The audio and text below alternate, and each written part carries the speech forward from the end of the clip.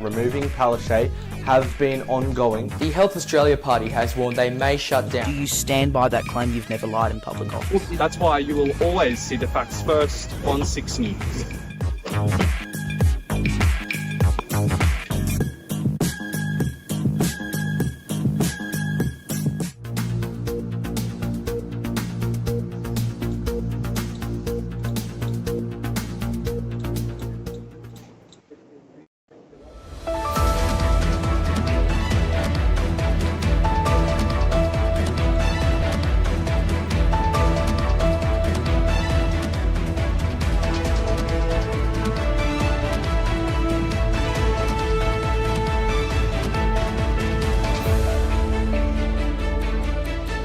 Live on 6 News, this is Election Super Saturday with Leonardo Puglisi and the 6 News team across Queensland and Australia. And you are watching 6 News Live as Queensland decides in a very super Saturday, which we will be covering all throughout the evening. We're the only news channel with full live coverage of the Queensland local government elections, plus the by-elections in Inala and Ipswich West.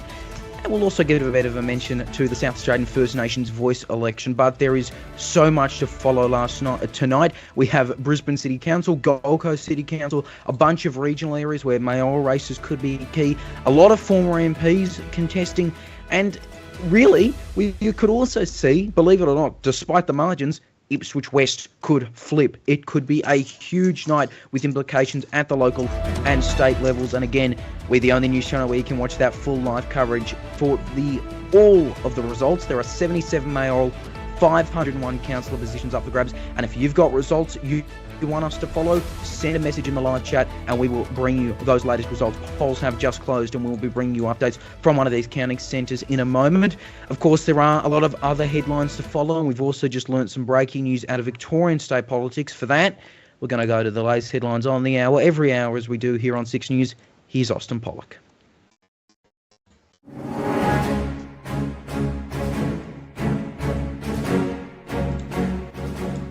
Leo, thank you. We'll get back to the Queensland elections in a moment, but to breaking news now. And 6 News has learnt discussions are taking place right now about a potential leadership spill against Victorian Liberal leader John Pesutto within days. 6 News has also now learnt the following MPs are in consideration for leader and deputy leader: Sam Groth, Brad Batten, Brad Roswell and Jane Wilson. Some of them have only been in Parliament since the 2022 state election. Today, senior Liberal sources have told 6 News that Pesutto being spilled is now a done conclusion, emphasising it's a matter of when, not if, he is challenged. Some Pesutto supporters also believe he'll soon be dumped and are now preparing for the inevitable. The Herald Sun also reported this morning Liberal MPs were last night planning to hit the phones over the weekend to determine if a challenge would succeed, with a motion to oust Pesutto possible when the party room meets on Tuesday. It comes after reports in The Age that several Liberal MPs are considering defecting to the Nationals. An electric car on display at Liverpool Westfield in Sydney has suddenly reversed into a Myer shopfront. 2 people were injured when the BYD electric car reversed from its place on a stand. Several loud bangs were heard following that, with smoke filling the store. A man in his 50s was treated for minor head injuries and another man in his 30s was treated for chest injuries. They were taken to hospital in a stable condition. Well, to more election news now. There's just a week to go until Tasmania's state election, as Australia's last Liberal Premier, Jeremy Rockliff, looks to stay in power. Now, a minority government is looking more than possible, with several parties aiming to be big players after Saturday's vote. Election analyst Kevin Bonham spoke to 6 News. Yeah, 4 would be a good result for them. I think if they were offered 4, they'd take it gladly. Beyond 4 might be possible, but they're all pretty difficult beyond 4. There's no certainty that they'll even gain seats at all, although there's a decent chance that they'll pick up at least 1, maybe 2. Their vote has just dropped off a lot outside of the south of the state. They're not doing as well in Lyons, Bass and Braddon as they used to. So far, we're not getting what we've often got in the past, which is that I will govern in majority or not at all. Last election, we had Peter Gutwin saying, I'll resign if I don't get a majority. And he only just got a majority by about 2% in the last seat. So we're not seeing that. But we are seeing stuff along the lines of we will not do deals over policy. We will not have other parties in our ministries. Both parties are leaving the door open to some sort of confidence and supply arrangement with a crossbench, perhaps to minimal sorts of deals, at least in the case of the Liberals. Well, it really is the month of elections, isn't it? But that is the news for now. You can stay up to date by heading to our website and following us on social media at SIXNewsAU. There's news on the hour every hour. I'll be back here very soon. Let's head back now to 6 News election headquarters, where Leo Puglisi is standing by to continue our Super Saturday coverage. Stay with us.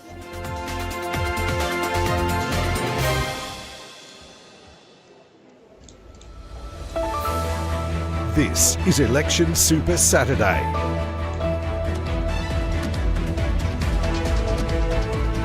And you are still with us here on 6 News as we bring you the results of the 2024 Queensland local government elections plus the state by-elections in Inala and Ipswich West. We're going to be covering all of this, and we want to get first to our team of reporters. We, of course, have Aidan Edgecombe, Stuart Jeffrey, Maggie Perry and Roman McKinnon.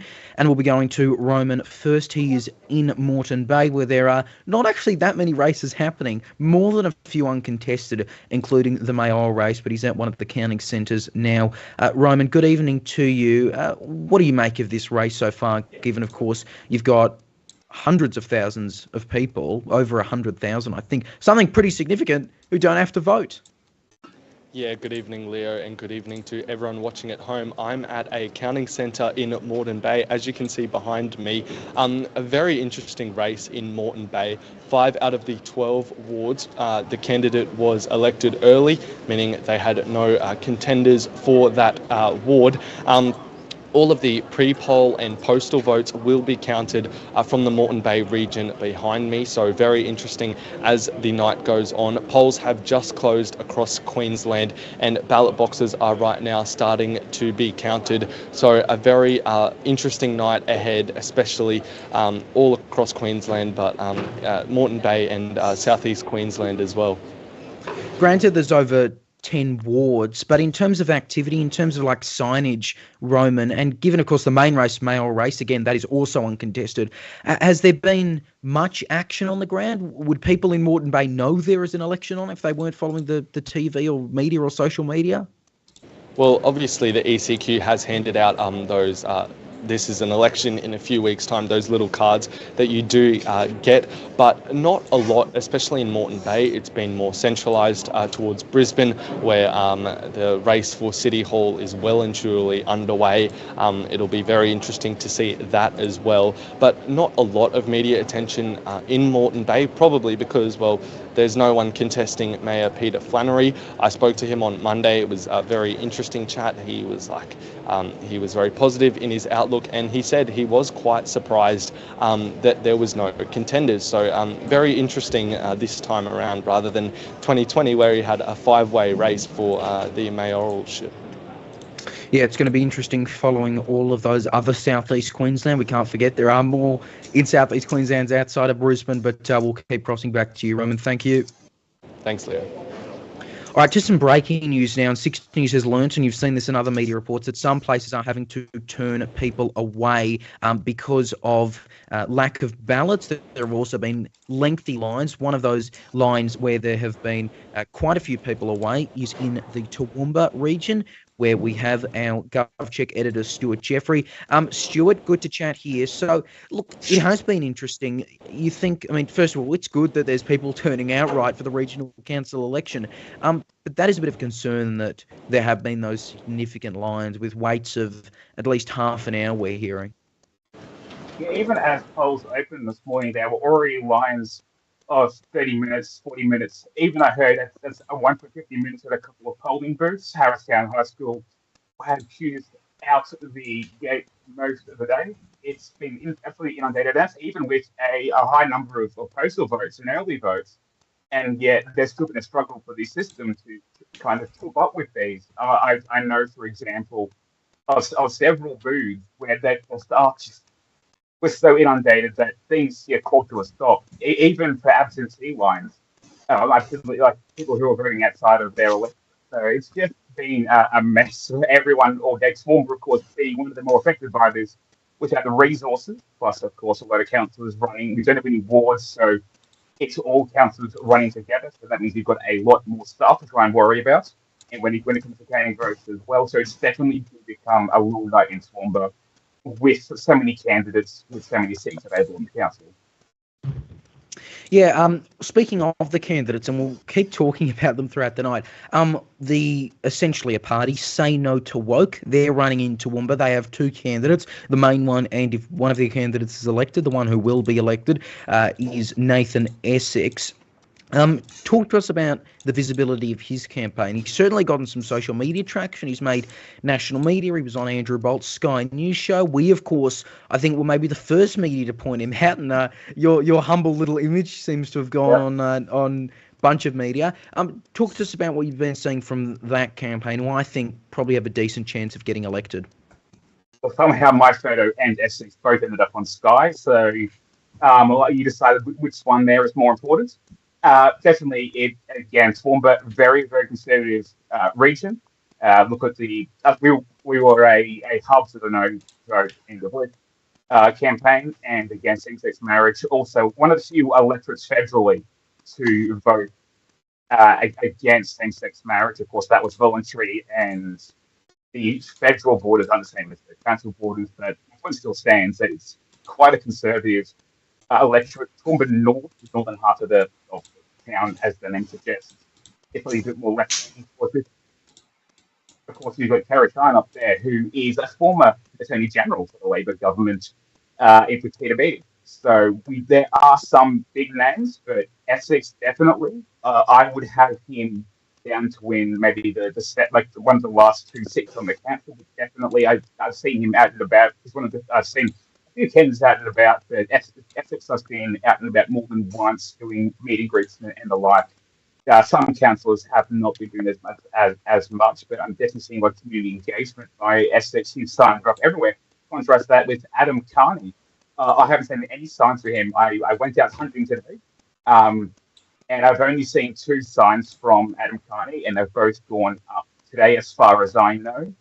So even though it's authorised under his name, of course, both of them are also LNP members. So we have an LNP independent group, LNP independent.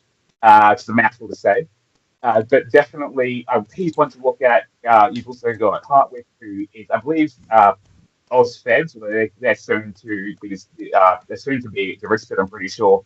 You've got Tim Wilson, who is former One Nation candidate for Toowoomba North. There are definitely some big conservative names in Toowoomba, and we're going to keep an eye on them throughout the rest of the night. All right, we'll keep coming back to that, Stuart. Thank you. I want to get to Aidan Edgecombe now. He, of course, has been following a number of races, and it has been interesting. There's other races in Logan. We were just talking about Moreton Bay. There's obviously the Gold Coast as well.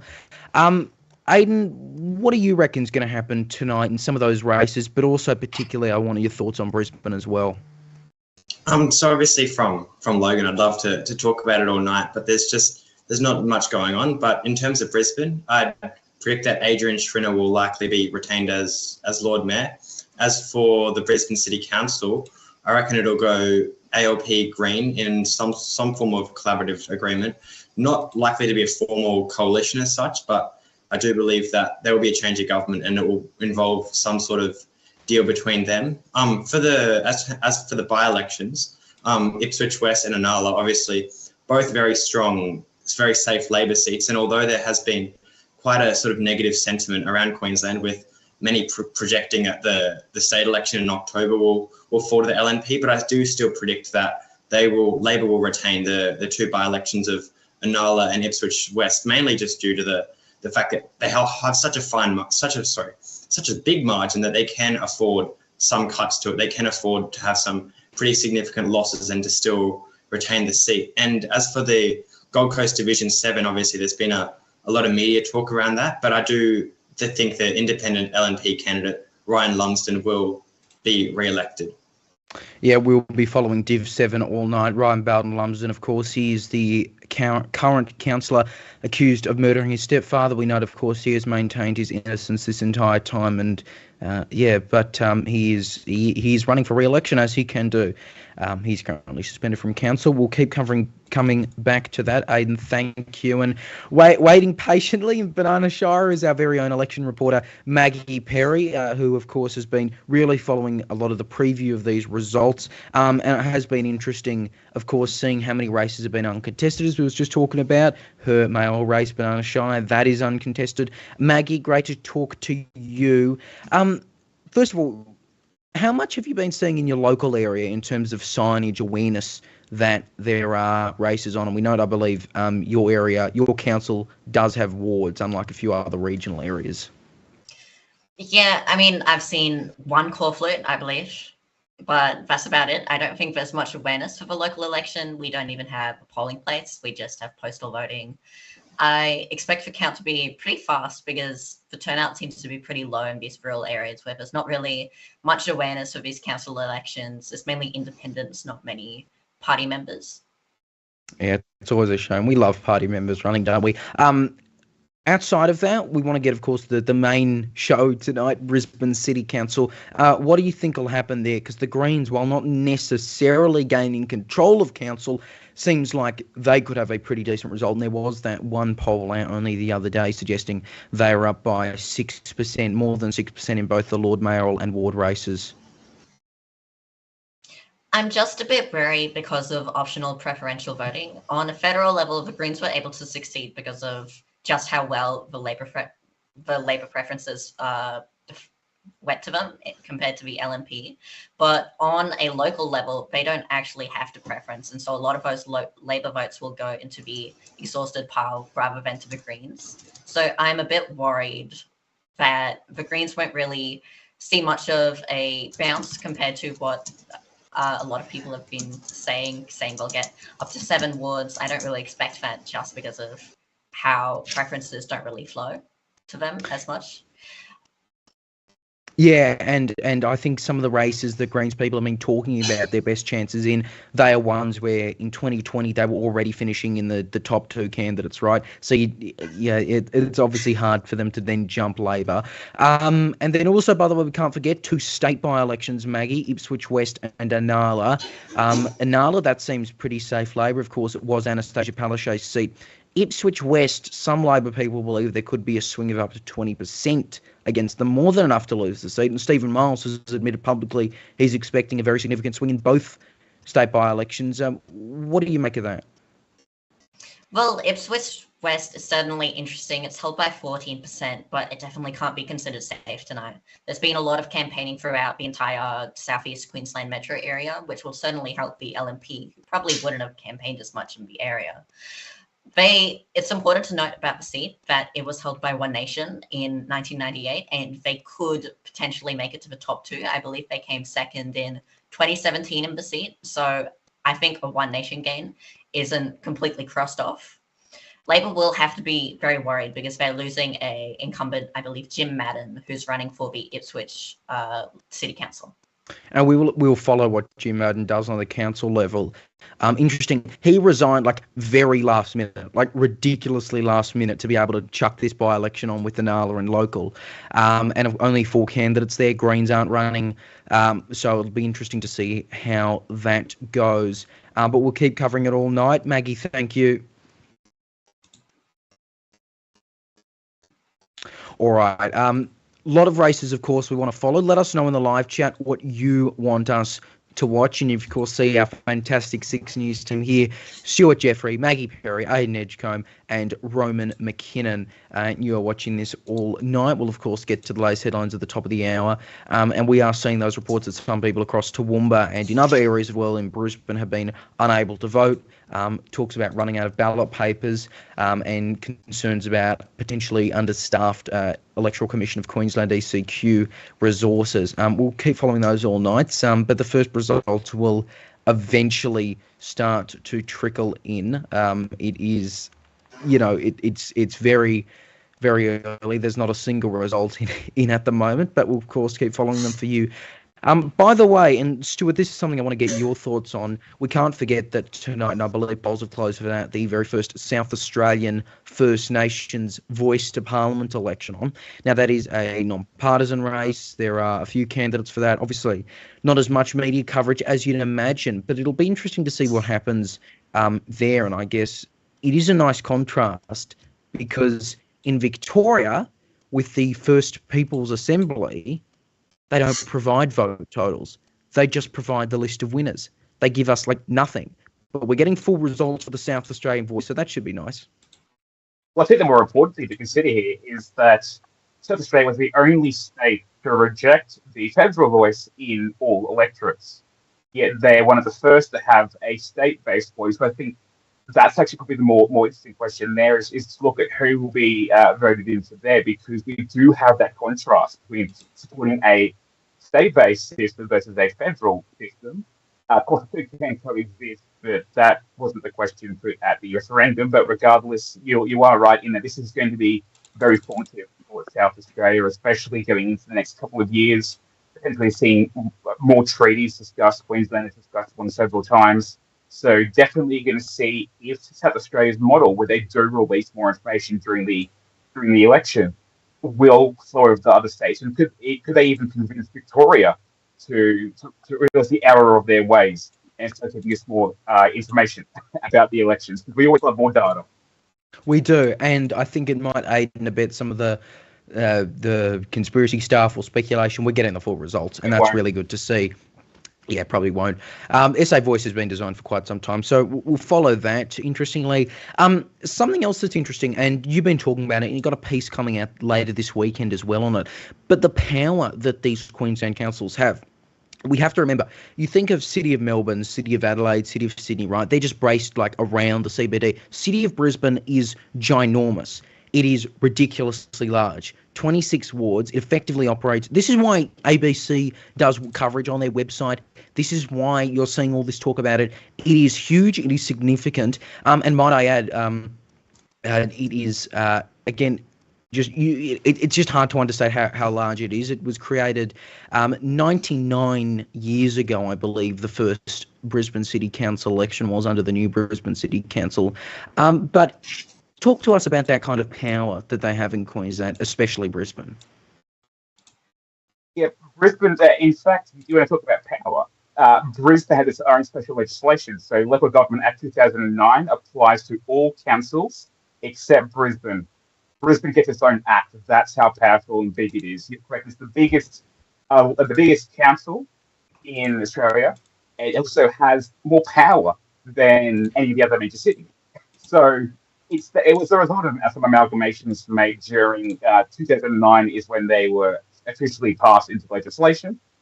These give the councils more power than just your average bylaws. They do maintain more control over police, over fire. Western Australia has a similar system, although, again, they didn't amalgamate systems like Queensland did.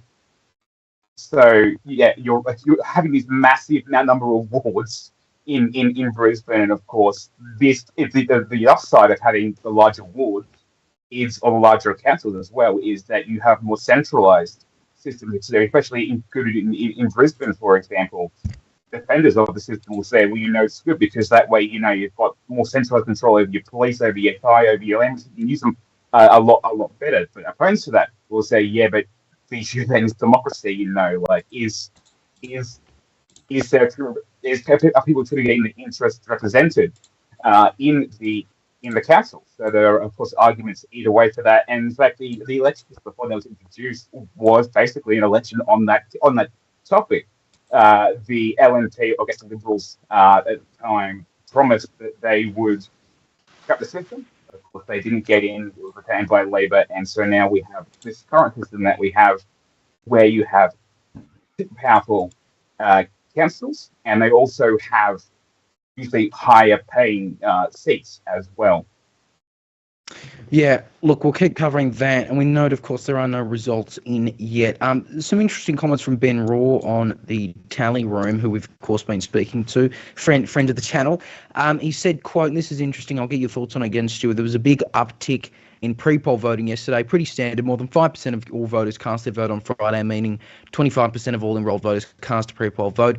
Remarkably, this means that the total pre-poll share has jumped from 23.7% in 2020. And of course, that is when there were the COVID elections. We know in 2022, there was a lot of talk about pre-polling for the federal election. A lot of people were out pre-polling in Victoria, New South Wales state. It seems like less and less people might be voting on the day, or at least more open to pre-polling now that it's not just for some special COVID circumstance, or, you know, because there are a lot of these pre-polls open, and I say this more generally, but it has been interesting to see that, and it also probably means that campaigns need to be successful 14 days before election night, because people will start making their choices 14 days before. I would look to counter that slightly. I don't think we can rely on the 2020 council elections, because that predates national cabinet. That was the very early days where it was seen as this hyper real thing. So I prefer to go off the model of the state elections, which again similar result, but pedantics. We are pedantics. We are seeing this swing, even like the Voice, for example. We are seeing this swing towards postal voting, pre-polling. The thing to consider is, if you didn't have that uptick, how would the systems have handled it today? If you didn't have that uptick in pre-polling, the Electoral Commission would be stopped even more they already have. I know the social media team's been stretched by complaints. So definitely, I think, given this, especially for council elections, where the teams don't have as many volunteers and there is less money given to councils to actually, count the votes and man the poll, we are going to see this push towards a more pre-polling approach, a pre-polling postal voting or absentee voting, although that's not going to be as important. But definitely there is this increasing trend, and it's because we are in a position now where we have infrastructure to do more pre-polling, more postal votes than we have ever had before, and COVID has reinforced that. In every COVID election, we've seen it again. March 2020, that was hyper real. I'm sure we all remember Trump's arguments in the US made during March. I wouldn't rely on that too much, but yeah, given the state election in later that year, I would definitely say we are on a trend here. In Queensland, more so than most other states, because A, massive councils, as we just mentioned, and B, again, massive in land size as well. Again, second biggest state, biggest city council in Australia. So, given the geography, there's kind of a need to do pre-poll to postal voting in Queensland and Western Australia. So definitely we would get an uptick there. We've got Western Australia coming up. Is it next year? We've got Western Australia as well. So WA's periodic. They got some next year. Those of course will follow. Stuart, I'll get back to you in a moment. I just know because Roman's on borrowed time at the Moreton Bay counting place. We want to get some of our predictions. Tonight we've got, of course, as you can see, the team there. Roman, I want to get to you first. What do you think will happen in terms of Brisbane Mayor, the by-elections, and then also the accused murderer in Division 7, Ryan Bayldon-Lumsden? Yeah, first off, Brisbane City. I think Adrian Schrinner will hold on just to his Lord Mayoral position. I think in terms of by-elections, Inala and Ipswich West, very difficult for the LNP to gain. So I think both of them will be held by the ALP. Swings away from Labor, but I don't think it will be enough from an LNP sort of view to get into that seat. But and also that accused murderer one, I think he will hold his seat. Really interesting because he's been put on leave now, and basically they don't have anyone to represent them as at a council chair for a number of months. And if he does get re-elected, then that will stay the same. So very interesting there. But I think he will hold on to his seat, which is quite interesting. Yeah, it'll be interesting to see what happens there, and of course, not impossible to see him getting re-suspended. We'll have to wait and see. This will obviously be different because if he is re-elected, then he's being re-elected with the knowledge of the charges against him, and you can make different arguments there. Roman, thank you. Stuart, just quickly, I want to get your predictions on all of those: Brisbane City, the by-elections, etc., etc. What do you reckon will happen?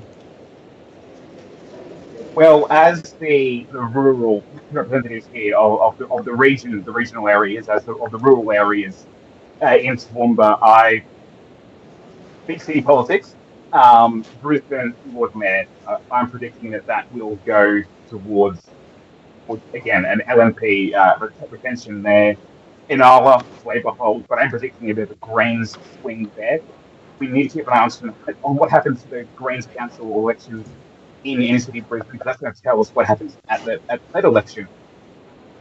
I recommend to put two things. A, the outer Brisbane seats, do we see LNP or these more conservative councils with gains there? In inner city, do we see more Greens or teal like candidates?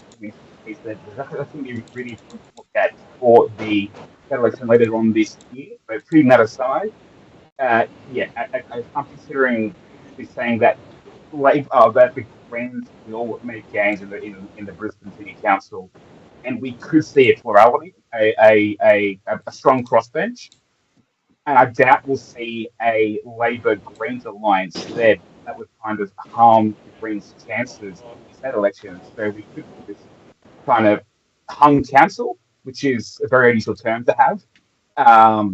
Whether that means the Greens will do an ad hoc thing, it's yet to be decided, but definitely some shake-ups in the council there. The Liberals probably still in control. Sorry, LNP probably still in control. Remember, we can say that in Queensland because they are actually the same party now. So, but it'll be probably a dominated one, but whether or not the Greens hold the balance of power is the question for tonight. Absolutely, that is the question. Thank you, Aidan. We'll get to you as well. What do you? Just saying. What are your tips? I gave my tips earlier, Leo. I can repeat them if you We've want. got the graphic up this time. Give them again. Yeah. Okay. For second run over. So now I can look at my own graphic. This is lovely. Brisbane Lord Mayor LNP held, as I said earlier, with Adrian Schrinner. Interestingly, I saw a lot of people on Twitter, but in general, talking about how there's been a number of Green votes for council, but LNP votes for Lord Mayor. So that will definitely be interesting to see how that goes. Brisbane City Council, ALP Green gain. The form that it will take, as Stuart sort of alluded to, will be interesting, whether it will be an alliance or a hung council, however that will work out. But I think either we're way, making I up do. terms on the spot at this. Yeah, it's council we're minority. in unprecedented territory. So, no, I've got, as I mentioned, the two by-elections, Inala and Ipswich West. I believe Labor will retain, despite what should be some pretty big swings against them, but they should have quite a large margin, enough to hold on. And the accused murderer, as I mentioned, in Gold Coast Division 7, I do believe will be re-elected, despite being getting my terms wrong live on air here. No, suspended, Ryan perfect. Bayldon-lumsden, he's there, Yeah. he's accused, he is innocent until proven guilty, and he denies all the charges against him. Aidan, thank you. Maggie, I'll get to yours as well. We went through them a bit earlier, but again, now that we can bring up the lovely little graphics, what are your tips for those main 5 races? Well, first, Lord Mayor, I'm pretty sure the LNP Mayor Adrian Schrinner will hold this. Especially optional preferential voting will help with a lot of the Greens votes exhausting, meaning the LNP could probably cruise on to a pretty strong victory against Labor. In terms of the City Council, I think the LNP still has a bit of I think they'll definitely hold on to a majority, but if the Greens, Labor, if they manage to climb above 13 seats, then LNP will be below majority, and they could be in a lot of risk tonight. The Greens are really looking at all of these wards, considering their really strong presence federally in Brisbane City Council. We've got 3 seats, free Green members. In Inala, ALP will definitely hold this very strongly. This is Anastasia Palaszczuk's seat. It's held by something like 30%, which is pretty crazy. I don't expect LNP will gain this in the slightest. It's held by such a strong margin, even though there'll be a lot of extra campaigning because of the local elections. In Ipswich West, again, I believe Labor will hold on to this, but there could be a pretty huge swing against them, something like 10%. If it goes above 14%, the LNP could win. One Nation, a once again very strong competitor for two candidate preferred, they might be able to beat the LNP, maybe even beat Labor, but that's pretty unlikely.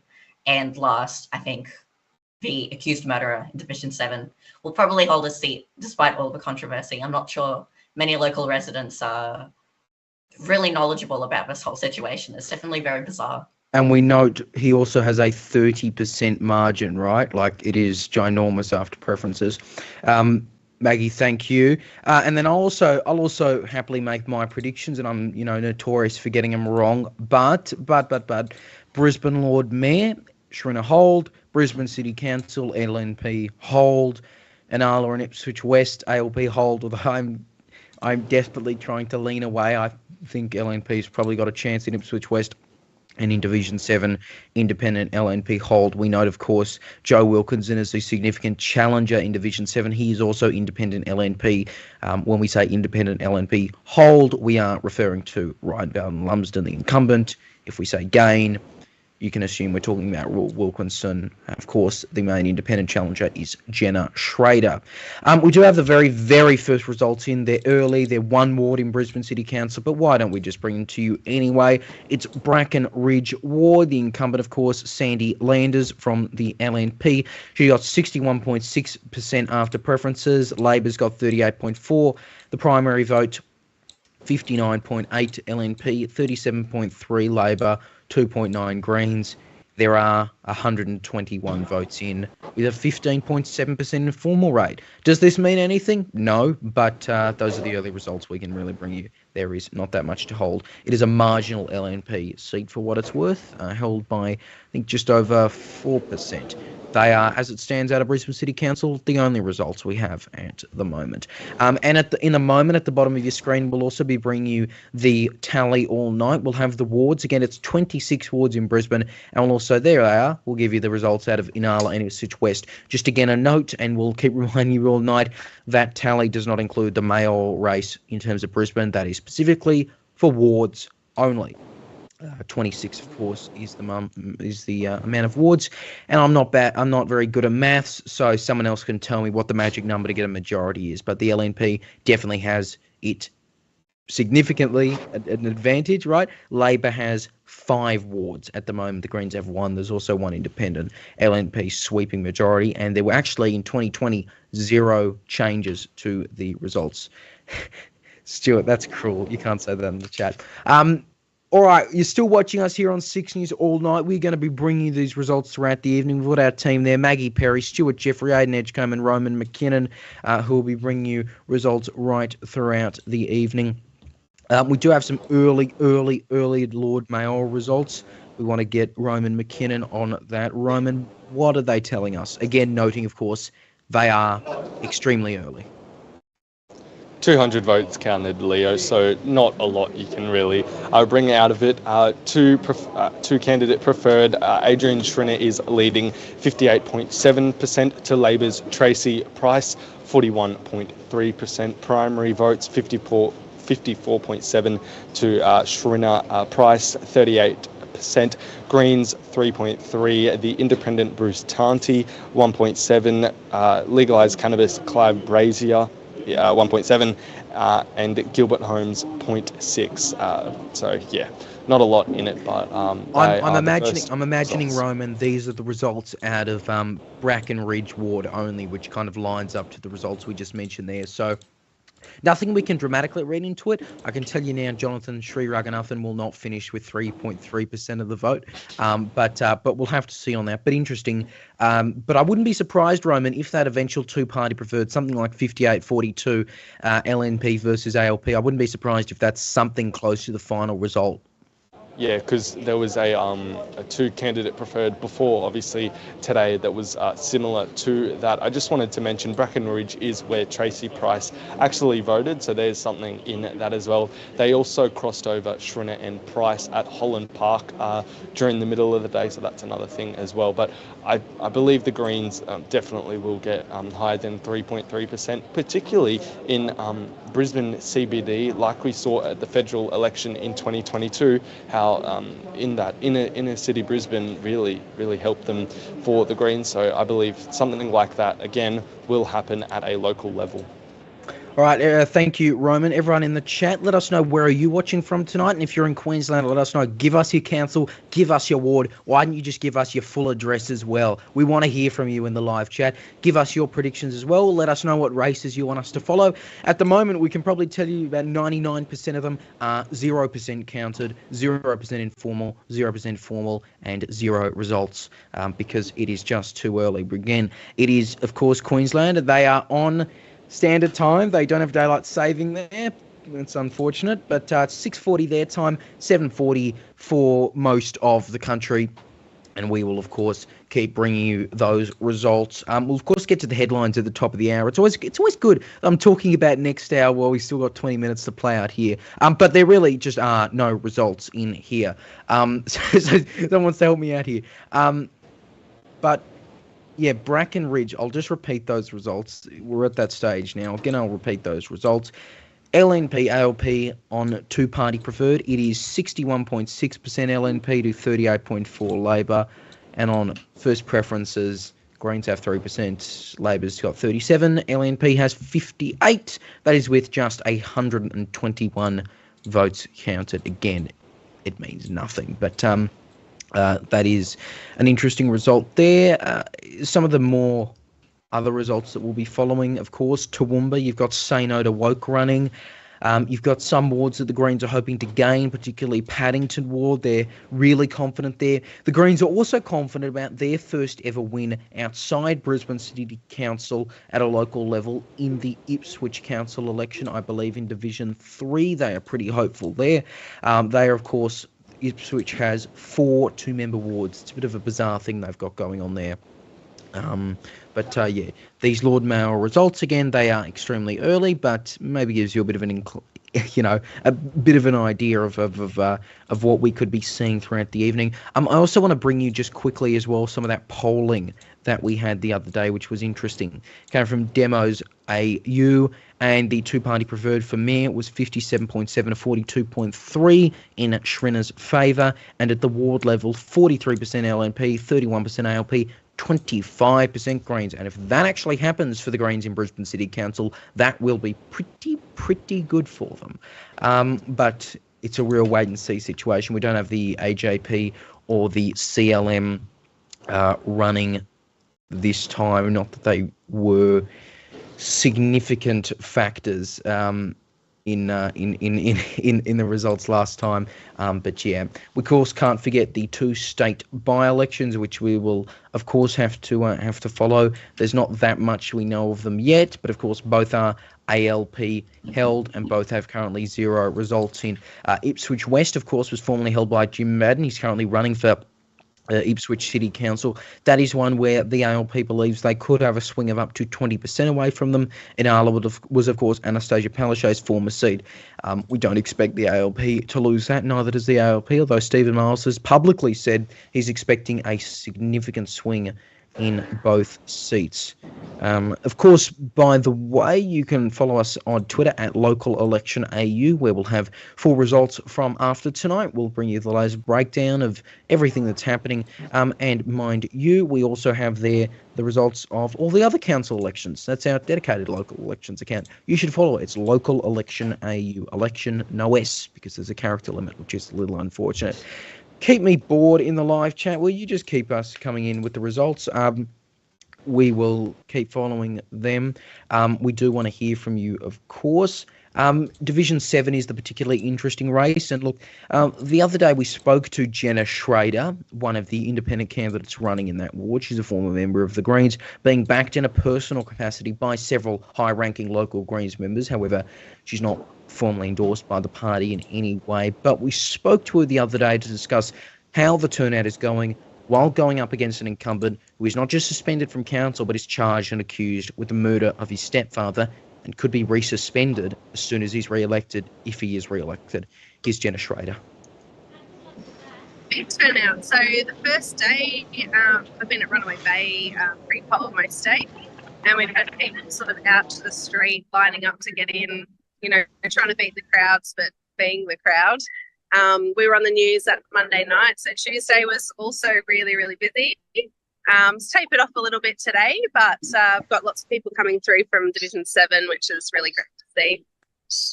Yeah, now it has been interesting seeing how the pre-polling has been ongoing because, again, my understanding is, you know, there's all these divisions and plus mayoral in certain areas. There's not a one spot for one division, which seems a little odd.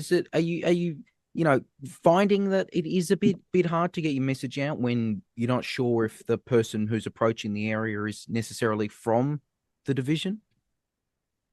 Yeah, unfortunately, we didn't get a polling booth in Division 7. So the candidates here have had to sort of spread ourselves thin between 3, 4, 5, depending how many volunteers we have. I've been focused mostly on Runaway Bay, so it's mostly 2 divisions here. Sometimes we get a Division 2, but we're in Division 4. So we sort of have people at the end who are determining where people are from, and then we can all sort of, you know, put our flyers forward and have a chat. But yeah, it does make it a little bit harder. I am certainly looking forward to election day when it's going to be a bit more straightforward and everyone coming into those polling booths will be from our area. But you know, that's just part of it. We've got 9, I think, pre-poll booths on the Gold Coast. So you know, we're spread pretty thin. There is optional preferential voting at play here, and there are more than one Division 7 candidates, as I'm sure you know. How are you feeling that the margin and OPV are going to play into this result and affect maybe your own chances? Yeah, look, the 2020 election was very different to this one. We've had spending caps come in since then. So in 2020, I think Ryan spent around the $60,000, $70,000 mark on his campaign. So that obviously gave him a huge leg up. I think the second biggest spend was something like $5,000. And we didn't have an incumbent. So, you know, he was everywhere. He ran a really strong campaign. And so he just, you know, he won on a landslide. This year is very different. We have 5 other very capable candidates. You know, I've had a lot to do with them the last few months. I would argue that we've all run really strong campaigns. We're all involved in the community. So I think we're going to see a very different result. I do think, obviously, with 6 of us, that primary vote will be diluted a fair bit, so that's the biggest concern. And that sort of, disengaged portion of the community who just go off name recognition, it's really going to come down to preferences. We all sort of have made that assumption. So, you know, most of the candidates have gone with a please number every box, how to vote card. So we're hoping that by doing that and by chatting with people about the importance of that we're giving every other candidate a good chance to get in, so that we can get representation back in Division 7, because we haven't had it since September. We've had some really important things going through council, and, you know, if it's not me, there's some other fantastic candidates that I'd really like to see in the role. So, yeah. Different. Yeah.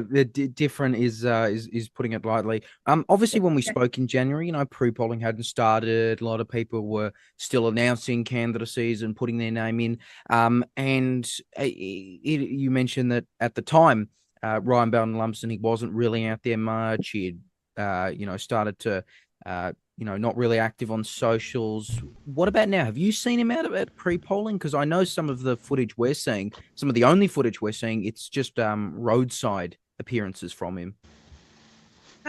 Look, his campaign has been one-way communication. So he's been out twice a day, nearly every day, I believe, morning and afternoon. He's been by the road waving. So unless you're very engaged and you pull over and have a chat with him, it has been, quite one-sided. Not a lot of comments to media. I'm told everything needs to go through his lawyer, which might be why that is. He's posted once on social media, I believe, since New Year's, referring to his roadside waving as mobile officers. However, they weren't pre-promoted. So, you'd have to just happen by him on the side of the road, pull over and have a chat. So,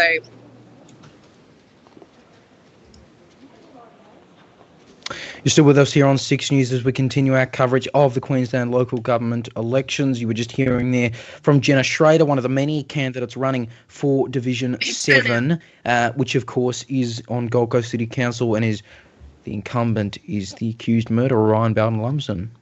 Interesting race there. Just quickly before we get to some more results, I just want to note, because there are 77 mayoral positions up for grabs, the most known being Brisbane, but there are 14 unopposed. They are Balone, Banana, Broilia, what are these places called? Burke, Diamantia, Etheridge, Gladstone, Gundawindi, Hinchinbrook, Isaac, Longreach, Mariba,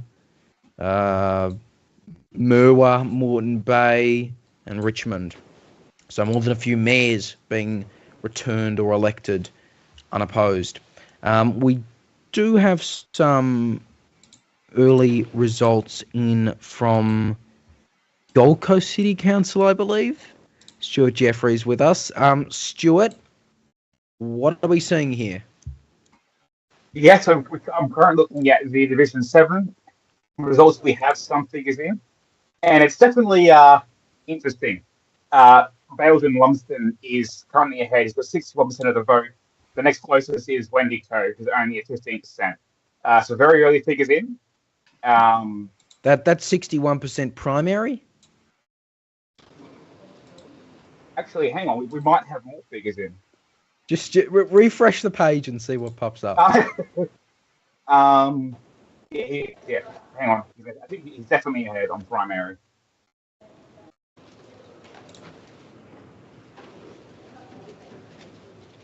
All right, just again for a bit of background for those who haven't been following this, Gold Coast Division 7, the incumbent is LNP member, though, independent LNP, Ryan Bayldon-lumsden. He's been suspended from council for about 6 months after being charged with the murder of his stepfather. He maintains his innocence, but it is an interesting race. Multiple candidates have signed a pledge calling on him not to recontest. He obviously did, and his margin is about 28% after preferences of the 2020 election.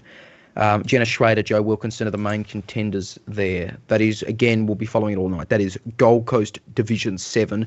We note that outside of Brisbane, for some reason, the Queenslanders have decided to call wards divisions. They are wards. We mean wards. I don't know why they're called divisions, but for some reason, they call them divisions. So, we're following that. Actually, we've got a few things to follow. This is live, folks. This is live, not TV. Let's go to Roman. Hang on. We'll go to Roman first, and then I'll follow up on something out of council. Let's just go to Roman. Roman, Ipswich West results, and then we'll get to Maggie in a sec. Roman, what have you got for us out of Ipswich West? We've got some Ipswich West results, Leo. The LNP are leading two candidate preferred. Gosh, can't even speak. Darren Zano, 56.6% to Labor's Wendy Bourne, 43.4%. First preferences, LNP 45.2, Labor is 28.4, One Nation 13.4, legalised cannabis 13, 675 votes counted there. There is also another seat as well, Doughboy, which is two candidate preferred there, 61.9% to the LNP's Lisa Atwood, Labor's Alex Kosu, 38.1%. Their first preferences is 56.5% to the LNP, 34.8% to Labor, and the Greens' James Smart is on 8.7%. 49 votes counted there. So there are a few. Roman, Ipswich West is the main result there, and we'll put it up on our graphics in a moment. LNP ahead in Ipswich West, and that is that could be a swap. Again, that is a Labor-held seat. That is supposed to be very safe Labor, right? 14% margin. The LNP's ahead by over 6% on preferences. That narrows or that stays the same. I mean, you'd imagine alarm bells would start to ring Labor. They're very early results, but that's still 675 votes, right? That is not insignificant. LNP ahead in Ipswich West. Too early to call, though. Far too early to call. We appreciate that there. Stuart, we'll get back to you, Division 7. Now, no one, I just want to make this clear before you say anything or anything. We're not calling Division 7. No one's calling Division 7. That is, speaking of, there are a lot of Division 7s. We're talking about Gold Coast Division 7. But what are the results we're seeing out of Gold Coast Division 7? Well, the ECQ has called it. Have they? Yeah, called it for Ryan Bayldon-Lumsden, winning on primaries for 60% of the votes.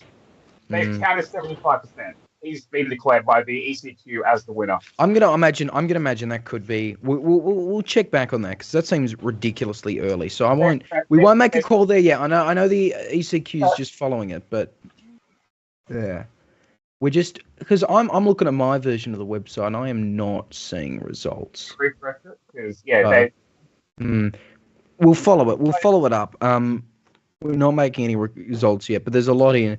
No one's making a call for that yet.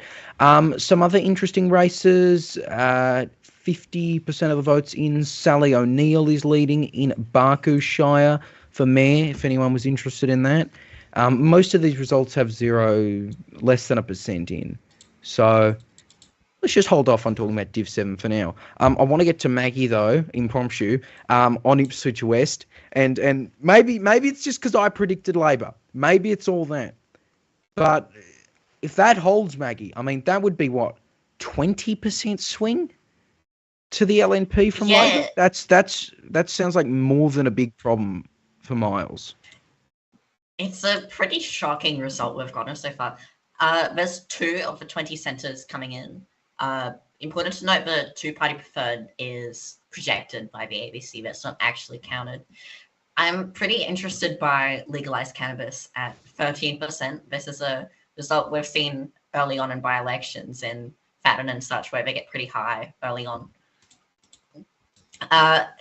But the Liberal National Party leading Labor by more than 17% is really something. Yeah. Important to note, but this is only 700 votes in out of. Yeah, absurdly important to note that. Now, I'm gonna be the man to own up to it, right? Earlier today, maybe about 2 minutes ago, 6 News was making calls for Division 7. I actually can't believe we're doing this. We're an hour in. We had the 2020 results up. So I want everyone to disregard what we were just saying about Division 7. How are we doing this already? How are we stuffing up that badly? I don't know. Right, Stuart, you're sacked. We're going to go to a break in a bit. We're going to go to a break in about 30 seconds. You're watching 6 News. You are watching our coverage of the 2020 results now. As we continue to follow Ipswich West, we're checking the Ipswich West results. Those are definitely the 2024 results. I can't believe this is. All right, we've got about 15 seconds to break. You are watching 6 News Live. We'll be back with the headlines in about 2 minutes' time as we follow all these results. And we'll try to get them right for you. About 5 seconds on the camera. You are watching 6 News. Stay with us.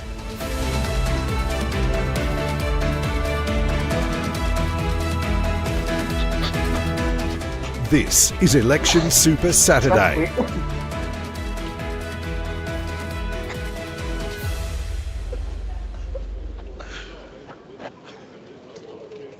It's an interview you do not want to miss. And most people, even Labor voters, agree that things have got a hell of a lot worse. And the second part of that is who's got the right priorities for Queensland's future. Coming up just months away from the state election, we speak with the state opposition leader David Christofouli about his plans for the LNP. I want Queenslanders to vote for change, and in order to do that, they have to vote for the LNP. And we ask the questions you want answered. Do you support the Gabba coming down or upgrades to it? Your approval rating is on par with Stephen Miles compared to Anastasia Palaszczuk. Why do you think that is? Uncensored. Streaming now on the 6 News YouTube channel and our website, SIXNewsAU.com.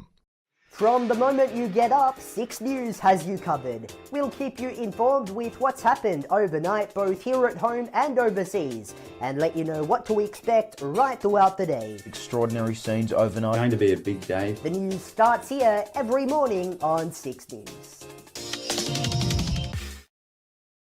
On 6 News, we do politics differently. Welcome to Uncensored. Thanks for having me on your wonderful program. Are you confident that you can defeat David Crisafulli? From long-form unedited interviews to taking a deep dive into Australian law and government. Sure, Mate, I'm not going to be that's held when you recant. respect for Indigenous We'll go to Australians. Why excellent? Well, it's certainly heating up outside here in Brisbane, and it will be heating up inside Parliament right now. 6 News understands talks about removing Palaszczuk have been ongoing. The Health Australia Party has warned they may shut down. Do you stand by that claim you've never lied in public office? That's why you will always see the facts first on 6 News.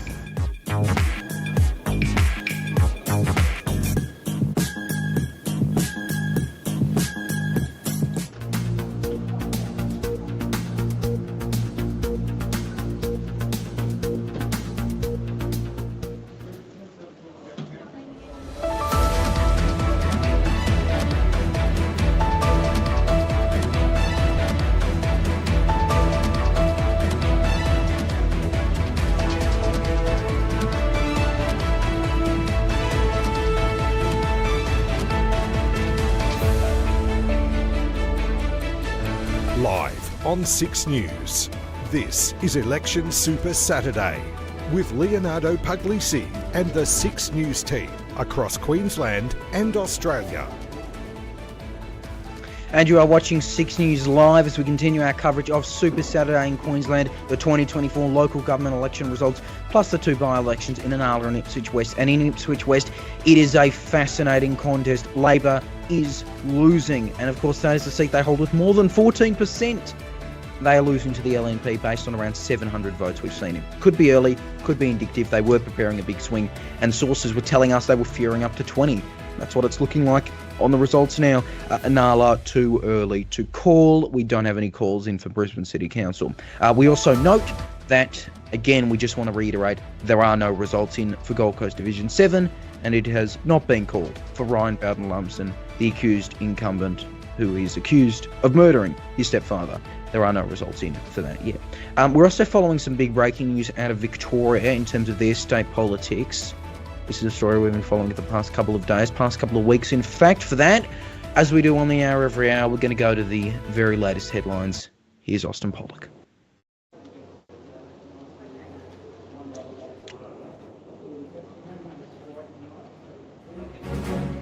Leo, thank you. We'll get back to the Queensland elections in a moment, but to breaking news now. And 6 News has learnt discussions are taking place right now about a potential leadership spill against Victorian Liberal leader John Pesciuto within days. 6 News has also now learnt the following MPs are in consideration for leader and deputy leader: Sam Groth, Brad Batten, Brad Roswell and Jane Wilson. Some of them have only been in Parliament since the 2022 state election. Today, senior Liberal sources have told 6 News that Pesciuto being spilled is now a done conclusion, emphasising it's a matter of when, not if, he is challenged. Some Pesciuto supporters also believe he'll soon be dumped and are now preparing for the inevitable. The Herald Sun also reported this morning Liberal MPs were last night planning to hit the phones over the weekend to determine if a challenge would succeed, with a motion to oust Pesciuto possible when the party room meets on Tuesday. It comes after reports in The Age that several Liberal MPs are considering defecting to the Nationals. An electric car on display at Liverpool Westfield in Sydney has suddenly reversed into a Myer shopfront. 2 people were injured when the BYD electric car reversed from its place on a stand. Several loud bangs were heard following that, with smoke filling the store. A man in his 50s was treated for minor head injuries, and another man in his 30s was treated for chest injuries. They were taken to hospital in a stable condition. Well, to more election news now. There's just a week to go until Tasmania's state election, as Australia's last Liberal Premier, Jeremy Rockliff, looks to stay in power. Now, a minority government is looking more than possible, with several parties aiming to be big players after Saturday's vote. Election analyst Kevin Bonham spoke to 6 News. Yeah, 4 would be a good result for them. I think if they were offered 4, they'd take it gladly. Beyond 4 might be possible, but they're all pretty difficult beyond 4. There's no certainty that they'll even gain seats at all, although there's a decent chance that they'll pick up at least 1, maybe 2. Their vote has just dropped off a lot outside of the south of the state. They're not doing as well in Lyons, Bass and Braddon as they used to. So far, we're not getting what we've often got in the past, which is that I will govern in majority or not at all. Last election, we had Peter Gutwin saying, I'll resign if I don't get a majority, and he only just got a majority by about 2% in the last seat. So we're not seeing that. But we are seeing stuff along the lines of we will not do deals over policy. We will not have other parties in our ministries.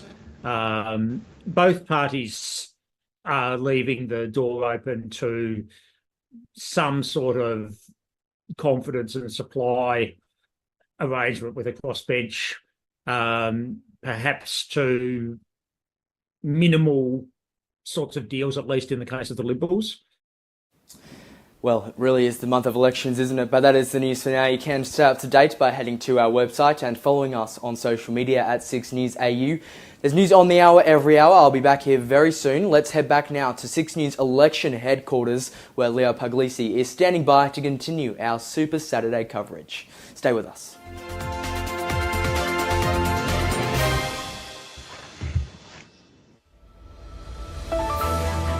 This is Election Super Saturday.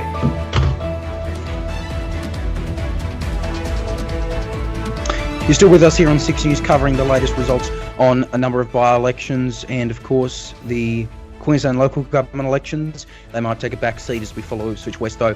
The man who's been following this from one of the counting centres, where he might be kicked out of soon, I don't know when, though, is Roman McKinnon. He's in Moreton Bay for us. Roman, you've got a few more results in from a couple of pretty random, inconsequential places. What are they? Yeah, lots of different results. Apologies, I'm just pulling it up again. Bundaberg, Cairns, we've also got Charters Towers and Mount Isa as well. So lots of small results, so nothing we can really tell yet. Sorry, apologies. We've got, how do I pronounce this? Orakanshire Mayor. That is really something, and the ECQ website's playing up. So lots of different results are starting to stream in as we hit 1 hour since the polls have closed. I'll work hard to try and bring this up again, but apologies, I can't bring it up. But yeah, an hour and 7 since the polls have closed, and we are starting to see a number of results flow in now. Easy, Roman, thank you. We've got Maggie Perry with us as well, election reporter. Maggie, you were cut out when you were talking about it, right? And there was a little incident that kind of disrupted us in the last few minutes of the last hour. But Ipswich West, it's just getting worse for Labor. 58% two-party preferred Liberals. 14% was the margin Labor had going into this. What's gone wrong here? Well, to be fair, 2 out of 20 centres are reporting. The 2 candidate preferred between the LNP and Labor. The LNP are at 58% to Labor's 42%. It's gone up since last time, but not because we've gotten a new primary polling booth, but rather we've got a preference count in one booth, which has given the LNP a better projection than what the ABC expected in terms of preferences. We've also got some early results for Lord Mayor. 0.2% counted, about 2,000 votes. The LNP at 47, Labor 29, Greens 19%, legalised cannabis 3%, and that in a two-party preferred would be the LNP at 67%, which is about a 10% swing towards them. We can't really expect that will actually happen at the end of the night, and Labour at 33. We also know, no results from Inala yet. That, of course, was Anastasia Palaszczuk's seat, and we don't expect that to flip, do we? No, it's held by I believe it's the safest seat in the entirety of Queensland. I don't expect this to flip to the LNP or any other party for that. Right, easy, Maggie, thank you. We'll get to Aidan.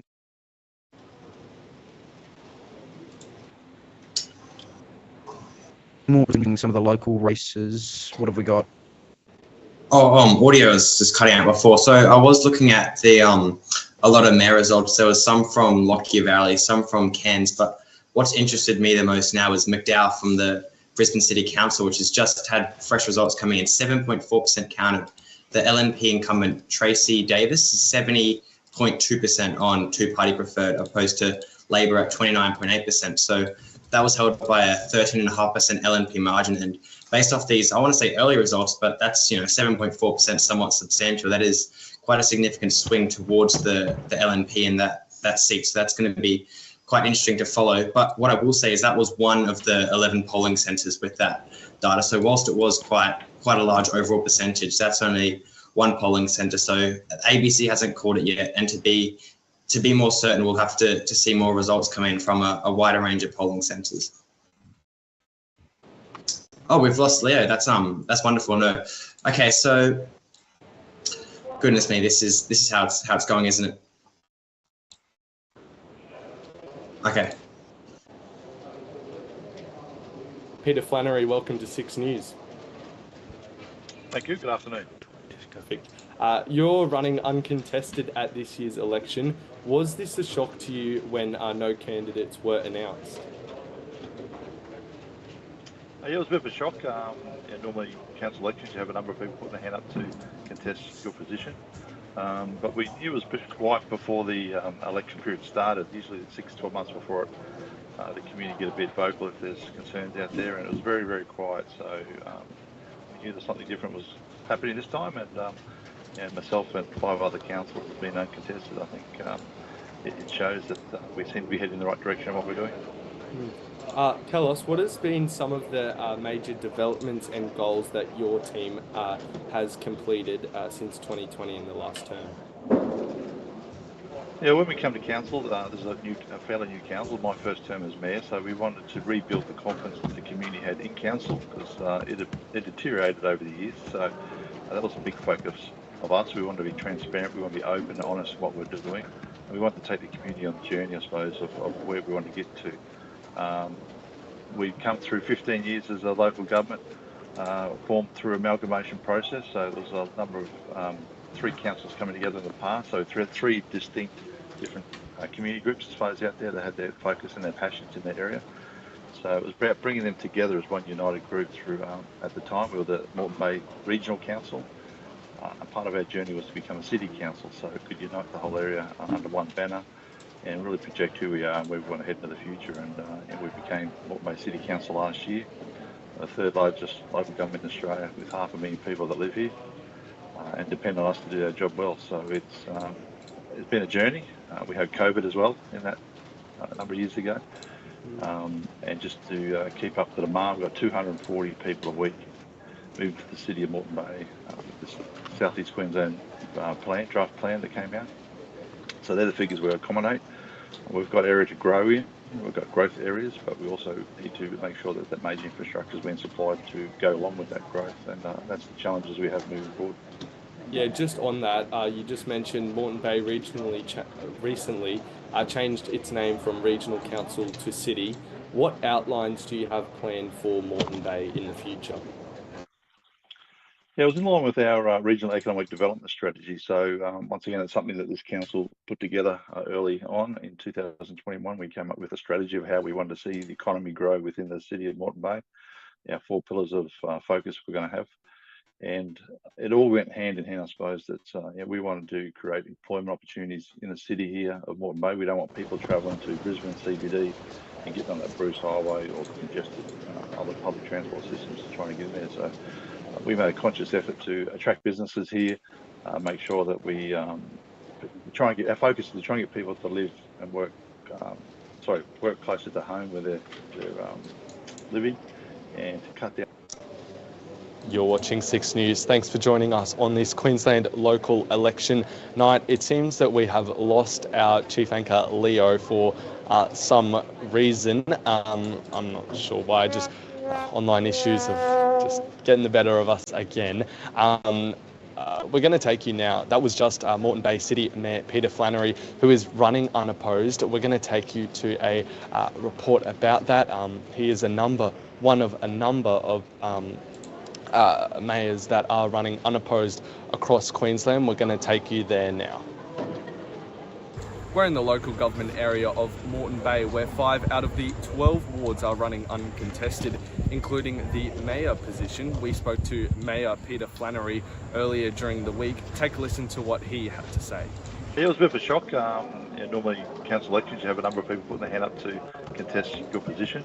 But we knew it was pretty quiet before the election period started. Usually 6-12 months before it, the community get a bit vocal if there's concerns out there, and it was very, very quiet. So we knew that something different was happening this time, and myself and 5 other councillors have been uncontested. I think it shows that we seem to be heading in the right direction in what we're doing. Moreton Bay isn't the only LGA with a mayor unopposed. 14 other shires will be unopposed. This list includes Banana, Gundawindi, Gladstone and Longreach, but one in particular is Richmond, where the incumbent John Wharton has been serving for 27 years.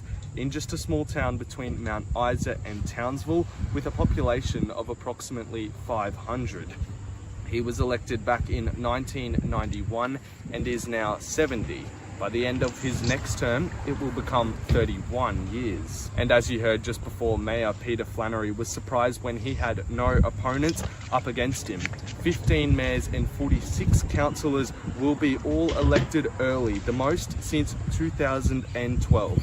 Another interesting race is Barcoo, which is the smallest council in Queensland with just a population of 267. Steve Singer will be taking on the incumbent Sally O'Neill in 2020. Andrew Miller beat Tony Jackson by a singular vote, 84 to 83. No bigger meaning than every vote counting. Hey, I'm back. If any of you saw something wrong with my internet, no, you didn't. Forget it.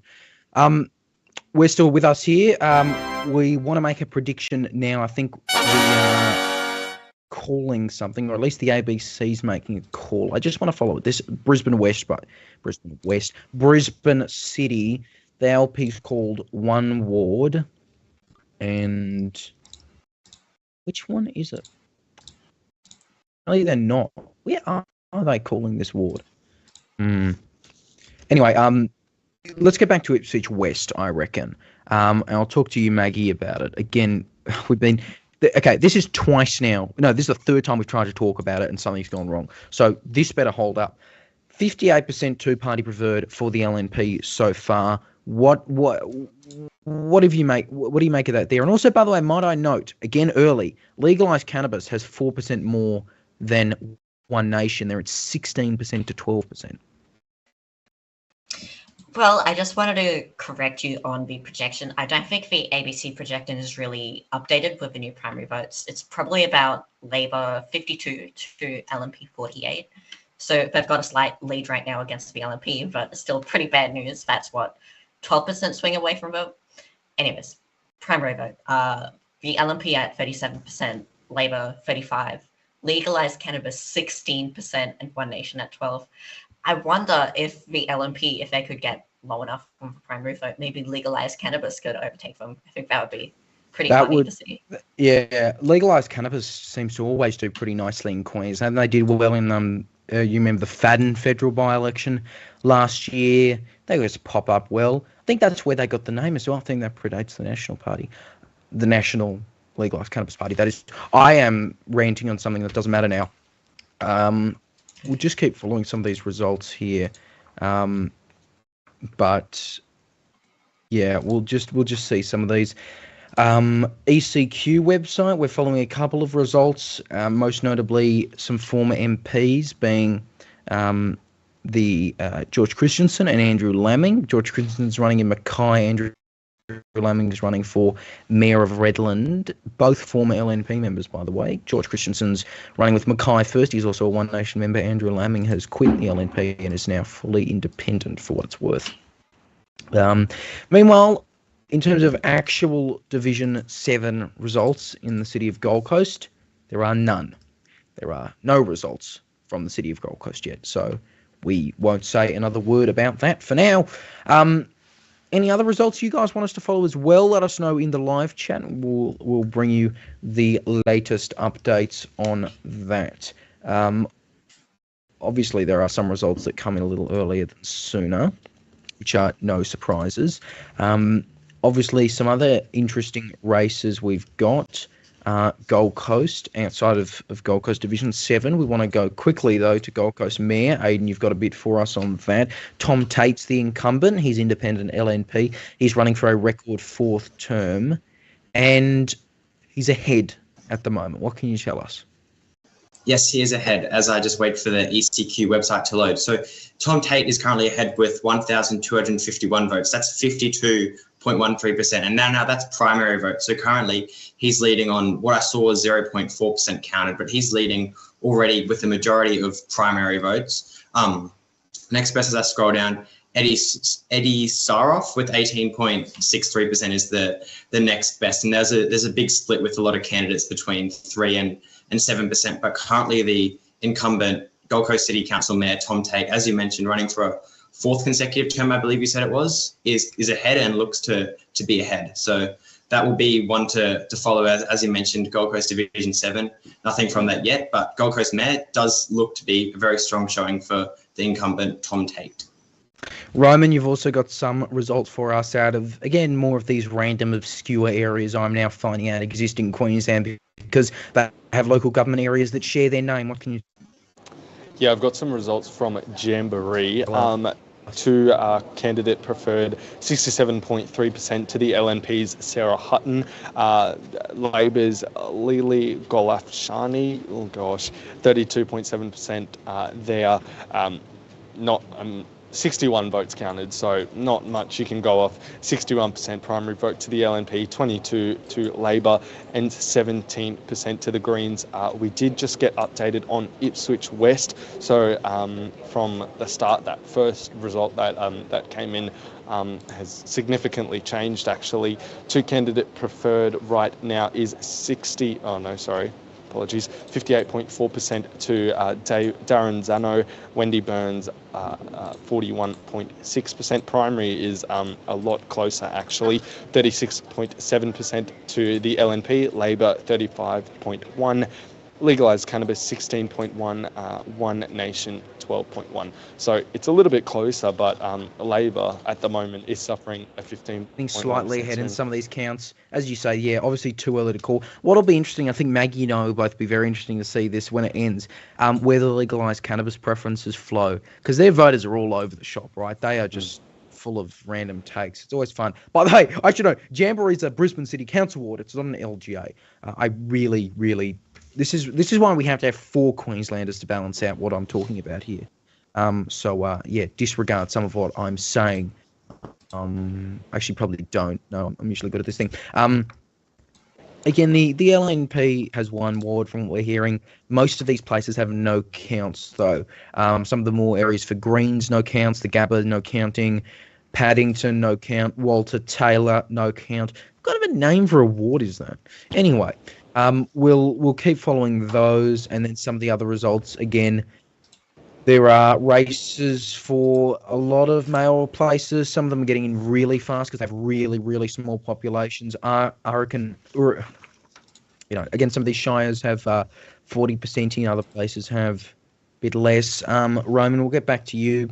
Pullen Vale's in, I believe. What have we got there? Yeah, Pull Vale. This one's interesting. It's not the traditional LNP versus Labor. It's actually LNP versus Greens. Two candidate preferred there, 65% to Greg Aderman of the LNP, and then the Greens is 35% to Charles Druckmann. First preference is 41.4% to the LNP, 33% to the Greens. The independent Kate Richards is on 15.7%, and Labor is on 9.8%, 502 votes counted in Pull Vale. There we go. That'll be interesting. There'll be more than a few of these LNP versus Greens races, and they will be the ones that the Greens are looking to pick up. Paddington, Walter Taylor, as we just mentioned before. Some good examples there. By the way, we just note the other by-election that we are following, Inala, that is, of course, formerly held by Anastasia Palaszczuk. Completely no results at all there yet. We note it is 24 past the hour. Well, pretty much everywhere, but it's 24 past the hour, past 7 o'clock in Queensland. They're, of course, an hour behind the eastern states, an hour behind the count you are on there. Maggie, as we've just talked about there, so it looks like from anyone who's following the ABC results, which we are definitely not doing, the projection's looking a little slower, but it is close. We can say that as much. It is very, very close. Yeah, Ipswich West, they've got still a very sizable legalised cannabis vote there, which is pretty astonishing, almost half of what Labor has. I'm a bit worried by the projection. They haven't really updated it, but since their first two primary booths, but we've got 10% counted. It's looking pretty close, 50-50. I think anyone could win this one. And it seems like, Maggie, if the LNP don't win it here, this could be, and I actually said this a couple of weeks ago, like a two-step process for them. Come really close in the by-election and then take it in October. Could that possibly, be the strategy here, or be what eventually happens? Yeah, I think they could really make a lot of gains on this, and I mean, if they don't win it here, it's probably within 1 or 2% at the state election, which is only in 6 months. So I think they have a lot of chance there. Yeah, we have kind of, Queensland has kind of left these like the latest possible in terms of the gap between the by-elections and when you can have an October state election. So that is interesting there. Again, most of these wards, they're not in yet. We really wish they were, but it's too close to call Ipswich West, and it's just far too early to call Inala. And we only have one ward called for the LNP, which doesn't matter.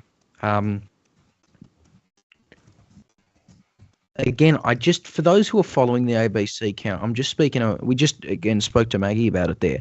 They're saying LNP likely. Now,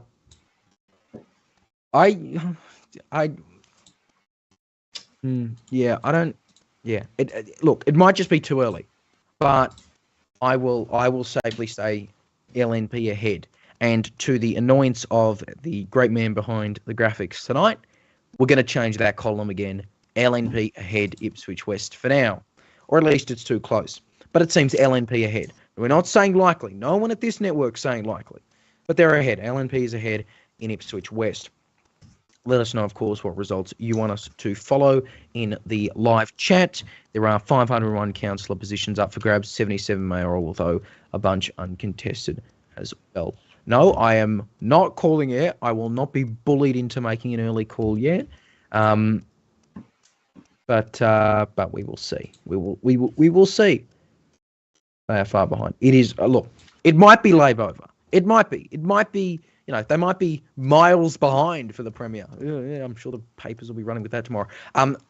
We're not going to make the call in Ipswich West yet. We will probably make it, as Maggie knows, we'll make the by-election call compulsively and far too early, but not just yet.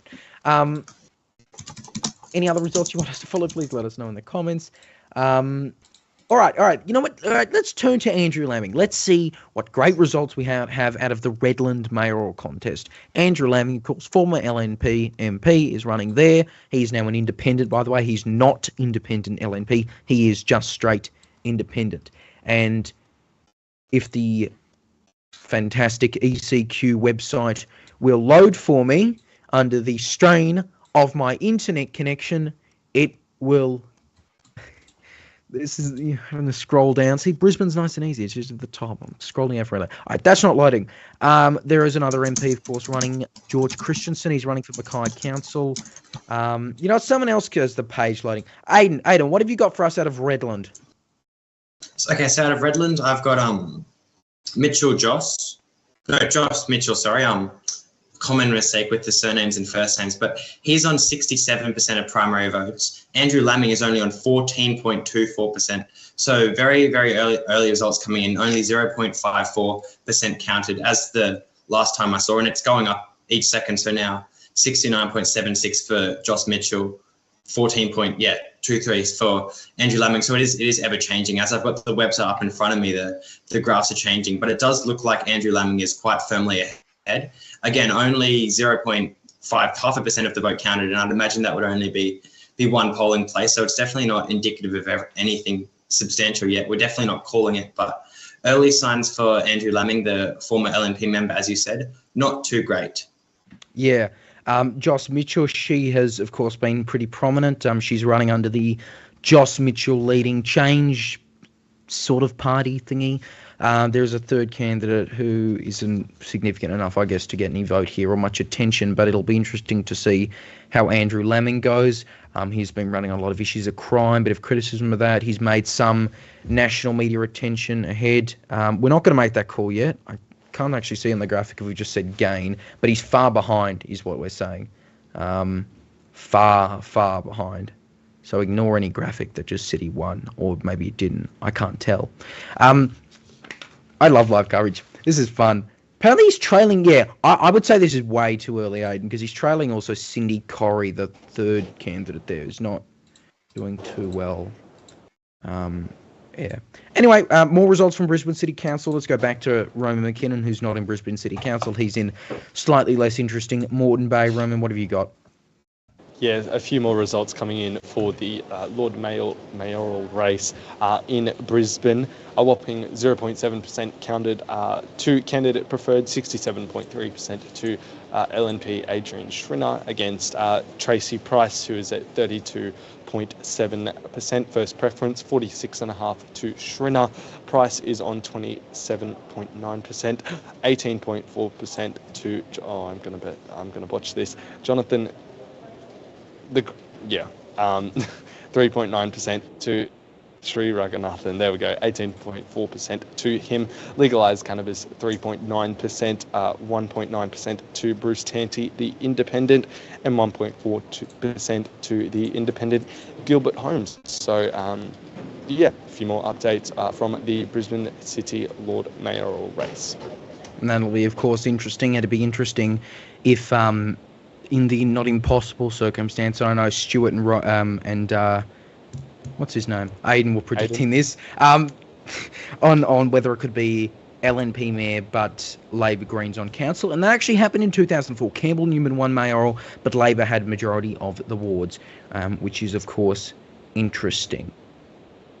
So we'll keep following this. The Gold Coast is the other place where obviously we're expecting some interesting results. Mayoral Division 7. I'm just going to bring those up for you now. Again, we actually don't have anything. I should actually state more clearly. We don't actually have anything from Division 7 yet, unfortunately. So bear with us on that. And Inala, we still have absolutely nothing. So sorry guys, but we're getting nothing out of Inala yet. That's a shame. But nevertheless, we'll endeavour to do our best on that. Stuart, just going to some of these Toowoomba races, and we don't have any.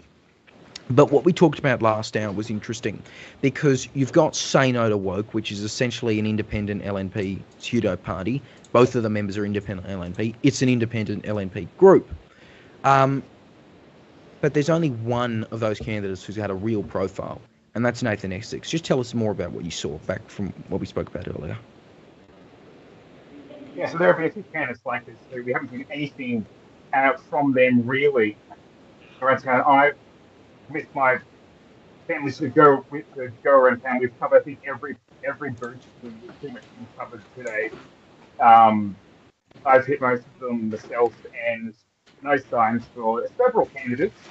Mama pulled a list up here. Nothing for Hartwig, who's the AFP candidate, unofficial, undeclared, of course. Nothing pretty much for Kanye either. I didn't even see anything for Zoel, who's one of the mayoral candidates, one of the two. And unsurprisingly, he is coming in with less than 20% of the vote so far in Toowoomba. It's a two-person race. The incumbent pretty likely to win there, and I think you definitely got to see him being able to lose his seat pretty secure there. We do have a significant number of votes in for that, but not much yet to the council figures in the stakes. Right, so interesting that we're following it there. Of course, again, these unsubdivided councils are usually pretty interesting. They're a bit more proportional, although the voting system, as we both know, Stuart, is kind of whack in them in Queensland. For some reason, they can't do it properly with preferences. No one knows why. Is it that hard? No, it's not. They could easily do it. They could do it, but let's just do whatever the hell they're doing in Ipswich, the multi-member first past the post kind of thing.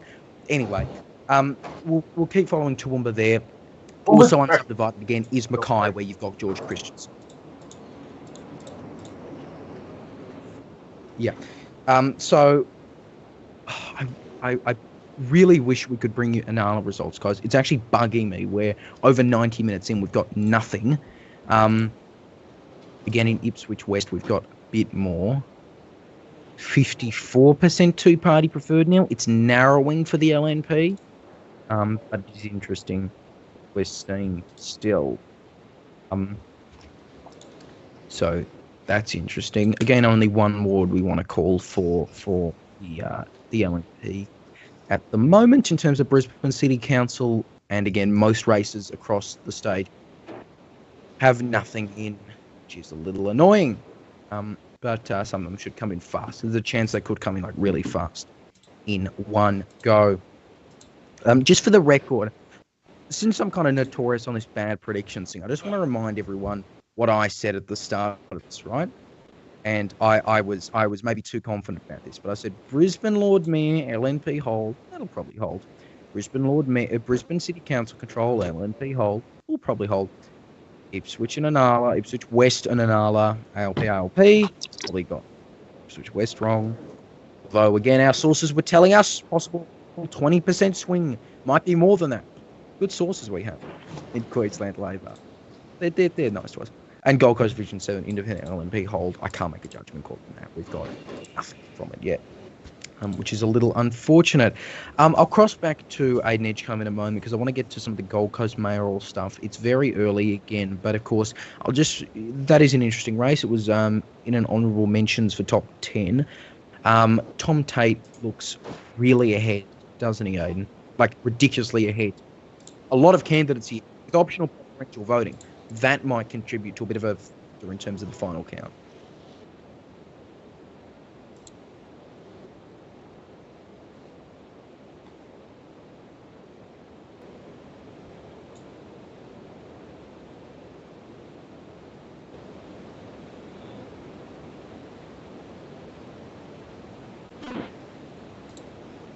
Yeah, so we just lost Aiden there for something that I don't think it's his fault, but we're fine.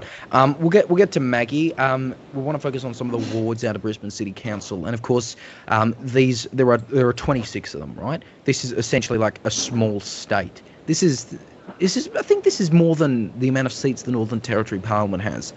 It's quite fun. Maggie, what are we seeing in terms of some of these swings and some of these results here? Well, I mean, just scrolling through the ABC list of ward counts so far, it's just a sea of blue in terms of what the swings looks like. It looks like everything's going towards the LNP, but it might be because generally smaller booths are more regional and more conservative as such. But it's still very interesting just how much the LNP have been gaining in so many of these wards. With Lord Mayor, we've got around what the poll expected, 47% for the LNP, Labor 27%, Greens 21%, which is definitely a very high result for them so far. We've also got some pretty updated results in, I believe, Brackenridge with 8%. LNP with 58% of the primary vote. That's pretty huge. Labor 29, Greens 13, compared to what was around 54 to 46% at the last election. So that's a pretty huge swing to the LNP. Yeah, absolutely. We'll get to Aidan back in a moment, but Maggie also, because we both follow the polling, right? And it's rare you get local elections. Polls, Brisbane, of course, being different. Sample size of about 1,000, margin of error about 4%, adjusted it's down to about 630 people. First of all, should anyone take notice of the result of local election polling? I think usually it's not very reliable, but on such a huge scale, they had 1,000 respondents. That's pretty typical for federal polls by pretty established polling companies like Redbridge, for example.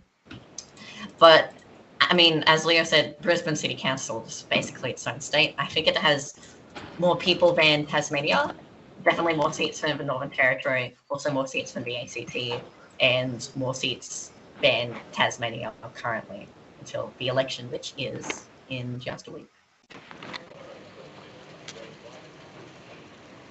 Yeah, absolutely. We'll keep following that. Thank you. Roman, we want to get back to you. The Greens, of course, are looking for a number of ward gains in Brisbane. We're seeing some early results. We stress the word early, but what are we seeing? Yeah, 2.4% of the vote counted in Holland Park. LNP and Greens, again, as you just mentioned, 50.5% to LNP Krista Adams. Yes, 50.5% to Krista Adams, the LNP candidate there, and 49.5% to the Greens' David Ford.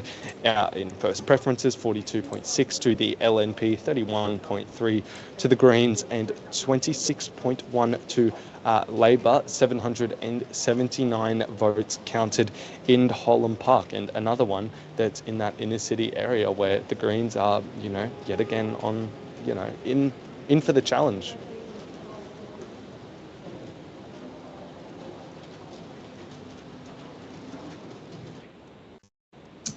I knew that had happened at least once on air. It'll be interesting to see how the Greens go. Appreciate it, Roman. I'll just get back to Ipswich West. I want to repeat the early count. 54-45 is the lead. LNP is definitely ahead there. How long will this last? Is it accurate? We'll have to wait and see. LNP ahead. No gain yet, but they're ahead. Good graphic.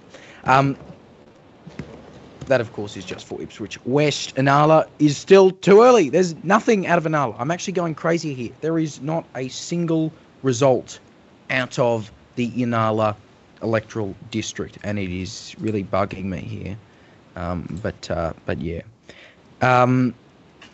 What else is going on?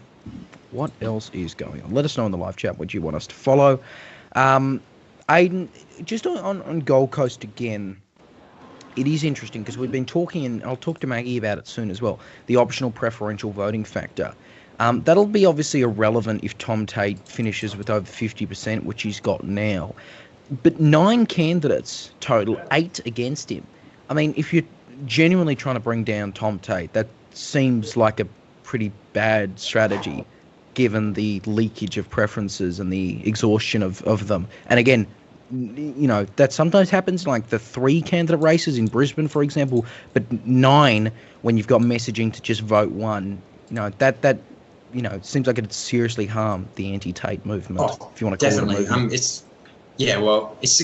just going to be a vote splitting 101. Like you say, it won't matter if Tom Tate does win on primary votes, which he looks like he's very close to doing. 1.87% I have on my last reading, and he's currently got that percent counter, that is, of the overall Gold Coast, and he's got 53.55% of that vote. So he is overwhelmingly ahead on primary votes as it is. But like you mentioned, if you're trying to form a movement, or if you're trying to get an incumbent mayor who's been an incumbent mayor for 3 terms, chasing a 4th term, but a very, very long time, if you're trying to get him voted out, obviously controversy, as there always will be about someone in office for that long, it's very, very difficult to sort of form a unified movement when you've got so many candidates, when you've got vote splitting, when you've got people unclear. It's often hard, and in local council elections, there's not the same media coverage as there would be for state and federal. There's not the radio adverts, there's not the news adverts as often. So to sort of get across your message of preference flows and how to vote cards and all that sort of stuff is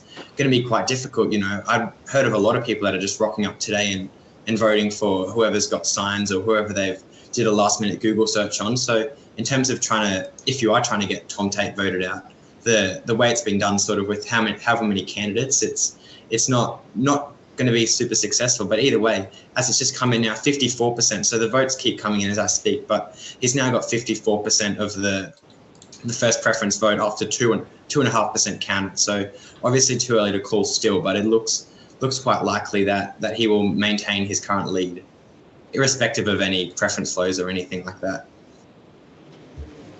Yeah, absolutely. We'll have to see how that one goes. And again, we want to emphasise how early some of these results are, and also how little information we're getting in some of them. But appreciate it nevertheless, Roman.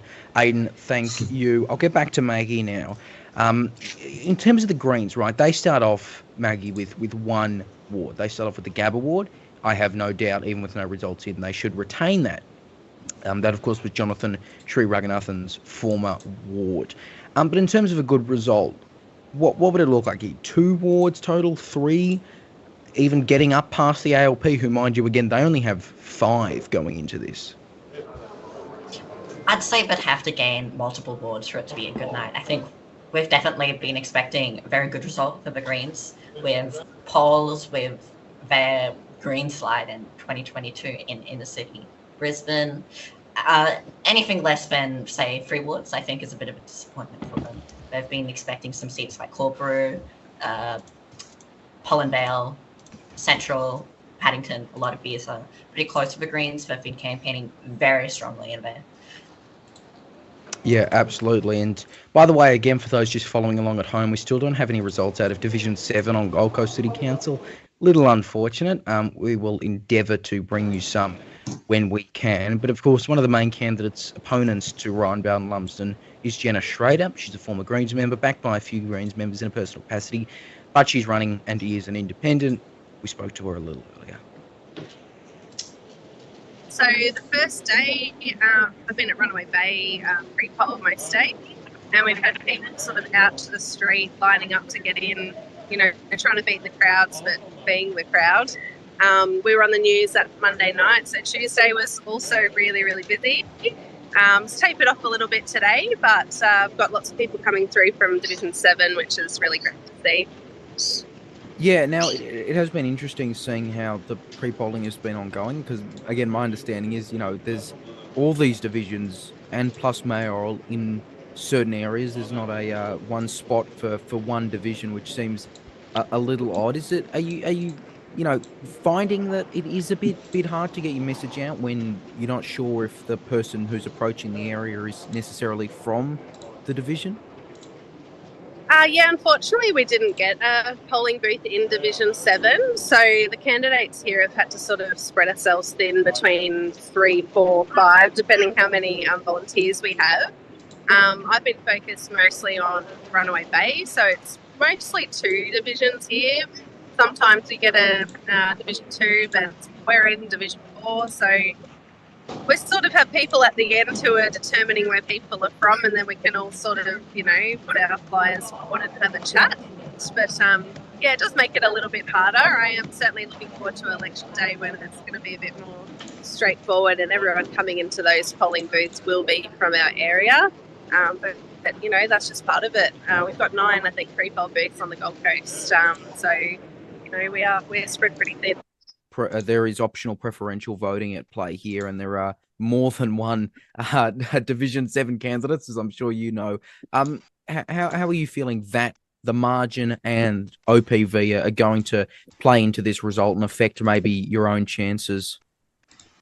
Yeah, look, the 2020 election was very different to this one. We've had spending caps come in since then. So in 2020, I think Ryan spent around the $60,000 to $70,000 mark on his campaign. So that obviously gave him a huge leg up. I think the second biggest win was something like $5,000. And we didn't have an incumbent. So, you know, he was everywhere. He ran a really strong campaign. And so he just, you know, he won on a landslide. This year is very different. We have 5 other very capable candidates. You know, I've had a lot to do with them the last few months. I would argue that we've all run really strong campaigns. We're all involved in the community. So I think we're going to see a very different result.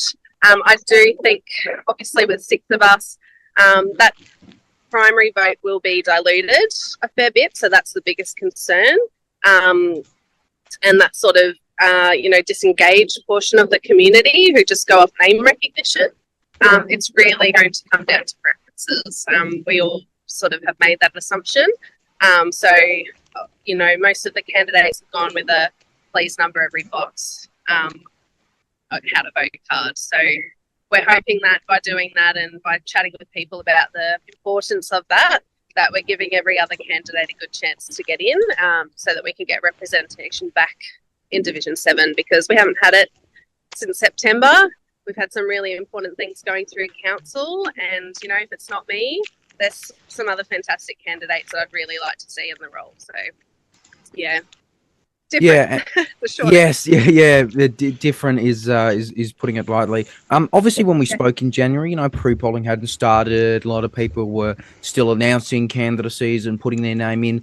And you mentioned that at the time, Ryan Bayldon-lumsden, he wasn't really out there much. He'd, you know, started to, you know, not really active on socials. What about now? Have you seen him out at pre-polling? Because I know some of the footage we're seeing, some of the only footage we're seeing, it's just roadside appearances from him. Look, his campaign has been one-way communication. So he's been out twice a day, nearly every day, I believe, morning and afternoon. He's been by the road waving. So unless you're very engaged and you pull over and have a chat with him, it has been, quite one-sided. Not a lot of comments to media. I'm told everything needs to go through his lawyer, which might be why that is. You know, he's posted once on social media, I believe, since New Year's, referring to his roadside waving as mobile officers. However, they weren't pre-promoted. So, you know, you'd have to just happen by him on the side of the road, pull over and have a chat. So,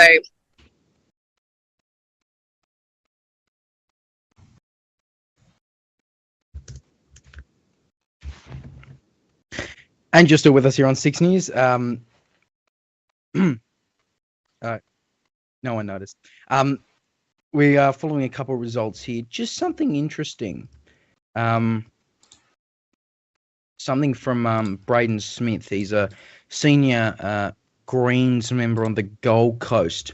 But he's talking about Brisbane City Council. And what he's saying is that everything we're hearing from scrutineers are that Labor preferences are flowing, and they're flowing good. So, not looking too bad for the Greens so early. Anyway, we'll keep following. We'll keep following this. Yeah, we'll figure some things out. LNP ahead in Wynnum Manly. We're also seeing that, again, some of these results are ridiculously early. And we say ridiculously early for a reason. Speaking of getting ridiculous here, unless I'm mistaken, we've still got nothing from Inala. Absolutely nothing. And I'm really, nothing from Inala. LNP is still likely, though, in Ipswich West. Which is particularly interesting. So yeah, we'll figure that one out. We're going to get into a moment. We're just hearing Max Chandler-Mather who's speaking at one of the Greens Brisbane events. So we'll figure that one out. But we'll get to Roman McKinnon first. He'll be kicked out of that election headquarters in a moment, but he's got a few more results for us now. What's up? Yeah, Deegan is the one that I was looking at. 0.1% counted, I must stress that. But that is, of course, Brock Alexander. He was disendorsed by the LNP. His name is still on the ballot paper, but he was disendorsed by the LNP just a few months ago. Not even a month ago, was it? Anyway, the Greens are ahead in that seat. Edward Naus, 45.5% there to 54.5% to Labor's Jared Cassidy, who is the incumbent. First preferences is Labor's Jared Cassidy, 40% to him. That's an 11.3% swing away. Again, 0.1% counted, so we can't really look at that at the moment. 32.5% to the Greens, Liberal LNP. Wow, look at this. 27.5% of the vote to Brock Alexander, which, as I just mentioned, has been disendorsed by the LNP. I'm going to get out of this place, though. As you can see behind me, counting is still underway. This is where all of the pre-poll and postal voting is happening for the Moreton Bay City area. So lots happening, as you can see over my shoulder there, as the ECQ volunteers continue to work. Obviously, lots of unopposed wards, and of course the mayoralship, Peter Flannery, has no contestant compared to the five-way race back in 2020, but I'm going to get out of here before I get kicked out. Roman, we appreciate your work. We'll see you back in studio shortly. Thank you very much. Continuing to follow some of these results, we have also just heard from Max Chandler Mather, who is speaking at the Greens Brisbane election night party, and it seems to be good news for them. Let's play that. Party, close to $2 million. The LNP, close to $2 million. The Greens, just over $200,000. But what we do have is you. What we do have is you, a people-powered movement. We should be so exceptionally proud of everyone here. And how have you helped on a pre-poll, door-knocking, letterboxing, polling day today? We are a people-powered movement that no matter how hard Labor and the LNP fight, no matter how many millions of dollars they spend, they cannot stop us.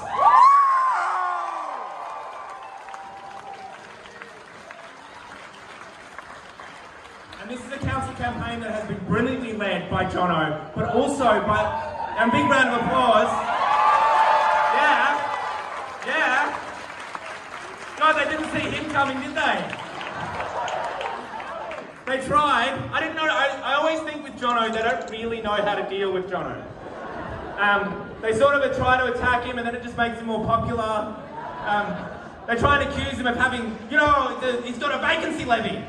And we all know that's very popular, right? But we should also give a big round of applause for all the brilliant council candidates and their campaign teams. Just incredible. And I want you, while we're waiting for the results, I'll wrap it up pretty quickly because we're going to have a lot more speeches later tonight. Think about one of those conversations you had today or over the course of that campaign. Certainly I spoke to someone who came up to the booth and I said, "Are you voting Greens today?" And they said, "Oh mate, I'm a renter." And I went, "Oh, so you're voting Greens?" Like, "Yeah, of course I'm a renter." And while it was a funny interaction, what it does speak to is there is something real and serious and powerful brewing in Queensland right now.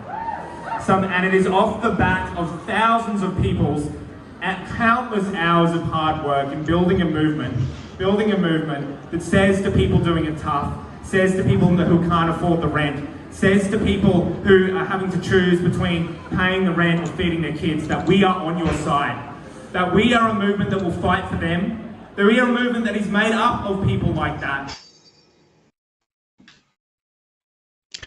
You're still with us here on 6 News. You were just hearing from Max Chandler Mather there at Greens Brisbane headquarters, and they seem pretty confident. That's what we're hearing right now. Possibly some good results for the Greens, which we will continue following in a moment. We'll head to break in about 30 seconds, but just again repeating the latest developments we're following. Very early results out of Brisbane City Council. 2 wards called for the LNP, but Greens look like they're pretty confident. LNP ahead in Ipswich West, and Inala, the Inala by-election, we've still got nothing there. Absolutely nothing. So, stay with us here on 6 News. We're going to continue following us. We'll take a very quick break, and then we'll be back with plenty more coverage as Queensland decides.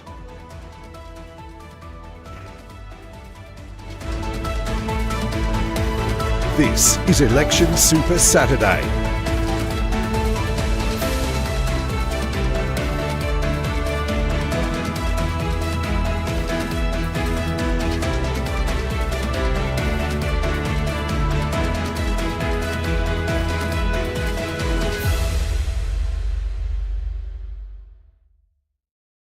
It's an interview you do not want to miss.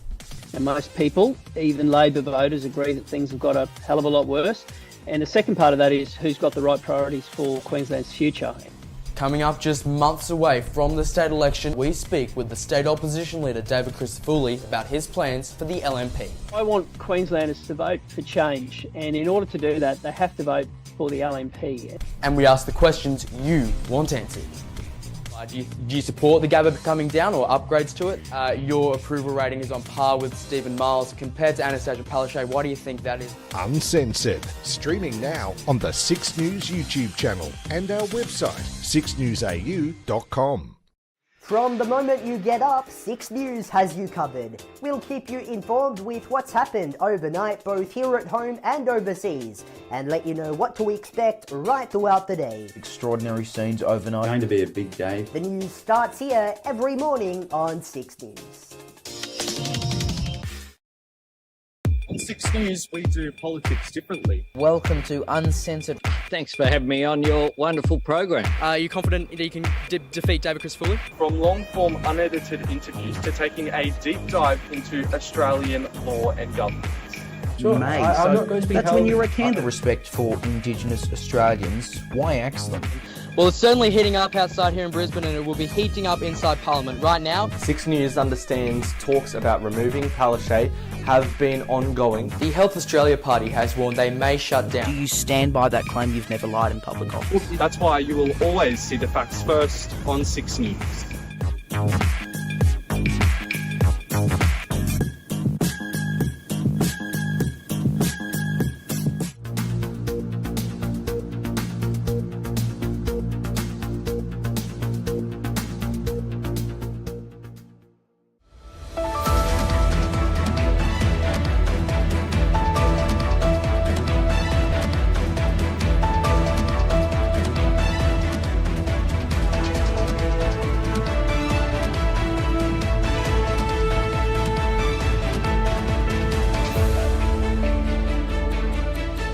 Live on 6 News. This is Election Super Saturday with Leonardo Puglisi and the 6 News team across Queensland and Australia. Today right here on 6 News, and we have a lot of races to continue to follow. Of course, the 2024 Queensland local government elections, and it looks like the Greens may be about to have some good results, you know, in Brisbane. We'll have to wait and see there. Also following the latest by-elections as well, Ipswich West, it's kind of teetering back and forth a bit, but it looks like the LNP is at least somewhat ahead. And in Inala, we have currently 0 results available. In a moment, we're going to get to Edward Carroll, the state leader of the Queensland Progressives, who's been running as an independent progressive candidate in Inala. We're just figuring out the cross there because a little impromptu cross there. But we'll get to him in just a moment, just as soon as they give us the all clear and they're unmuted. But we'll get to them in a very quick moment. But they do have to be unmuted if they're getting the hint there. We will go to the headlines, though, first, because there's a bit of breaking news that we're following out of Victoria regarding the Vic Liberal Party. For that, we'll go to Austin Pollock in the 6 Newsroom.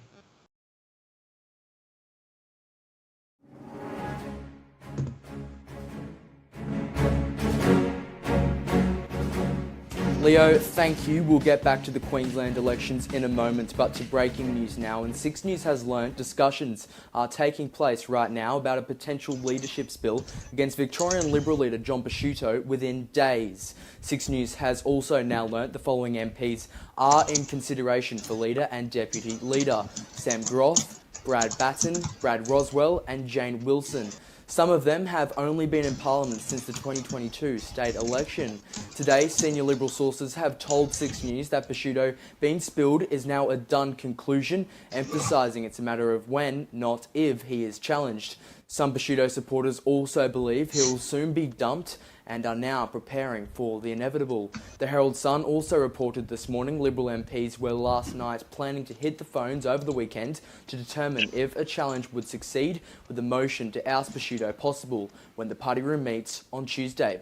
It comes after reports in The Age that several Liberal MPs are considering defecting to the Nationals. An electric car on display at Liverpool Westfield in Sydney has suddenly reversed into a Myer shopfront. 2 people were injured when the BYD electric car reversed from its place on a stand. Several loud bangs were heard following that, with smoke filling the store. A man in his 50s was treated for minor head injuries and another man in his 30s was treated for chest injuries. They were taken to hospital in a stable condition. Well, to more election news now. There's just a week to go until Tasmania's state election, as Australia's last Liberal Premier, Jeremy Rockliff, looks to stay in power. Now, a minority government is looking more than possible, with several parties aiming to be big players after Saturday's vote. Election analyst Kevin Bonham spoke to 6 News. Yeah, 4 would be a good result for them. I think if they were offered 4, they'd take it gladly. Beyond 4 might be possible, but they're all pretty difficult beyond 4. There's no certainty that they'll even gain seats at all, although there's a decent chance that they'll pick up at least 1, maybe 2. Their vote has just dropped off a lot outside of the south of the state. They're not doing as well in Lyons, Bass and Braddon as they used to. So far, we're not getting what we've often got in the past, which is that I will govern in majority or not at all. Last election, we had Peter Gutwin saying, I'll resign if I don't get a majority, and he only just got a majority by about 2% in the last seat. So we're not seeing that.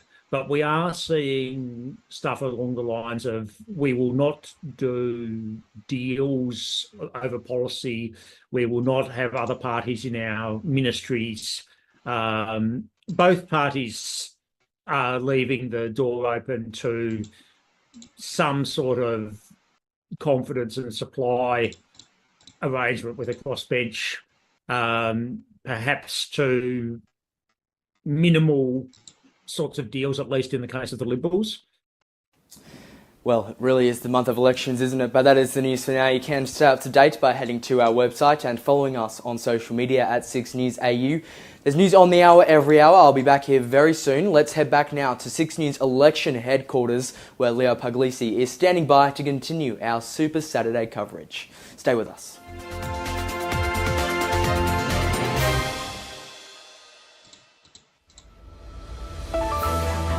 This is Election Super Saturday.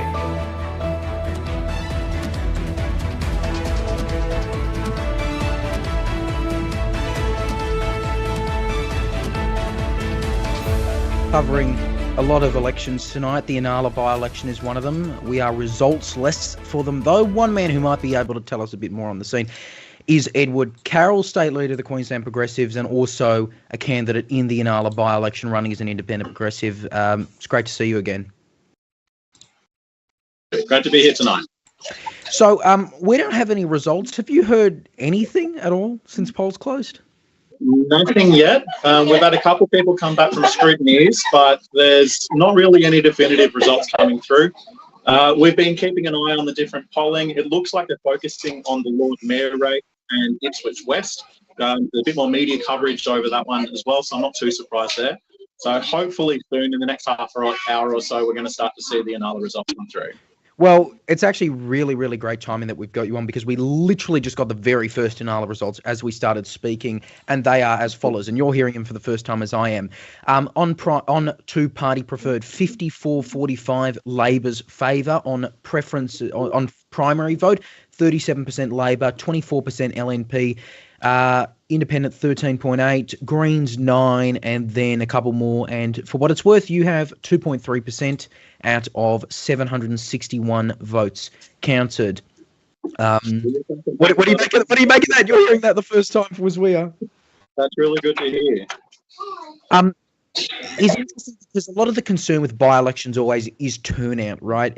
How have you felt about some of the turnout? Obviously, pre-polling has been going on for some time too. Have you felt might be, I mean, it's always going to be slightly lower, but should there be any real alarm bells ringing over turnout? What have you seen over the past few days?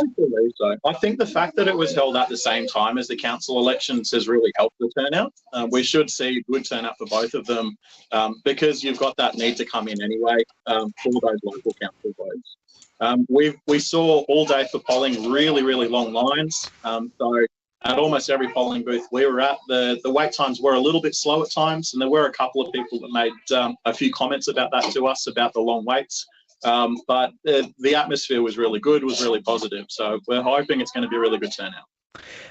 In terms of the informal vote, because that was a concern, because obviously in the local elections you can just vote one. It is optional preferential for local, full preferential for state. And what we are seeing with the informal vote right now, it's hovering at about, and again, this is only about 600 votes in, but it's hovering at about 15%. Should that be a worry?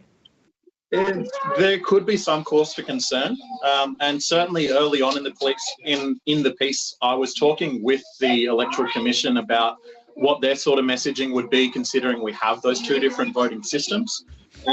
I'm hoping they did get a good message out, and certainly with a lot of the booth volunteers on the day of all parties and all candidates, we were trying really hard to point out the fact that you did have to vote for all the candidates in the Inala state by-election, and you only had to vote one if you wanted for the council and Lord and Mayor ballots. So I'm hoping the majority of the people got the message on that. Now, what's next for your party in terms of the state election, right? You've been talking about wanting to obviously run more candidates. I know there was some hope that you'd be running in the local elections. That obviously hasn't happened here. But what's next for your party? And now that you've, as the state leader, been able to get your name out there, and from what it seems, a not unhealthy showing with about 2% from very early results so far in a crowded contest. We've had a really good run with this one. I'm really happy with the conversations that we've been able to have and the news that we've been able to get out into the community. I really would like to have seen someone running with our branding out in Ipswich West, particularly to counter the fact that they had no Greens representation out there. So there really wasn't anyone that had good policies on youth justice or climate change to kind of swing the vote to the opposite direction from the LNP, which is what we'd like to see in those key issues. So my focus for me is to probably do a little bit more work in the Ipswich area, focus on the anti-poverty work that progressives really had to focus on, and start to try and have a bit of an effect in those areas, because we know that there's not really a challenger. It's pretty fertile ground for a new party to come into. Yeah, absolutely. Look, really appreciate your time tonight. We'll be crossing back to Inala for some more. But Edward Carroll, thanks very much. Thanks for having me, Leo. It was a pleasure. All right, now let's go to Aiden Edgecombe. We've got some early results out of Gold Coast Division 7, the first actual results, and we have double-checked, we have triple-checked they are 2024. Aiden, what do you have?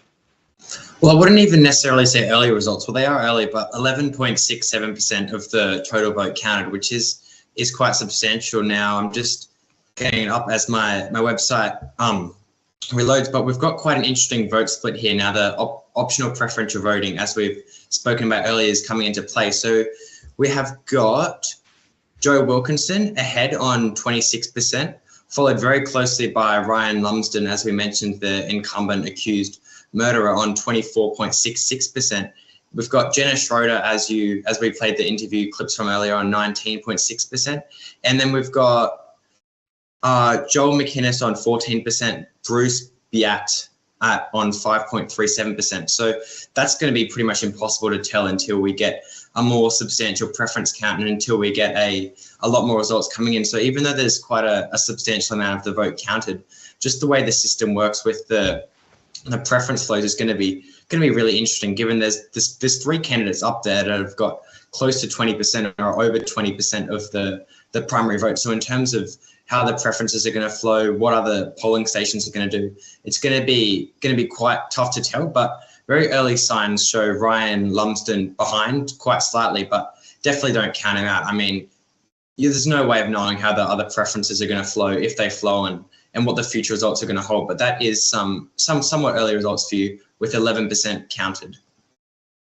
That's really interesting. It seems, again, potential split vote, potential OPV factors could make the difference and potentially get Ryan Bayldon-lumsden re-elected. Obviously, his primary and preference votes were pretty significantly high in 2020, and we know about those 2020 results. We brought a few of them to you earlier. We're also going to get, by the way, Jenna Schrader on a little later. By the way, hang on a sec. Give me 1 sec. Looks like the ABC's made a call, and I think we can make it too. This is for the Inala state by-election. And with a few votes in, there's been a significant swing to the LNP, but Labor will retain, and Margie Nightingale will become the new member for Inala in the Queensland Legislative Assembly. Again, Labor retain Inala following Anastasia Palaszczuk's resignation, and you can see that on screen there. So that is the call we can make at this point. We cannot call Ipswich West, but we can call Inala. And Inala will be retained by Labor despite a significant swing to the LNP, about 60-40 exactly at the moment. So those results out of Inala. Maggie, what are your thoughts on that? Again, it was always going to be tough for the LNP to win, and I don't think any of us predicted that win. But still, a 18% swing is not bad by any stretch, and something they could go and try and build on in October. I don't think compared to Ipswich West, it's something that they could win in October, say. I mean, Ipswich West, they've got about 10% swing towards them or something like that, and validly them with only a few percentage points that have to climb in 2024. In Inala, however, even with an 18% swing, because the initial margin was 28%, they've gone down to Labor's still holding it by 10%. And also, just some breaking news, the ABC has called the Lord Mayor election for Brisbane for Adrian Schrinner, Liberal National. There we go. We will make that call as well then. Adrian Schrinner retains the Lord Mayorship for the Liberal National Party, defeating Tracy Price and the Greens' Jonathan Sri Raghunathan. Not a huge surprise there. And to be honest, the two-party preferred count's looking about what it was in that poll from the other day. Again, and Aidan, you can put that one up on socials. Adrian Schrinner retains it for the LNP, and he will return as Brisbane Lord Mayor for his second full term. Technically third, he was in office from 2019 to 2020. I digress. But this is the second time he's been elected Lord Mayor. So, yeah, there we go. There we go. That is not a surprise. In terms of the preferences, the primary vote, Liberal Nationals, Schrinner at 45.8, Labor's Tracy Price, 26.6, Greens Jonathan Sri Raghunathan, 21.4. So that is it. We will not, by the way, make any change to our graphics in terms of adding them with an extra booth, because you were just seeing wards at the bottom there. I'm not sure where that Greens win is coming from, by the way. We've got that at the bottom. Did we make a call for the Greens? Probably. Did we? I'm just seeing now.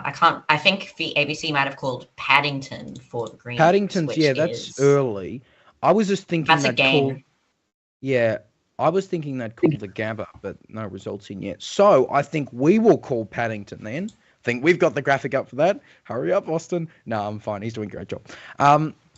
We can now project, 6 News can project the Greens will win Paddington Ward on Brisbane City Council. That is a gain for the Greens, and that will be, we suspect, their second ward, because they will almost certainly win the Gabba Ward and retain that. There are just no results in for that yet.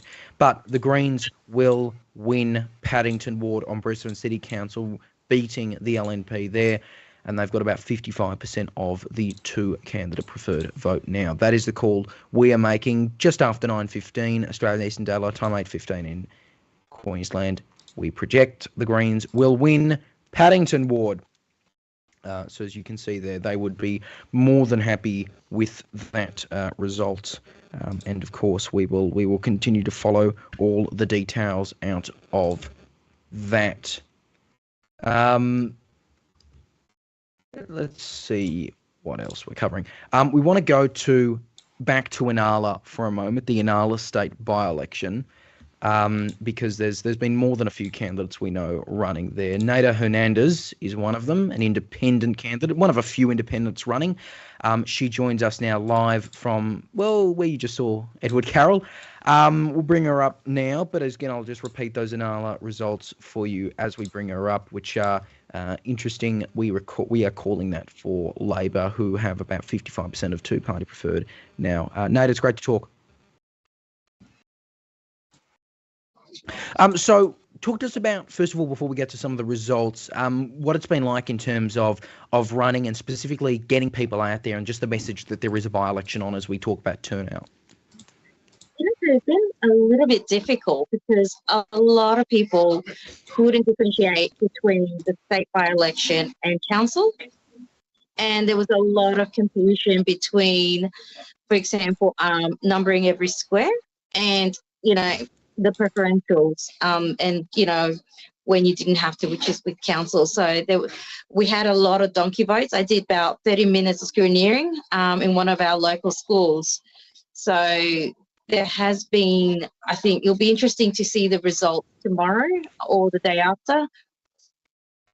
Yeah, absolutely. Just looking at your own vote, you're hitting about 4% now. Not a bad result by any stretch. Pretty crowded field there. And again, just looking at, that informal vote, about 10-ish% at the moment. It's gone down from the 15 we saw earlier, so that might be a worry. Talk to us about, again, because more than a few independents on the ballot, obviously Edward Carroll representing the Progressives on the independent on the ballot, but what were you really having to focus on there to try and cut through this, again, a pretty significant ballot when there's already all these other races that people might be more interested in or just at least know are happening? Yeah.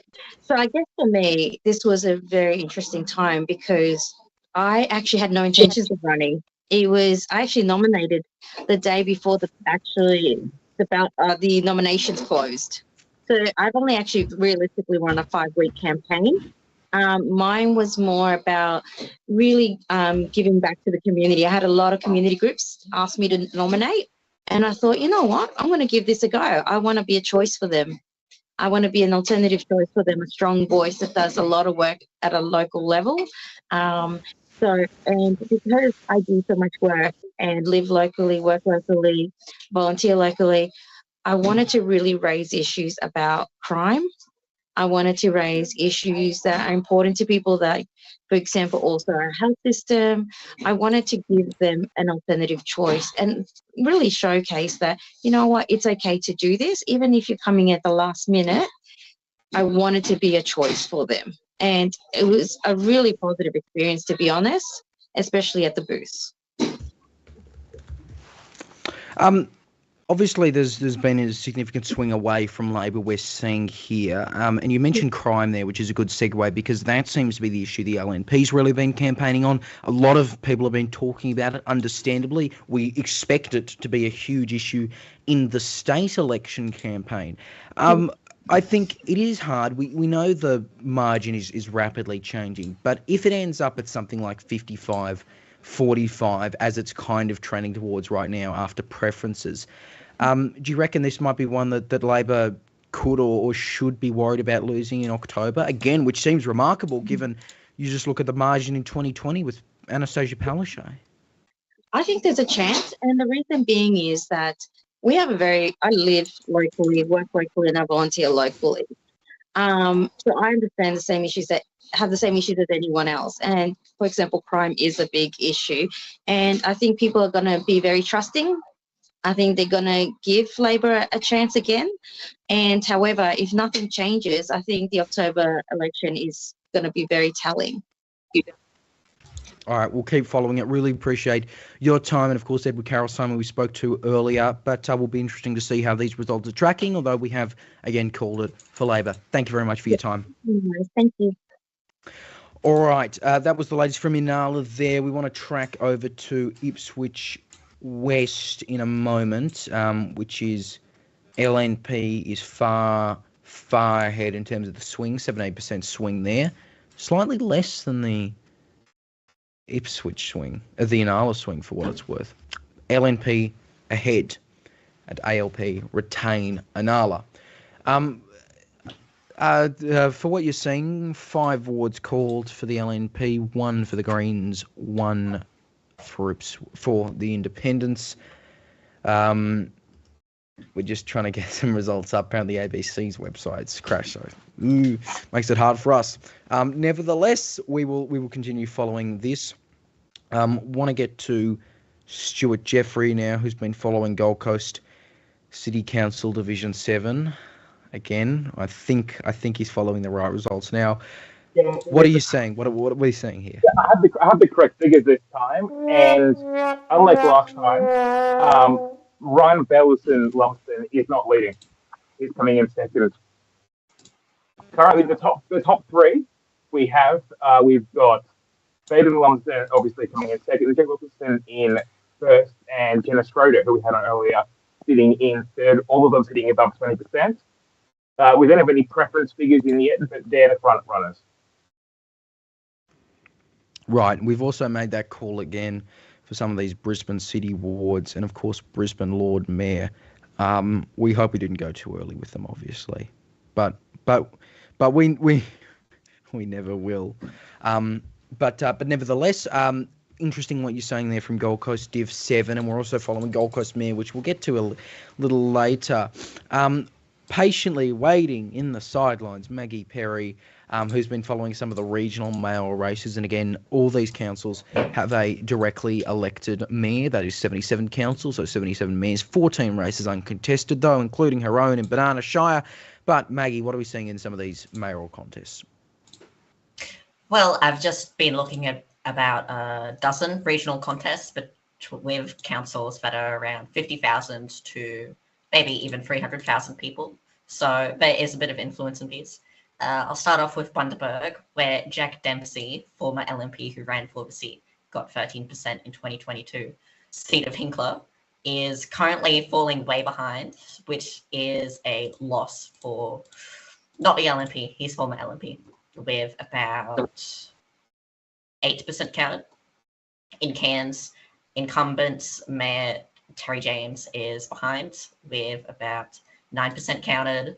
In Gold Coast, independent LNP Tom Tate is leading by about 30% of the next opponent with 9% counted. John Raven, Labor, leading in Logan City. Tanya Milligan also leading in Lockyer Valley Council. I believe she is independent. Joss Mitchell, Labor, leading in Redland City with 13% counted. Tony Williams, independent Labor in Rockhampton, is leading by about 10%. George Christensen's group in Mackay, I believe, is not faring amazingly. I believe that they're around 50-50 with the Labor group that's running for mayor. So there we go. Could see... there we go. Well, that's interesting. We'll get back to Christensen in a moment. Please continue, though. We could see Christensen's group, Jacko's team, that's what it's called, maybe not win the mayoral race. Maybe he won't even be elected, which would be very interesting for such a high-profile MP. Yeah, that'll be interesting to follow. Obviously, Christensen's running for re-election. In terms of the mayoral race, it's been interesting because last election before that, it was the Greg Williamson Alliance. That collapsed late last year. It's now Team Greg Williamson, and they are hoping for some council gains. Plus, of course, he's hoping to retain. He was unopposed in 2020, as mayor. For what it's worth, few more results we're just getting to here.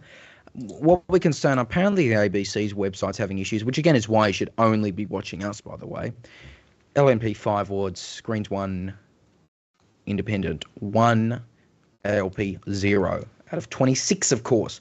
And the Lord Mayorship, which is not included in the bottom tally, is for the Lord Mayor Adrian Schrinner. He's re-elected. In terms of the two state by-elections, Ipswich West, the LNP continues to be ahead, but we are not going to make a call yet, and in Inala, ALP will retain that, despite a pretty significant swing towards the LNP, which we will continue to follow there. Few more results come in. Again, there's a lot to follow. I need people to emphasise how many races there are to follow here. But the ALP obviously has had concerns in terms of Brisbane City Council. Apparently, I think there was we were speaking to one Labor source the other day who said that Labor appear to have deliberately fumbled the ball in Brisbane City Council, and they had a chance to dent 20 years of LNP council, but they haven't. Evidently, doesn't appear they're making much gains here based on early results. They could gain. Obviously, it's, again, really early results, but they could gain. But we'll have to wait and see, right? We're running out of things to talk about, aren't we? What else have we got here? Aidan, let's get back to you. Some of these Brisbane Council results here. What are we seeing in terms of where Labor is going here? Because they've been stuck in opposition, and they haven't made, for a while, they haven't made a gain on council in terms of their numbers in years. What are we seeing based on these early figures? Well, there's some interesting ones. So there's certain seats, Wynnum Manly, which they held quite safely on 11.4%, and now they're going backwards quite significantly. 13.5% of the votes being counted, with an 11.1% swing to the LNP. Now, I will stress that 4 out of the 13 senators have reported primary votes, but only 1 of the 13 has reported a preference count. So these numbers are still, a little bit not dodgy, but take it with a grain of salt. But on primary votes, LNP ahead on 38.1. Labor in second on 30.9, but that is a 23% swing against them on primary votes in Wynnum Manly. And Greens have picked up 8.2%. Independent Craig Moore picked up 12.6% as he didn't run last time. But that's one of the seats, Wynnum Manly, which they're now at threat of losing. There have been some other seats. Callanvale is one I'm looking at, where they've had a 5.5% swing towards them on primary votes, where Angela Owen, the LNP incumbent, has had a 9.1% swing against her on primary votes. So there are certain seats in which I should call them wards, certain wards in which they're making some progress and looks like there might be a chance of picking up, but there's also some quite safe, traditionally safe Labor wards that are somewhat going backwards, and that they may be at threat of losing. So it is too early to tell definitively, but I would say that a lot of the gains that they are potentially making might be sort of balanced out or countered by the losses which they may make, or it's at least somewhat looking likely or possible based on how we're going now. Yeah, absolutely. I just want to give some more updates because we are seeing swings to the Greens give me a second, I need to locate my pen. We are seeing swings to the Greens, and I'll keep you on for this, Aidan, in the following wards: Corporoo, Deegan, Holland Park, Paddington, which we have called for the Greens, and that's the one you're seeing at the bottom of your screen, The Gap, and Walter Taylor. There are swings for the Greens in all of those Brisbane City Council wards. These are very early results in some of them. We don't expect some of these swings to last, but big swings to the Greens are being seen at this point. That was evident in the Lord Mayoral race as well, although LNP holds that. Yes. So that I mean, you'd be pretty happy if you were the Greens right now, just looking at how they're tracking. And from, again, what senior Greens Gold Coast member Braden Smith said on Twitter, there are good preference flows from Labor, in that the Labor preference flows are not exhausting where Greens need them. Yeah, and Holland Park you did mention that's an interesting one. So 2 out of 16 centres reported a primary count. No centres have reported a preference count yet. So the LNP are ahead with 41% on primaries, but David Ford for the Greens is in second with 32.8%, which is a 12% swing from 2020 on primaries, which is quite substantial. And Labor's in third on 26.2%, just the 3 candidates running. So as you mentioned, with the preference flows from Labor potentially looking quite positive for the Greens, that's going to be very, very interesting to have a look at, keep a close eye on once we do get some preference counts, because they're behind on on primary vote. But with the two with Labor and Greens, you know, quite obviously that they would split primary votes in a sense. But if the Greens can maintain second place, which it looks like they do, there may well be enough of a Labor vote to get them over the line and preferences. Now, it'll be, you know, it's impossible to tell now how they're going to flow, and with optional preferential voting, how many will flow. But as you mentioned, with the senior Green sources on the Gold Coast being pretty confident and quite a strong showing, a significant swing in primary votes, that is looking quite positive. The other seat you mentioned is Coorparoo, which they're currently ahead of on primary votes, with only 2 centres reporting, but 41%, 13.4% swing. I know I'm mentioning quite a lot of numbers now, but please go ahead. It saves me effort. Yeah, so that's a massive swing towards them. Fiona Cunningham, who's the incumbent in Coorparoo, has suffered a 9.2% swing against her, and the Labor candidate 4.2% as well. But again, LNP is quite close behind, only 6% off on primary votes, but that's still 23.5% Labor primary. So a lot of that, you'd imagine, would flow through to the Greens. ABC's got them ahead on a preference estimate 54.1%, sorry. Yeah, and I just want to interrupt as well. Sorry. Quickly, no, it's fine. Just to look at more of these Ipswich by-election results, again, it's kind of been tracking around 53, 54 at the same time. We're not making a call yet. The LNP is definitely ahead. But based on these results, surely Darren Zano can't lose from here. Like, he looks pretty solid ahead. This is the right swing for him. The numbers are clearly significant. Labor sources were talking about a swing of up to 20%, and it's around just over 15 to 17% as it stands now. So it's seems like he definitely has the advantage. We're not calling it yet, though. LNP definitely ahead in Ipswich West, formerly held by Jim Madden. And, of course, if the LNP did go on to win it, it would be an LNP gain from the ALP. Want to cut back to Stuart Jeffrey, our GovCheck editor who's in Toowoomba. Stuart, we're seeing more interesting results out of the Gold Coast mayoral race. Tom Tate, he could sweep this without needing a single preference. We only have to consider the figures in, but from what I'm seeing, it's a high chance that he will win. He's got almost 50% on primaries alone. So, again, only early days, but we could easily see him win in there. Probably the closest next behind him is the current councillor, Eddie Saroff, but he's only at 20% right now. So that's a massive gap between Tom Tate and everyone else. Tom Tate, of course, being independent Liberal, LNP. Interesting figures as well. The AJP candidate, Jennifer Horsburgh, is coming in at 4th, which I think is pretty interesting given if it's being dominated by Tom Tate. To see some of his AJP, some of the more left-wing candidates doing quite well is definitely good to see for some political infighting at the very least. Or a political scuffle, rather. But the Tom Tate win that seat there, again, updated 49.81%. So, again, he'll win on primary probably. Yeah, that'll be interesting to see there. Again, Brisbane results in terms of the wards races. I know we're just kind of jumping all over the place here, but 5 for the LNP, 1 for the Greens. That's a gain, by the way. Again, the Gab Award, which we expect the Greens to hold, there are no results in, but Green should be at least up 1 by the end of the night, and in Tennyson, the incumbent independent there, no surprise, retains.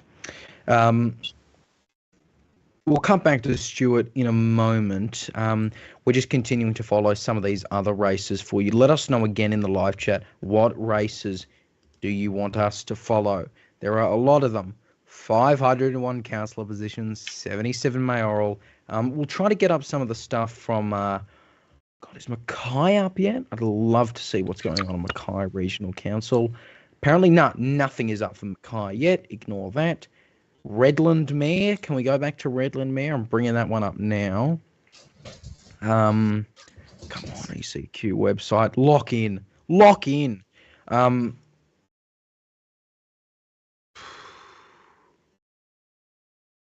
Yeah. All right. Aiden, why don't you go this stupid website? Aiden, what are we hearing out of Redland? No calls yet, but what are we hearing? No calls yet. No. Okay. Just clarifying that. No. Redland City Council Mayor, 17.58% total vote counted, and don't tell me it's going to have the same issue with you. No. Here we go. Andrew Laming, as we've spoken about earlier, is only on 26.17%. Cindy Corey on 24%, but Josh Mitchell's ahead on 49.31. I'm mixing my words, but that is almost enough to get over the line, as things stand now, obviously, just on primary votes. So the preference flows will come into factor, and there's still a lot more votes to come in. But Andrew Laming is in second place out of 3 candidates, not by much. So Cindy Corey behind him is only less than 2% behind, and Josh Mitchell, the incumbent, is way out ahead, 49.31%. So that'll be an interesting one to follow, and more results will come in. But 17% counted. Sorry. Josh Mitchell, she is not the incumbent. The incumbent is Karen Williams. Karen Williams is independent LNP. She is not recontesting. She was charged for drink driving a couple of years ago, and she's not recontesting. She won barely in 2020. You'd think that you'd assume Laming's the independent LNP. He's not. He quit the LNP. But yeah, Josh Mitchell ahead. Andrew Laming might be struggling for third place here. So that's interesting. We'll keep following that. You'd think he'd have a high profile, but lest we forget, we never saw what would happen to him after 2022 because he didn't run in the 2022 federal election. So in terms of a local popularity contest, this is the first one in a while. Nevertheless, we'll keep following that. We also have Roman. We'll get to him in a moment, but he's back for us. He's escaped Moreton Bay County Centre before they yelled at him to get out. So we'll get to him in a moment. Also looking at some other results, trying to look at some other results here. We apologise for the lack of information we have here. But there's only so much we can do, right? There's only so much we can do. Looks like we can also call a ward for the ALP. I think, yes, Morningside ward. It looks like the ALP is being retaining there. So that is an ALP hold in Morningside ward on Brisbane City Council. Yeah, that is their first win of the night. Labor holds Mornington ward on Brisbane City Council. Greens also gained Paddington. Tennyson is retained by the Independents. Labor's ahead in a couple wards, although there are some early swings towards the LNP. But it's too early, guys. It's just too early to make any definitive calls for some of these. But again, the Brisbane ward count as it stands: LNP 5, ALP 1, Greens 1, Independents 1, plus Lord Mayor goes for the LNP as well. Let us know in the live chat what races do you want us to follow. It's just gone 9:40 Australian Eastern Daylight. It is frustrating. It is frustrating. So yeah, Mornington ward is retained by the ALP. But more importantly, you're seeing there, Adrian Schrinner retains Brisbane Lord Mayor for the LNP. He's elected to a second full term. He was elected into the role by LNP councillors in 2019. Definitely some good results for the Greens at the moment in terms of their results. We emphasise how ridiculously early they are, but as it stands right now, the Greens are ahead in the following wards: Coorparoo, Deagon, Holland Park, Paddington, which we've called for them, the Gap, and the Gabba, and Walter Taylor too. I think actually the Gabba isn't anything. We haven't actually gotten anything from the Gabba, I think. Forget about it. But yeah, Greens are ahead in Walter Taylor. They're going to win the Gabba. I'll say that confidently. But yeah, let's go to Maggie. Maggie, where are the Greens leading here? Again, I'm going crazy saying it. We can't make any definitive calls yet. It's too early. Apart from Paddington, we've called Paddington. But what are you seeing in terms of the Greens vote? Because while they're not winning the Lord Mayorship, they're sounding pretty confident, at least in their Twitter circles. Well, I'm seeing about 5 or 6 wards that they're leading in, and they look like they are able to win up to 8 wards, which would be more than their highest expectations, which I believe were like 7 wards, which is a pretty huge I made maximum. certain promises if they got to 7 wards that I won't repeat on air, but maybe they won't get to 7. 8 would be ridiculously good for them, like ridiculously good. I even wonder if I think they have a good chance of maybe beating Labor in terms of the amount of wards they control, even though they have less primary votes than Labor. Well, that would set up. Sorry to interrupt again. Sorry to interrupt, but I'm thinking out loud here. That would set up official opposition Greens. Like that's something. I mean, I'm not saying it. Who would then? I wonder. Maybe we're just getting into crazy speculation at this point. But who would be their leader? Because Jonathan Tree-Raganathan hasn't won. They need a leader on council, so they're going to have to pick a name out of whoever they win here. But Greens' official opposition for Labor, that would, and even with the results trending now, even if they're close, for Labor that'd be horrific for their Brisbane vote. Just horrific. Yeah, I mean, the implications are even worse on a federal level when you consider some of the closer seats that Labor has, where the Greens are doing pretty good at a federal level, only about 10% away from winning.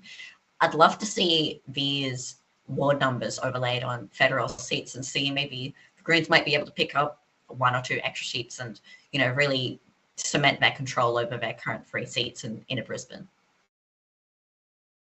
That would be huge for the Greens. They are feeling very, very confident at the moment. And you know what? They probably have good reason to, looking at some of these numbers. There's a quote from a Labor source 6 News spoke to the other day. Quote, Labor had a golden opportunity to go after 2 decades of LNP council dominance and seemed to have deliberately fumbled the ball. So that is what some of the people in Labor were saying before tonight. I don't think they'd be too happy with tonight at the moment. Inala is an ALP retain. The LNP still just ahead in Ipswich West. And Adrian Schrinner retains the Lord Mayorship. Those are the headlines that we can follow at the moment. Those are the stories we really should be looking at here. It's just, look, for some of us watching the ABC kind of website here, it is a bit buggy. I don't know what some of it is at the moment. Let us know also in the live chat if you're seeing anything particularly interesting. We would love to hear from you, something we have missed, which is more than possible that we've missed something.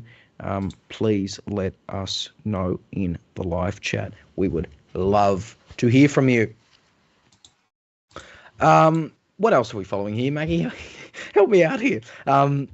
Surely there's something good. 10% of the vote roughly in Brisbane, by the way, for those wondering about council-wide. But most of these results can't be called. Actually, you know what? Just as I say that, Labor retains Forest Lake Ward. Labor will retain that. That is what we are projecting now. That is a safe ALP ward, and there is no surprise there. So we can make that 2 seats for Labor. That's a Labor hold. Forest Lake Ward on Brisbane City Council is a Labor hold. That gets the total to 5 LNP wards, 2 ALP, 1 Green, 1 Labor opposition, 1 independent, but that is an ALP retain on Brisbane City Council. So again, not horrific. Not horrific for anyone yet. But, of course, the Greens are really hoping that some of these early swings hold, which they might, but early is the word of the day here, isn't it? It's the word of the whole night. Yeah. Anyway, any other races we're following? Come on, guys. Aiden, surely you got something out of somewhere. Gold Coast? What have we got in Gold Coast Division 7? I do have Gold Coast Division 7, so 22.5% counted, which is quite substantial still, but I will stress it's been flipping, even with a decent amount of the vote tallied so far. It's still been flipping back and forth. But we do have the incumbent Ryan Lumsden in 3rd place. So Joe Wilkinson's leading, 25.5% primary votes. Jenna Schroeder in 2nd on 24%. and Ryan Lumsden in third on 20.73%. So it's nearly a quarter of the total vote counted in Gold Coast Division 7. And we have the incumbent member, accused murderer, who's been suspended, but still was still won in 2020 and still had quite a popular campaign. And I believe everyone at Six News tipped him to retain the ward. So sitting in third place with 5% behind Joe Wilkinson, 4% behind Jenna Schroeder, that is massive. So it is subject to change, and I'm sure it will change and flip about, and preferences are going to come in. That's going to be a nightmare for that ward to be called, just with the way the optional preferential voting is going to work. But with 3 candidates over 20%, I mean, that's just going to be that's going to take a very long time for a definitive result. But that is the latest news from Gold Coast Division 7 is Ryan Lumsden, incumbent member, is in third place, down to Joe Wilkinson and Jenna Schroeder. Just a note, I'm not sure which one it was, but the LNP is now up to 6 wards for what it's worth. Just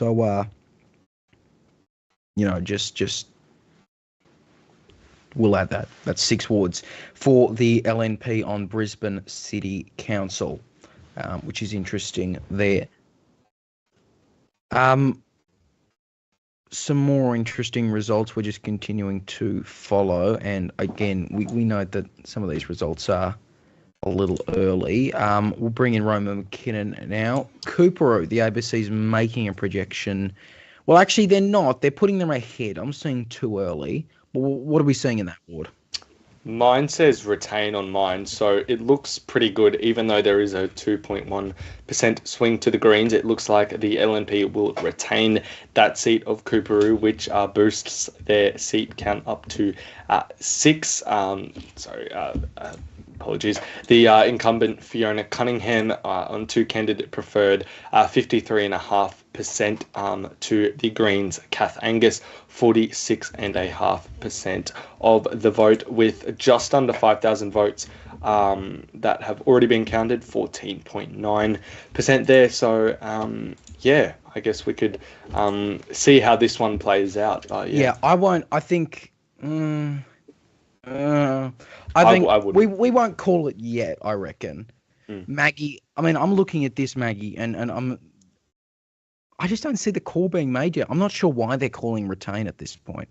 The ABC, that is. Yeah, it's only 3.5% off. They've only got 15% counted. I don't think at a federal election they would call this. So I'm very interested. Anyways. And for what it's worth, might I add, the first preference count is 1,909 Greens, 1,908 LNP, 1,017 Labor. Look, that'd obviously also mean preferences are flowing more significantly to the LNP than from Labor, or are being exhausted, except there's only one candidate to exhaust. So I'm not, no call. This channel is not calling Coopero yet. You can say that. I think it might be, I don't think we should rely on ABC numbers. Their website is completely glitching out. Sometimes seats will say there's a swing to Labor, but there's a swing to LNP and such. They're calling a lot of seats that I definitely don't think are callable. I think we should use Electoral Commission Queensland results, because the ABC website is just completely dysfunctional. Yeah. So look, I want to make this clear. This will be our count, and we're just updating the results as we go. All right. Let's put it down. We're going to go 4 LNP, 2 ALP, 1 Green, 1 Independent. 4 LNP, 2 ALP, 1 Green, 1 Independent, and we can't make any other calls because the results are just bugging out, and it's too early, and I don't know what the hell the ABC is doing at the moment. So that is what we're saying at the moment. In terms of what we're saying about the by-elections, by the way, we can't forget they are on. Inala is an ALP retain, and the LNP still remains ahead in Ipswich West. Inogra also looking good, you're saying, Roman, for the Well, you're saying the LNP, ALP's ahead in some of these. Again, I'm not sure what the hell the ALP's doing. The ABC's doing here. You tell me what you're seeing on your site, because I'm looking at the Electoral Commission. I'm looking at the Electoral Commission page, and that has the LNP leader. Sorry, not the LNP leader. The LNP candidate, Andrew Wines, ahead in the count, 44.79% of the vote to Quintessa Denise, which is from the Greens, who has 32.33% of the vote. Almost 7,000 votes have been counted there. So whether or not that's looking pretty good for the LNP, I'm not sure whether we can call it. I'm just sorry to interrupt, Roman. What I think's happening here, and I'm basing this on what the ABC said, and Maggie, you might be able to back me up on this. ABC is going off an Electoral Commission count in Inaugural, which is, and they're doing this in several other awards, which is LNP versus ALP.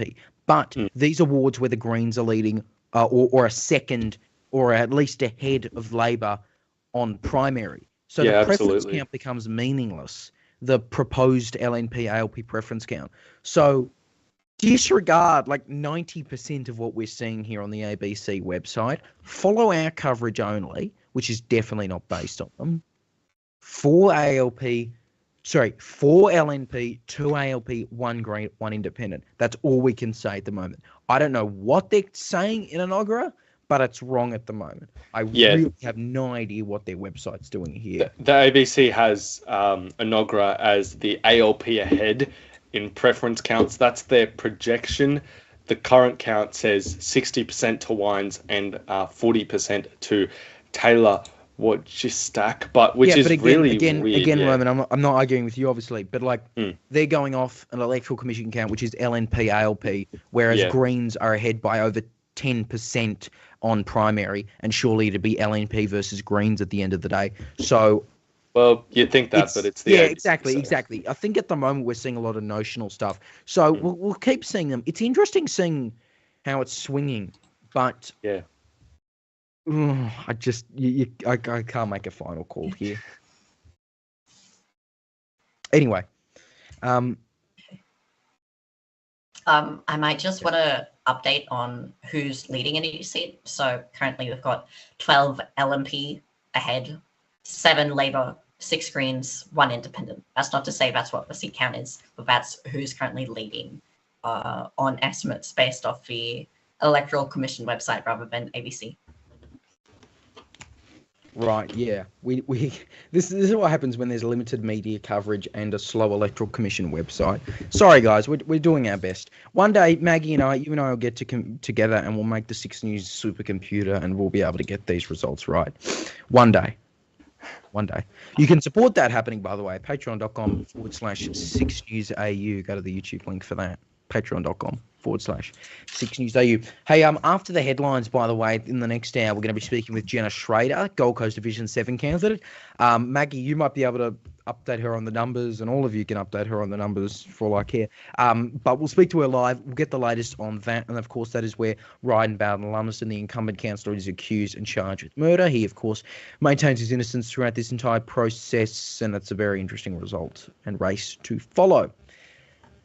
In terms of the... there we go. Like, Inaugural just went ALP gain 76% ALP after preferences. The ABC's website is bugged out. It was just sorry, Leah, it was just LNP 6 seats, and now it's LNP 6, ALP 2, now it's 4 ALP, and LNP has 3. So I don't know what's going on there. No one change our count. No one change our count until Maggie, you say something. I do not trust the ABC at the moment. They've called Kurperu now. Well, sorry, Leo. Just on the Jenna Schrader Division 7 on the Gold Coast, Joe Wilkinson is leading, and then it is Jenna Schrader, and then Ryan Bayldon-lumsden there. So they're the 3 main ones. Then it goes Joel McInnes, Edward Saroff, and then Bruce Byatt there. So at the moment, if the counting finished right now, Joe Wilkinson would become the councillor, but obviously we'll have to wait and see how that all happens. Just over 7,000 votes have been counted in Division 7. Right, absolutely. All right, Roman, Aidan, Stuart, Maggie, thank you very much. We're going to head to a break in a moment. Coming up here on 6 News, we will have Jenna Schrader, Division 7 independent candidate on the City of Gold Coast, up with us live, and we will be talking about all things happening in that race, plus, of course, the latest results out of the Ipswich West State by-election, where it is too close to call, but the LNP is certainly ahead. And in Inala, despite a big swing away from them, Labor will retain that. That, of course, was Anastasia Palaszczuk's former seat. Greens looking good in terms of their swings. Not too bad for them, but Adrian Schrinner retains the Lord Mayoralship. No big surprise there. You are watching 6 News. It's Super Saturday across Queensland. Stay with us.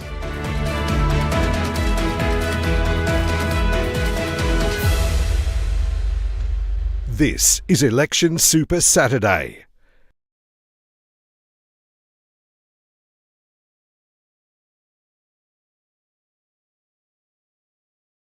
It's an interview you do not want to miss. And most people, even Labor voters, agree that things have got a hell of a lot worse. And the second part of that is who's got the right priorities for Queensland's future. Coming up just months away from the state election, we speak with the state opposition leader David Crisafulli about his plans for the LNP. I want Queenslanders to vote for change, and in order to do that, they have to vote for the LNP. And we ask the questions you want answered. Do you support the Gabba coming down or upgrades to it? Your approval rating is on par with Stephen Miles compared to Anastasia Palaszczuk. Why do you think that is? Uncensored. Streaming now on the 6 News YouTube channel and our website, SIXNewsAU.com. From the moment you get up, 6 News has you covered. We'll keep you informed with what's happened overnight, both here at home and overseas, and let you know what to expect right throughout the day. Extraordinary scenes overnight. Going to be a big day. The news starts here every morning on 6 News. On 6 News, we do politics differently. Welcome to Uncensored. Thanks for having me on your wonderful program. Are you confident that you can defeat David Crisafulli? From long-form unedited interviews to taking a deep dive into Australian law and government. Sure. May. I'm So not going to be that's held when you're a under candidate. respect for Indigenous Australians. Why axe them? Well, it's certainly heating up outside here in Brisbane, and it will be heating up inside Parliament. Right now, 6 News understands talks about removing Palaszczuk have been ongoing. the Health Australia Party has warned they may shut Do down. you stand by that claim you've never lied in public office? That's why you will always see the facts first on 6 News.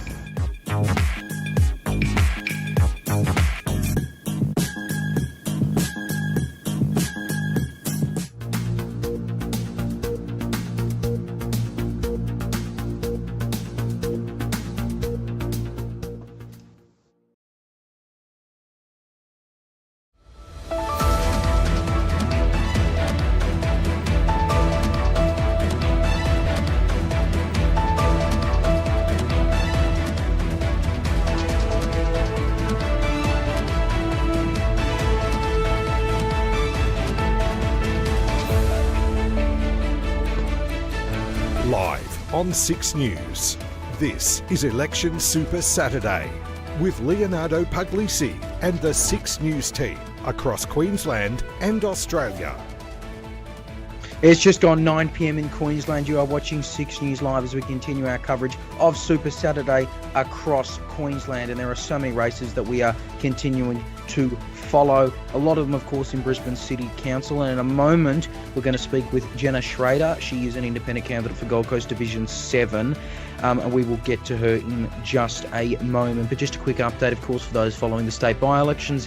Ipswich West is LNP ahead, no call yet, and despite a swing away from them, a significant swing, the ALP will retain Inala. In terms of the ward situation, the numbers are all over the place. From what we can gather, at least 4 for the LNP, at least 2 for Labor, at least 1 gain for the Greens, and at least 1 hold for an independent. So those are the races we can continue to follow.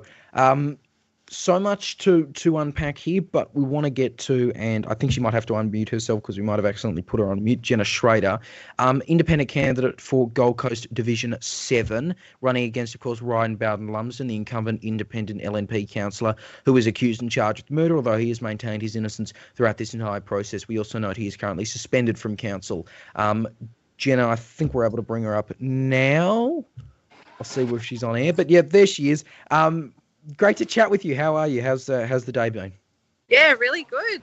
I was very happy when we hit 6 o'clock. It's been a really long day and a really long 2 weeks of pre-poll, but we have done a really positive day, so pretty stoked at the moment. What was, because I know we were talking last week about the turnout and the interest in this, what were you seeing today in terms of both the numbers and I guess maybe people wanting to support you personally? So I moved around a couple of booths today.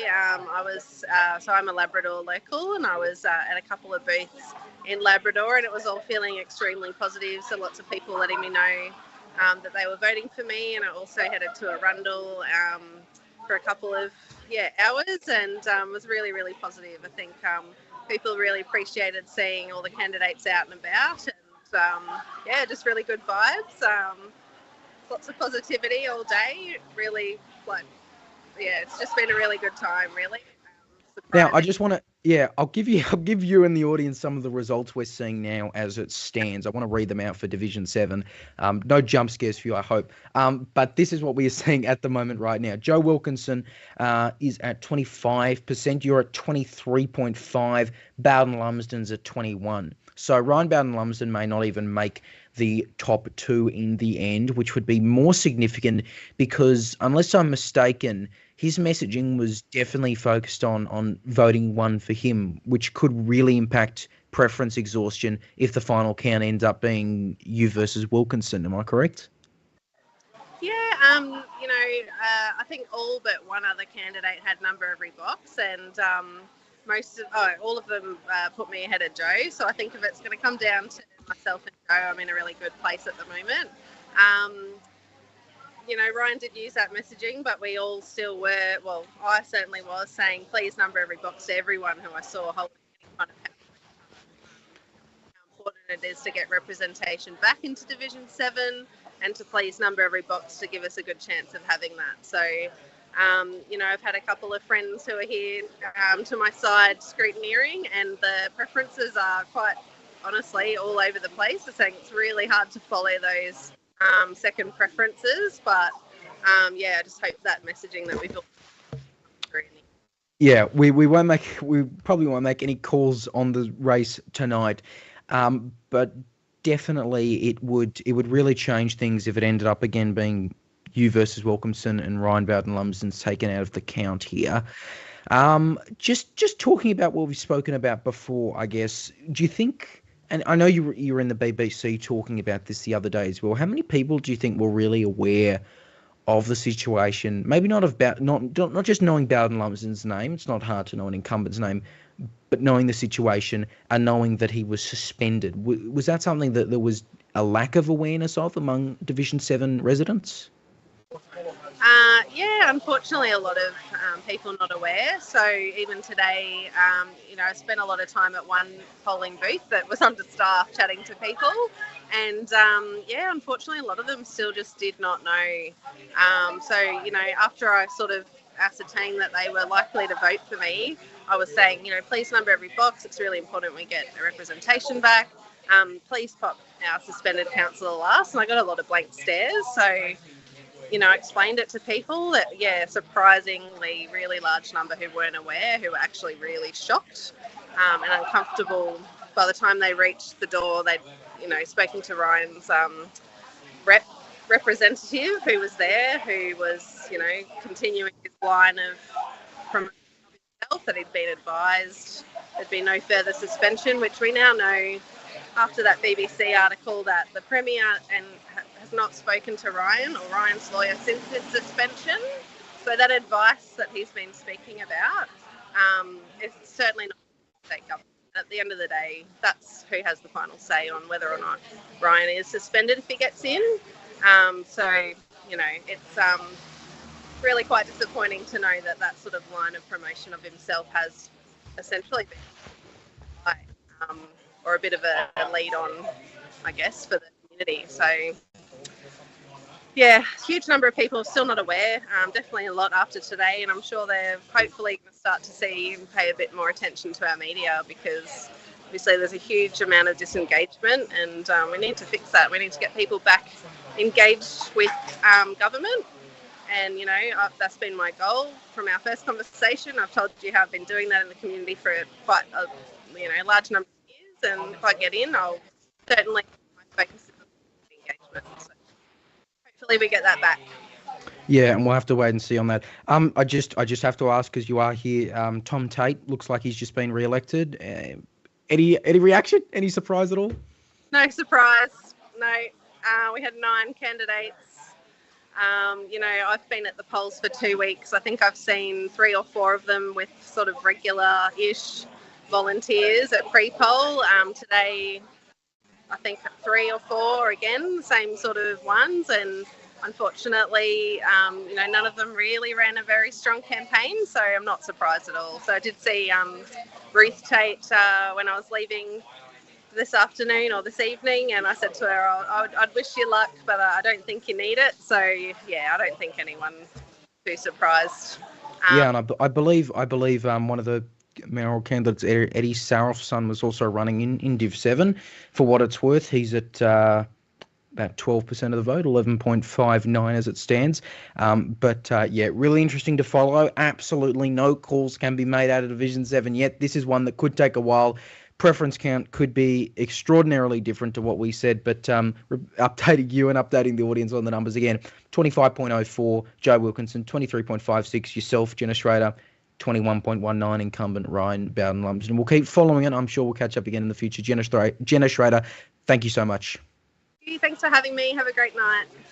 All right, Jenna Schrader there, Gold Coast Division 7 independent candidate, speaking there live on the count. And again, it looks like Ryan Bayldon-lumsden maybe won't retain it. But we don't know. It's too early. He might not even make top 2.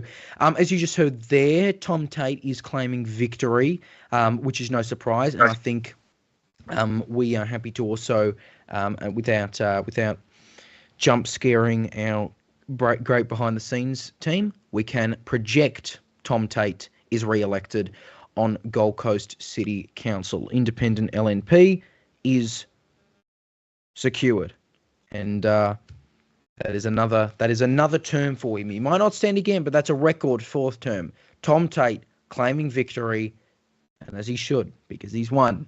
Tom Tate retains that. May not even need preferences in the end. We've also learnt that they're trying to make some central ward calls over at the ABC, but as we know, and as you know, Maggie, I don't think we're ready to make any calls yet. Some of these results are less than 1% in, and some of them are on preference counts that may not be the final preference count because of the difference between Labor and Greens here. So probably disregard some of these results, I reckon. Yeah, this was a pretty huge issue at the federal election, and it will remain as such for the Brisbane elections, clearly, where often it's not really sorry. The main problem is that the count is determined by who comes second and third, not usually who comes first. Because whether the Greens manage to overtake Labor is a huge issue. If they do, often they are able to win the seat, like happened federally. If they can't, Labor wins it. So even I think it might have been first. I think an infamous example of this was the 2022 state election in Mulgrave in Dan Andrews' seat, where it was that Ian Cook versus Liberal for second place thing, and it was a whole bit of a debacle and all that.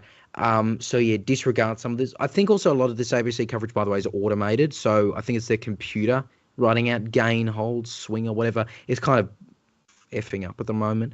So disregard some of what they say. We're giving you the bare minimum results we can really say for sure, which we think are, again, 4 LNP, 2 ALP, 1 Green gain, 1 independent hold. So that's that. Deegan as well, Leo. I just wanted to talk about that. Obviously, Brock Alexander was disendorsed a week after nominations closed. The ABC is projecting an ALP retain. The ECQ website says Jared Cassidy is on 60% of the vote. Brock Alexander has 21.2%, and Edward Nayas from the Greens has 18.72. So I don't know if we can call that, but it does look pretty good for Jared Cassidy and Labor. Safe ward, obviously, for him, and obviously going in as the Labor leader. We note, by the way, just to be clear, he is the Labor leader on council. Tracy Price, despite being the mayoral candidate, is not. A bit weird, I know. Nevertheless, I am not surprised with that there. And that early Green swing was obviously just some early results. And Brock Alexander being disendorsed didn't help the LNP at all there. You wonder what turnout will be like in the end for that ward. That'll be an interesting one to follow. And funny enough, it also covers Moreton Island as well. So if anyone... I was wondering, I looked at the map and it showed an island. I'm like, what? Yeah, Moreton Island covers Deegan as well, which is actually quite interesting. So that's another thing as well, which probably makes it hard for the candidates to get around everywhere when you've got to take, like a ferry or something to Moreton Island or something. Anyway, something like that. It's there you go. Yeah, this is just giving me an idea of what Queensland's like. I don't know, and I don't want to know, but it's always interesting finding out what it's like. I say this knowing that there's a Queenslander behind the camera who could cut my camera off at any moment. Please don't, Austin. Or could play some sound effects that, Let's not. Well, we all say as good swimmers, so you never know. You swim across to Moreton Island. Mm-hmm. 20% counted citywide for what it's worth in Brisbane. The main result, obviously, from there that we can say with definitiveness, with certainty, is that Adrian Schrinner retains the Lord Mayorship. I am not surprised by that. I don't think anyone here is. No one here predicted anything else. We still don't have much out of Ipswich West in terms of making a call. It's narrowed up, severely narrowed up, 52-48 LNP's favour. This is looking really, really close in Ipswich West. Inala, meanwhile, is an ALP retain. Surely there's some better results here. Oh, here we go. Joe Wilkinson's primary vote is down to 24.4. Jenna Schrader's is at 23.3. That is Gold Coast Division 7. So will be interesting to follow that race. Definitely looking fairly hopeful. Jenna Schrader, as we just spoke to her there, and understandable. She is in a no guarantees by any means, but she's in a pretty decent position. And if Ryan Bayldon-Lumsden doesn't make top 2, that will make things a lot more interesting, right? There's also, sorry, Leah, there's also another one, Walter Taylor. The ward of Walter Taylor in Brisbane's looking pretty close as well. The ABC has it as a Greens gain. ECQ says otherwise. Penny Wolf of the LNP is sitting at 46.8%, and Michaela Sargent of the Greens 40.05%, and Rebecca Hack from Labor is at 13.15%. So that's another seat to watch as the night rolls on. Sorry. No, absolutely. Maggie, go ahead. Oh, I was just going to mention the same thing. I wouldn't exactly be sure about a Green gain vote. The ABC has obviously been all over the place. Right now, it looks very, very close between the LNP and the Greens vote. Somewhere about 50-50. Labor have completely dropped off. They've only got 13% of the vote here. Something I also wanted to mention was that the Greens might actually overtake Labor in vote share. Currently, I believe at a ward level, Labor has 26% of the vote, Greens at 24%. This would be disastrous for Labor if they fell to third in Brisbane. Yeah, pretty horrific. And I think if we look at the Lord Mayor race, if I can just pull that one up. Yeah, depending on the booth, and he's behind now, but Jonathan Sri-Raghunathan's been at times in the night rivaling Tracy Price for second place. And of course, that's a statewide, citywide contest, so that gives you a bit of an inkling. So that's that. Yeah, that would be pretty disastrous. I wonder someone will have to look this up. What happens for Brisbane City Council if Labor and Greens both finish with the same amount of wards? Like, who becomes opposition after that? I would love to know. I think there might be a vote on it. I believe there was a vote on official opposition in the Northern Territory a while ago. Oh, I remember that. Yeah, Territory Alliance was robbed, by the way. I think the LNP and maybe the Independent could decide who the opposition is, but I'm completely unsure about that. That's my guess. It's a good guess. It's a good guess. What I'd say is, I know, because like LNP's like, oh, harm Labor by removing him as opposition, but also they'd probably start to realise that the Greens are a threat. I don't know. We are talking in serious hypotheticals at the moment. We're at that stage of the night, right? And it's only just past 9:15 in Queensland. What am I doing here?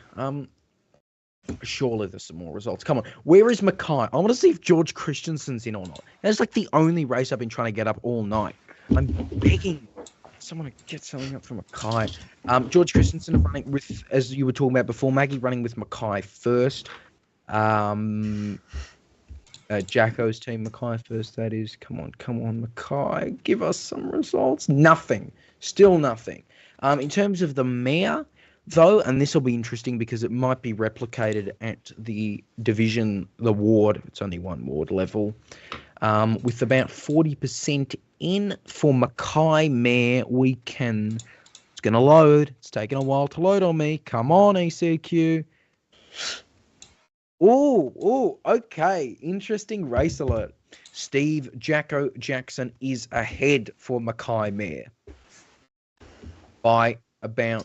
By the way, I believe Mackay has postponed their council election as well. They've postponed their council postal voting. Actually, all postal voting all council voting has been postponed in Mackay, along with a number of other council electorates or wards. Is that counting? Yes, the same in Toowoomba, and I think there's a couple of other places where they've postponed counting. From what I've heard, in Toowoomba, for example, they were counting votes for the mayor, but all the other votes were all the other ballots were being shipped away somewhere else. So I guess because of staffing issues, they've had to, not count those votes on the day and count them separately. And that's going to be a lot of conspiracy theories, I reckon. But that seems to be a trend in a few of these electorates that have had smaller staff and volunteer levels. Yeah, and I know the ECQ, we've been hearing about staffing problems. But give it a rough result, Stuart, right? If both Team Greg Williamson and Steve Jacko Jackson's Mackay first team finished with 40%, you'd think at the ward level, if something even close to that was replicated, George Christensen could definitely get in. Well, what's his polling at right now? Well, we got nothing for his polling, but we know Jacko Jackson, his leader on the ticket, is at 40%. So clearly it's not a collapse for them. Point being, that might be enough to sneak in for Christensen if it's replicated in the Division 1. Is this council level? Yeah. How many council seats are there? I think there's 9 up for grabs, something like that. It's just unsubdivided. Then he'd probably same as Toowoomba, but then you'd probably get in, I'd say. Then it's like in Toowoomba. I think we've got 9 or 10 seats, and he'll get in. So it's a common. I know he said there's no guarantee. There's obviously they're not expecting everyone on their ticket to be elected, but Christensen might have a bit of a name pool. His father's also on the ticket, by the way, Ian Christensen. It was a little fun fact. Windiest post. Sorry. Yeah, Maggie, you go ahead. I just wanted to mention when we're talking about Jacko's team, that's who George Christensen's generally affiliated with a lot of One Nation members. And I think like Greg 4 Williamson, on that ticket, his team including himself. is pretty affiliated with Labor. Yeah. Greg Williamson, of course, as we mentioned before, his team had a little collapse, but nevertheless, Steve Jacko Jackson, for what it's worth, he's not a party member, but yeah, I think it was 4 Mackay First candidates, including George Christensen, are One Nation members. That is Steve Jacko Jackson's team. Mackay First is the official name, but we're not seeing more results in there yet. Sorry, Leah. I just wanted to talk about Holland Park. That's another looks to be a pretty close race going down. Krista Adams of the LNP is on 43.32%. Shane Warren from Labor is 28.63%, and David Ford is from the Greens is on 28.5%. There, 7,600 of the vote counted in Holland Park, and another close race there. Absolutely. The ABC, for what it's worth, their count is 7 LNP, 3 ALP, 2 Greens, 1 other. So that's that. The Gabba is too early to call. No, we'll call it. Bugger them. We'll call it. I think at this point, 6 News, looking at the early results and based on gut feelings, 6 News projects the Gabba ward on Brisbane City Council is retained by the Greens. That is a Green retain. Jonathan Sri Raghunathan was obviously elected in 2020. He resigned in 2023. His replacement, Trina Massey, is elected in her own right for the first time. There you go. Greens hold the Gabba. That is what you're hearing now. No surprise there, I wouldn't think. But that definitely means there is a gain for the Greens total. They've won Paddington. They've gained Paddington. They've retained the Gabba ward. So, not looking too shabby for the Greens at the moment right now. Eeny, meeny, miny, mo. Who will I go to now? Stuart, please. The one who's not on screen. We'll go with you. I am definitely here. I'm just, I'm a ghost. Ghost because I killed you for the whole Division 7 stuff. But please go on. You'll never live that down. No. No, I know. You can never trust me again. And I make fun of Leo for his predictions. Anyway, putting that aside, we definitely have some of the figures in for Inala, and it looks to be quite interesting in terms of comparing this to the 2020 election. And of course, it's really important because Inala, again, is up for the election later this year, and it's a state election, so it's only going to be, 6-7 months in between the two. So it's definitely going to be helpful to look forward for the actual election in 2024. I mean, actual is in the big statewide one. The big thing for me is that, yes, it looks like we could see a Labor retain in Inala. It's still a massive hit. We're talking about Mark McGowan or Dan Andrew sort of hits, probably closer to Dan Andrew hit to Labor. Last time Palaszczuk won the seat on primaries alone, coming in at 67%. Right now, Labor is at 38% on primaries, so a massive hit. About 20 percentage points have been lost after Palaszczuk resigned in that seat. The Liberals are having their best performance they've had there in a while as well. The Liberals sitting at 27%. That's an increase of about 9% from last time. So this could definitely be a big blow here for Labor in Inala. Although they will retain it, they will take massive hits from all sides. The Greens up by about 4% as well. So across the board, there are definitely some massive losses for Labor in Inala, and it will make the election in 2024, and I think it's October, will make it a lot more divisive, a lot closer than it was in 2020. Yeah, absolutely. Look, a few of these races here. What we can say for certain, though, is that the Greens have got a better result than 2020 in Brisbane City Council because they have won Paddington and they've retained the Gabba. They previously had 1, This is their second ever elected representative on Brisbane City Council. Well, actually, it's the second ever war. They've had two representatives. Trina Massey was already on council after succeeding Jonathan Tree-Raganathan. But I digress. For a second. Please. We've got the first preferences out of Inala. We've finally got preferences. It's not many, but we do have preferences, and on preferences, Labor will retain on about 60% on preferences. So it's early days for preferences, sitting at about 700 votes counted, but based on preferences, it's going to come down to Labor and Liberals most likely here, what we're seeing. So yeah, what we're seeing. But again, the Greens fitting quite well in that. Right, there we go on that. That is one to follow. I really don't know what the ABC is doing here. It's bizarre. It's really bizarre. Nevertheless, 14 seats in doubt, they are saying. We'd estimate around the same. Well, eeny, meeny, miny, mo. Who off screen do I go to now? All right, Roman, what have we got in Forest Lake? Forest Lake is another close one. ABC's all over the shop. Oh, again, they have it at ALP retain, but it's only 1% the difference. Kylie Gates from the LNPs at 36.08%, and Charles Strunk from the Labor Party is at 35.71%. So really close still, and the ALP are calling it, which is really odd. 8,100 votes counted there.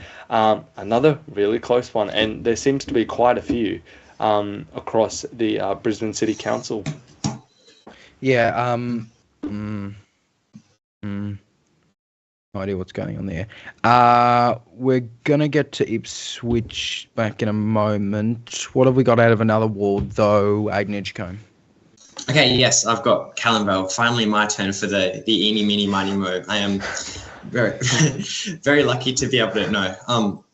So I've got Callanvale. We mentioned it briefly in the night earlier when we were talking about some of Labor's progress, because we mentioned that they were going backwards in certain seats like Wynnum Manly, but Callanvale was one of the ones in which they have had good showing in. So 4 out of 9% voting centres reporting primaries, 2 out of 9 reporting a preference count, but the Labor candidate Emily Kim is ahead on 47.3%, and the incumbent Angela Owen is in second on 40.1%. So that's a 8.2% swing against Angela Owen and a 5.3% swing to Emily Kim. So she's very close to winning it on primaries alone. But sort of the elephant in the room is the Greens. Andrea Wilden in third on 12.6%. So a 3% swing for her opposed to 2020 is good, but it's really going to be her preference flows which will have the potential to sort of influence the seat. Now, ABC's got Emily Kim for Labor ahead on 53.6, but, as we've been talking about, this been notoriously unreliable so far. So I'm not sure how much to go by off that, but the primary vote alone is quite promising for Labor in Callanvale. Emily Kim, as I mentioned, 47.3, which is not only a good swing for her, but, that is, if she can maintain that, and might I mention, 18.5% counted. So that's a pretty substantial share of the vote being counted. We'll have more come in, and we'll have more preference counts come in, because that's going to be the crucial factor on whether Labor can gain that seat or whether Angela Owen will retain for councillor since 2016, but ward before that since 2008. So she's been around a very long time and held it quite comfortably in 2016, and then had about 10% knocked off her margin in 2020, and now it looks like she might potentially be on the brink of losing it this time around. Yeah, and Callanvale was one of the top 10 races we were following tonight, and evidently it's looking like it's a good contest here. It's certainly one the ALP wanted, and there we go. The ABC results change again. Here we go again. They're now saying 7 LNP, 3 ALP, 2 Greens, 1 other. We'll say we're not going to change what's on the screen for now. But speaking of maybe changing something, we can't make a call yet. It's narrow. But again, Ipswich West. We know not Ipswich, Ipswich West. We have some interesting results out of there. Stuart Jeffrey, what have you got for us? Because at the moment, we've been stuck on LNP ahead for forever. Right. Labor is ahead, but I'll do. There's three things. I'll do primary preferences. So the first thing on primary is interesting to me is this used to be a One Nation seat back after the 1998 election, which then, of course, led the One Nation to implode and was like half their members split up with the minor parties. They had previously held their seat. They're being beaten by legalised cannabis pretty handily. Well, 15.34% to 10.79%. So legalised cannabis coming in third, One Nation coming in last. Again, legalised cannabis here, pretty much a newcomer because they ran in 2020, but they've definitely increased their lead since then. In 2020, I'm looking at the figures now, they've got 4.54%. So they're going to triple their vote in Ipswich West. And the second thing we've got then is Labor is coming ahead, 38.95% on primaries, with the Liberals at 34.92% on primaries, but we also have preferences in. And preferences, there are 99 votes difference. So Labor is winning on preferences by 99 votes. So Labor is winning the primaries, but more preferences are going to Liberals than to Labor. All I'm hearing is it's stupidly close. Because remember, One Nation won't. It's important to remember that One Nation won't necessarily vote for LNPs. It's a common misconception that One Nation will vote with the LNP, but that's not always the case. Remember, Mark Latham is a thing. Often, Labor supporters can vote. One Nation supporters can vote for Labor, so you cannot write off One Nation as being purely a right-wing vote. When again, Mark Latham is proof that they not always are. There's a One Nation Labor pipeline. Something else interesting out of Sunshine Coast in the mayoral race, Rosanna Natoli, independent candidate, former Channel 7 presenter. She is ahead on primary. She's got 26.5. The next is at 25, though. Then it's 18, then 17, then 8, then 4.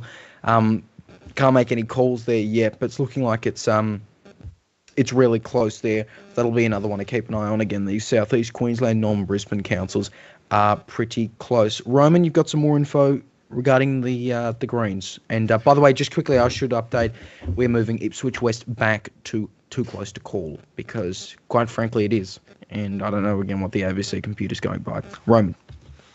Yep. I've got some Greens news. So right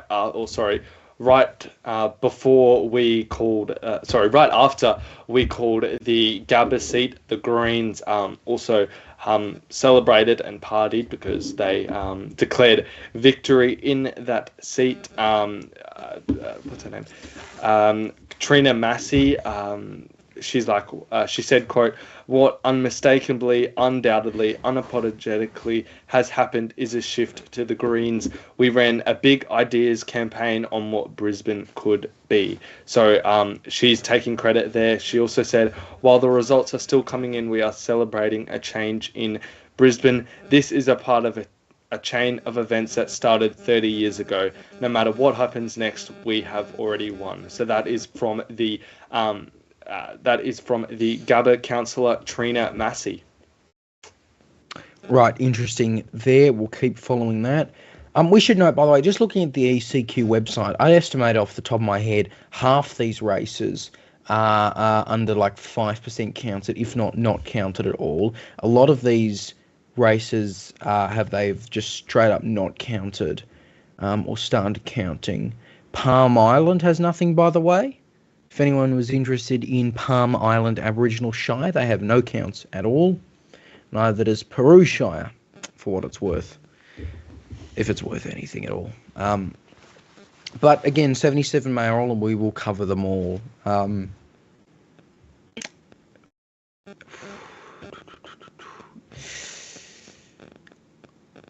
All right, Sorry, let's see. Leah. No, go ahead, please. Save I've me. also got some more on the Greens claiming Walter Taylor. So that correction from the ABC, they've claimed that seat. So that's interesting. Despite that sizable margin they had, a party saying to the Courier Mail, a party organizer said, quote, all the bad booths were in, and despite that, candidate Michaelia Sargent was on 38% of the primary and about 50% two-party preferred, so just trailing the LNP incumbent Penny Wolf, which is really interesting. She also said, quote, this feels really good. Quote, we had to dig deep. You've all done so well.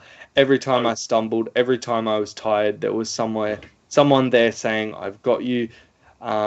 This is our victory. This will make my community so much better. So a very happy night for her supporters and her family in the in the ward of Walter Taylor. Yeah, and I think we will make that call now as well. 6 News can project the Greens will win Walter Taylor ward. That is a gain for them, their second gain of the night and their third total seat. Michaelia Sargent gaining that seat there. And again, another reason why you should avoid the ABC's website for this coverage. You look at the ABC right now, they say LNP retain with a 90% two-party preferred vote. So ignore whatever that computer's saying. The Greens have gained Walter Taylor. Even after the Greens have called it themselves, which is really weird, and why someone hasn't, if you said, like you said before, a robot has just put that in LNP. I have no idea what they're doing there. I have no idea. But if you watch the 6 News supercomputer, we're fine. All right, so that's Michaelia Sargent. That's a Greens gain in Walter Taylor there.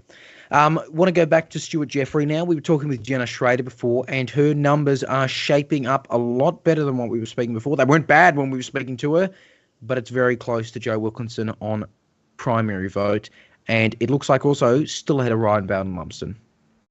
Exactly. When we spoke to her, it was about 1.5% difference. It's now 0.5% difference. She's catching up. Currently, the figures we've got, she's at 23.91%. And Joe Wilkinson is at 24.46%. So about 0.5% difference there. Ryan Bayldon is sitting at 20.54%. So he's dropping behind.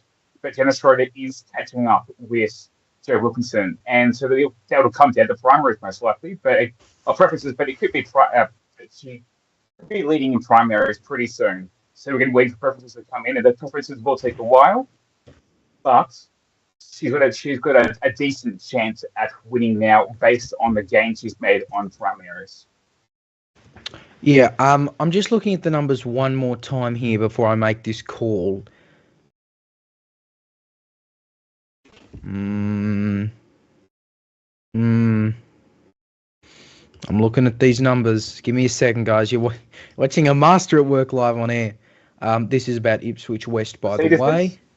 Ipswich West. You know what? Bugger it. 6 News projects the LNP gain Ipswich West from Labor in the by-election. Darren Zano will beat the ALP in that seat. We are basing that off the figures we get now. And I'm also quoting Dr. Kevin Bonham, election analyst, and apparently the preference flow to Labor from legalised cannabis is very poor. So Ipswich West by-election, the LNP gained that from the ALP. That is huge. That's woken me up, guys. There we go. That is really not good. More liberals than Labor? What was that? We're saying? That legalised cannabis went more for the Liberals than it did for Labor. Not necessarily more, but not enough for Labor. The preference flow was just not enough. But then the question comes in, how does One Nation play into this? That's the question everyone's going to be asking. How does One Nation fit into it? Because One Nation, the legalised cannabis, are the only minor parties running in that seat. So the question then becomes, how much are they going to play into it? Keeping in mind that in 2020, we were sitting at 7 candidates or parties running, only 4 now. So a lot of parties are going to be trying to get in and capitalize on this now as they can in 2024 in October, because now they know there's a real chance of minor parties doing quite well in the seat. Again, legalised cannabis sitting at 15% on primaries. And chances are that One Nation preferences might go to legalised cannabis as well. That's unlikely, but we can see some preference flow there as well. We have in the past seen One Nation work with the legalised cannabis but that depends. Legalised cannabis kind of shift between being more left wing or more right wing, depending on what state you're in. It's a bit more decentralized from what I've seen, but it definitely is going to be good to see for minor parties in that seat. Both One Nation and One Nation will be happy with it. The legalised candidates will be very, very happy, and the Greens might end up rerunning again when we hit the election next time in October. Yeah, that is really huge there. What are your thoughts, by the way? Let us know in the live chat right now. But that is a massive, massive call we are making. It's been a while, hey, since we've seen an incumbent government lose a by-election, hasn't it? Well, we're talking about a state level. Nevertheless, state level, yeah. This is more than significant. Level, yes. This will obviously be one for the LNP to be really struggling to retain, maybe, or they could have an even better result in the state election in October. But that is our prediction. That is our official call. If we're wrong on this, and I know the ABC hasn't called it, if we're wrong on this, I own up to it, all right? Maggie Perry's not at fault, but I am, right? Maybe that'll even up for Stuart's little disaster. But I'm confident about that. And, yeah. Well, I want to raise it at the start. I said that my predictions were that we would see Liberals gaining seats on the outside of the Greater Brisbane area, and the Greens gaining seats in the inner Brisbane area, and that's what we're seeing right here. With Inala getting Liberals and getting Greens gained in the inner city. It is bad news for Labor for the state election coming up. Right. How many Greens do we have called for the We have 3 called for them, which is, as it stands, more than Labor, although I believe that means nothing at the moment. It's too, it means nothing. Ignore that they're ahead of Labor at the moment. But 3 is what we can safely say for them. But yeah. Huge Ipswich West. Roman, what do you reckon the consequences of this are going to be for Stephen Miles? No one's talking about leadership or anything, but for them to lose that and it's pretty massive. Come close to, not come close, but still within a few percentage points lose Inala. Yeah, just days ago he said they were expecting swings away. They weren't saying we were expecting the other party to gain that seat off us. So I think Peter Miles, I think Stephen Miles was blindsided here, and truly I don't think he really saw what was coming, and the LNP just grabbed at the chance and snatched it, and David Crisafulli and his team would be licking their lips right now thinking, like, we can't wait for October. They're going to campaign hard, and at this stage, it's looking really good for the LNP. And obviously, polling released just days ago showing them ahead. Every single seat counts, and these ones where the LNP has gained it off the government is quite damaging. So yeah, it's going to be really interesting come October and the build up in this campaign. And like, you know, alarm bells must be ringing at this point. 100%. In terms of, but not just that, in terms of more specifically the crime issue, right? Crime was a huge factor in both of these by-elections as the LNP was targeting it. Obviously, we know the horrible, what happened to that grandmother in Ipswich a couple of weeks ago. There may have been a few voters who had been thinking of that. Obviously, we're not trying to use that politically here, but you get the idea. You know, it is a significant issue locally and around the state. Crime, we always knew it was going to play into the state election. These by-elections have just been a bit helpful for Labor, for the LNP. But 100%. Sorry, these Leah. kind of swings, and it won't be, you know, near 20% swings in all these seats come October. I promise you that. But if they can lose Ipswich West on 14, which ABC describes as very safe, and if they can come within 5-ish% of losing Inala, the Premier's seat, the former Premier's seat, that's held problems. by the and Premier. We know there was that news poll as well Henry the other day that Palaszczuk, pointed even more problems at them. David Crisafulli, this is in terms of his time as LNP leader, best night of his time. Best night of his time as LNP leader at the moment. Absolutely, and I think, and I think Labor, they needed that fresh start from Anastasia Palaszczuk resigning. Okay, we've got a new leader, months out from the October election. It's sort of worked, but now I reckon it's like one step forward, two steps back, especially tonight when you just said a very safe Labor seat is lost at the hands of the LNP, and really it's like that would not be good enough for Stephen Miles, and he'll be watching that and he'll be like, yeah, well, and those massive issues and those massive areas, youth crime, for example, Townsville, those seats around there, that is going to be huge. That's going to be so interesting to watch how that all plays out. And it's, October can't come soon enough, I reckon, for the LNP. But in saying that, he will have to work hard. Christopher Lee will have to, even Miles as well, they'll have to work extremely hard. Like, it's neck and neck at the moment. Yeah, by the way, I just note the ABC called the Gap ward, but we won't, because the results in the Gap ward, they are saying it's 86-14 LNP 2PP. It's also, again, broken because the Greens are having a great result. That's the thing. The Greens are going fantastically here in terms of what they were expecting. However, it's tight. LNP's got 49% primary alone. Greens have 31.8. Labor's 19.2. No one make any calls yet. No one make a call. But yeah, ignore the ABC computer, guys. It's wrong. It's wrong. I cannot stress that enough. Everyone at home, our own team, ignore the ABC computer here. I don't know what it's doing tonight. Just not very good. I have some results from the Sunshine Coast mayoral position.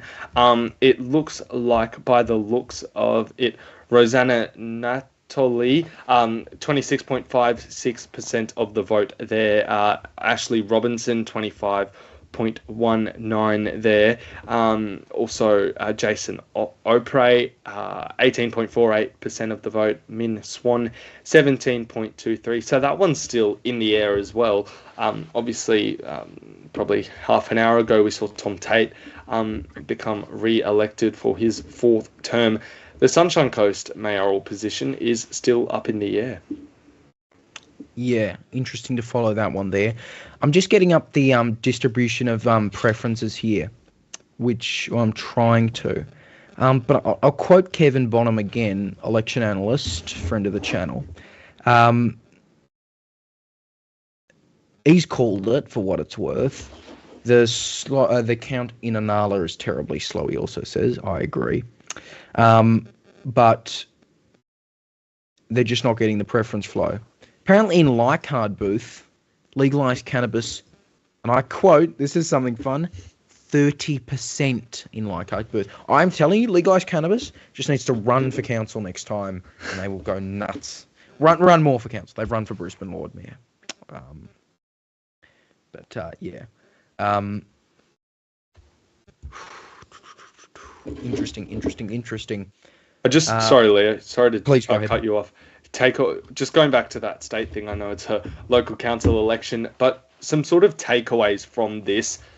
I know we've sort of been over it, but I reckon we could go a lot more into it, just as we sort of wait for results. Some takeaways for Miles and some takeaways for Christopher Lee. Like, you've got to be on your toes, especially when you've got a very safe Labor seat that, goes the other way, right? Absolutely. Aidan, I believe you've got some more results. Just updated just now. So 28.4% of the vote counted. Adam Allan is the LNP incumbent. He's currently leading the primaries on 43%. Labor in second with 36.1%, but the Greens are in third with 20.9%. So the ABC, projecting that the two-party preferred is 50.9 to 49.1 in Labor's favour. So although the LNP candidate is ahead on first preference votes, the preference flows from the Greens are likely to suit Labor very, very nicely here. Now, to the extent in which this occurs will be quite interesting given the optional preferential voting, but the very, very fresh results, and it is showing that Northgate is a seat that Labor have a very strong chance of picking up here. Swing of 3.8% against LNP, which has been picked up almost at all 4% by the Greens, so very slight 0.2% swing against Labor. So pretty much the LNP has lost votes and the Greens have picked them up. But whether the Greens preference them back to Labor enough to get them over the line is another story, but that's going to be one to follow quite closely. It was a very marginal seat, only 1.9% margin currently, but now it looks like Labor may potentially, not calling it, but potentially have enough to knock the LNP off. Yeah, really interesting to follow. Hey, I just realised, because I've been so caught up in this terrible election, I forgot there were like a bunch of footy games on. Roman, let's go through them together. Let's ignore Essendon and Hawthorn. Giants. What happened at the end of that? I actually did not see what happened there. It doesn't matter. Did you guys lose? Doesn't matter, Roman. You're fired if you speak more on it. Gold Coast beat Adelaide by 6 points. St Kilda lose to Geelong. It was 38. It was 38. No, it was like 36-8 at halftime. To the Gold Coast. Just nearly sold that. Who else? This is sorry, Aiden. You can, you're fake footy. You can do whatever you want. New show. Now. No, forget about it. Okay. I'm sorry. Don't provide NRL scores. I've just got some comments from the deputy opposition leader, deputy LNP opposition leader Jared Blige. And just to be clear, by the way, just so there's no confusion, we are talking about state level, by the way. We're going back to state, but go ahead. Yes. Yeah. Queensland, Jared Blige said a strong message had been sent to Stephen Miles. He also said the LNP candidate Trang Yang, Trang has taken what was one of the most safest seats in Labor to what is likely going to be a marginal seat within a swing of election winning status in October. Jeez. He's probably right about that if you look at the swing. Just to be clear, by the way, he's talking about Inala. He said anything about Ipswich West there? I was about to go on to that, but yeah, it looked like from the photos that Stephen Miles is having a good time in Inala. Cameron Dick, the deputy premier, where is it? Yes, he isn't publicly declaring the vote. He says it's, quote, too close to call, but Labor insiders are, they're not looking great tonight, especially, they lose Labor heartland in the form of Ipswich West, and they get backlash from Anastasia Palaszczuk's former seat in Inala, and it's turned into a marginal seat. I would not be surprised if Tran Yang runs again in October. Agreed. She's taken a massive chunk out of that swing. Correct. She's got the name recognition now. She's got her face out there. They can reuse corflets. 100%, and it's only a couple of months away, so it'll be fresh on voters' minds. So that would be the only smart thing to do for the LNP. Absolutely. Interesting to follow there. Still a lot that we're trying to follow here, but some interesting results.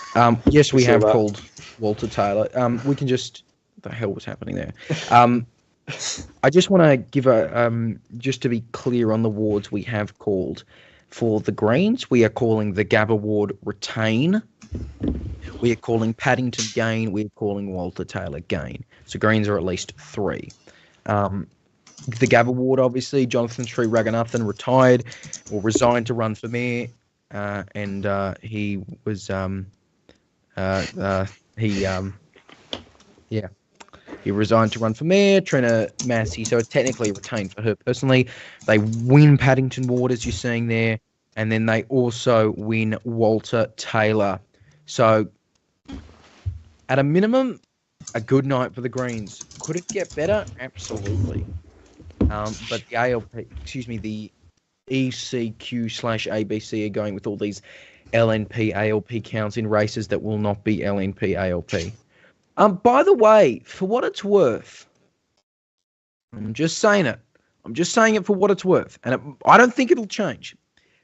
The ALP has moved Inala back to likely from called for Labor. Do you mean the ABC? Yeah, Has AB. moved it. Thank you. That's ABC. right. So,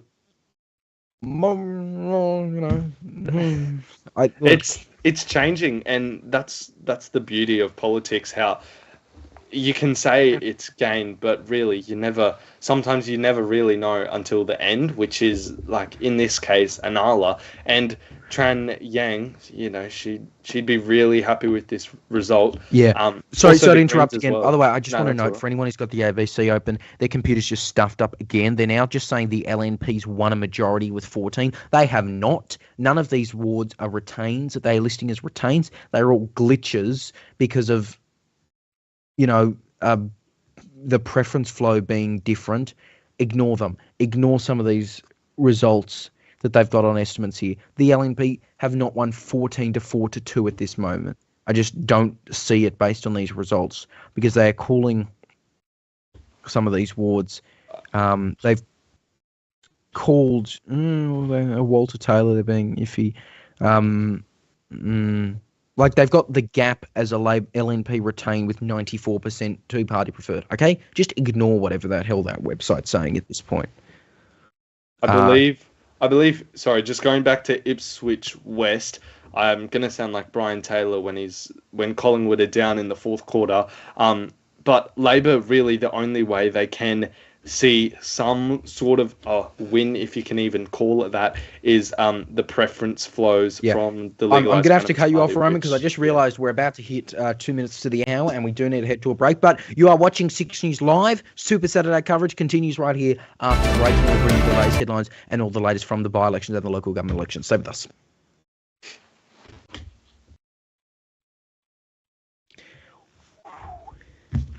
This is Election Super Saturday.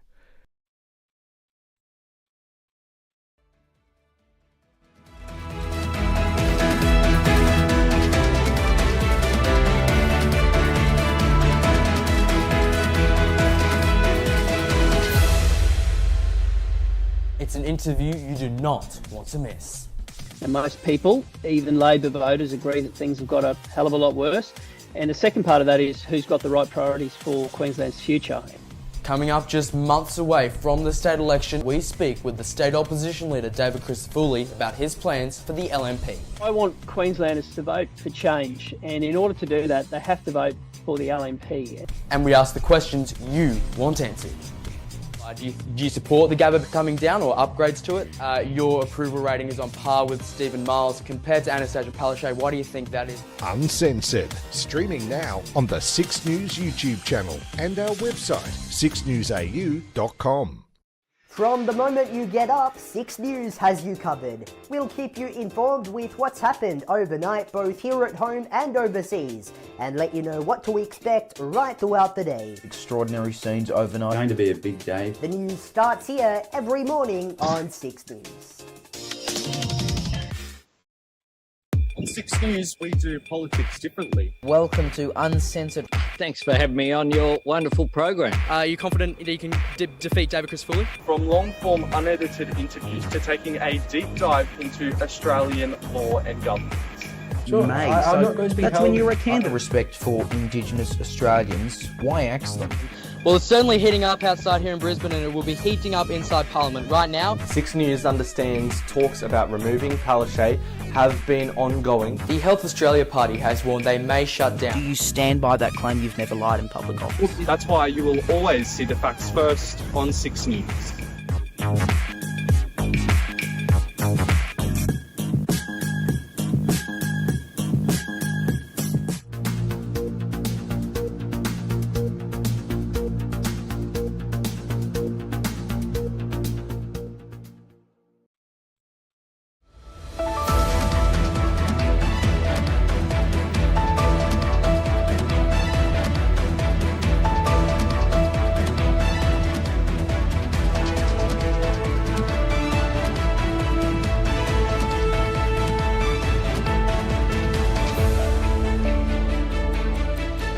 Live on 6 News.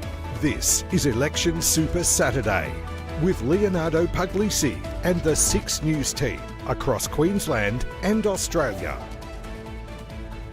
And you are watching 6 News Live as we continue our coverage of Super Saturday right across Queensland.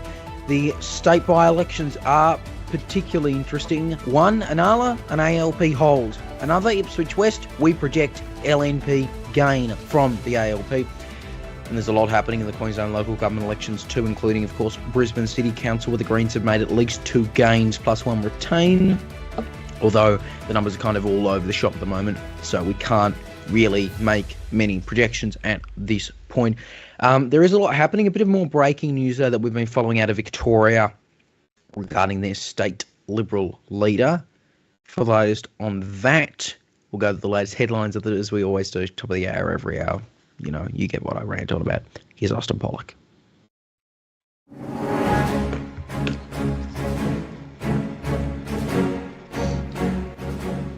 Leo, thank you. We'll get back to the Queensland elections in a moment, but to breaking news now. And 6 News has learnt discussions are taking place right now about a potential leadership spill against Victorian Liberal leader John Pesciuto within days. 6 News has also now learnt the following MPs are in consideration for leader and deputy leader: Sam Groth, Brad Batten, Brad Roswell and Jane Wilson. Some of them have only been in Parliament since the 2022 state election. Today, senior Liberal sources have told 6 News that Pesciuto being spilled is now a done conclusion, emphasising it's a matter of when, not if, he is challenged. Some Pesciuto supporters also believe he'll soon be dumped and are now preparing for the inevitable. The Herald Sun also reported this morning Liberal MPs were last night planning to hit the phones over the weekend to determine if a challenge would succeed, with the motion to oust Pesciuto possible when the party room meets on Tuesday. It comes after reports in The Age that several Liberal MPs are considering defecting to the Nationals. An electric car on display at Liverpool Westfield in Sydney has suddenly reversed into a Myer shopfront. 2 people were injured when the BYD electric car reversed from its place on a stand. Several loud bangs were heard following that, with smoke filling the store. A man in his 50s was treated for minor head injuries, and another man in his 30s was treated for chest injuries. They were taken to hospital in a stable condition. Well, to more election news now. There's just a week to go until Tasmania's state election, as Australia's last Liberal Premier, Jeremy Rockliff, looks to stay in power. Now, a minority government is looking more than possible, with several parties aiming to be big players after Saturday's vote. Election analyst Kevin Bonham spoke to 6 News. Yeah, 4 would be a good result for them. I think if they were offered 4, they'd take it gladly. Beyond 4 might be possible, but they're all pretty difficult beyond 4. There's no certainty that they'll even gain seats at all, although there's a decent chance that they'll pick up at least 1, maybe 2. Their vote has just dropped off a lot outside of the south of the state. They're not doing as well in Lyons, Bass and Braddon as they used to. So far, we're not getting what we've often got in the past, which is that I will govern in majority or not at all. Last election, we had Peter Gutwin saying, I'll resign if I don't get a majority, and he only just got a majority by about 2% in the last seat.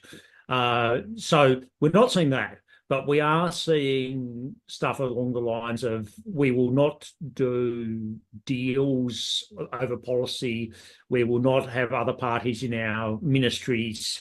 Both parties are leaving the door open to some sort of confidence and supply arrangement with a crossbench, perhaps to minimal sorts of deals, at least in the case of the Liberals.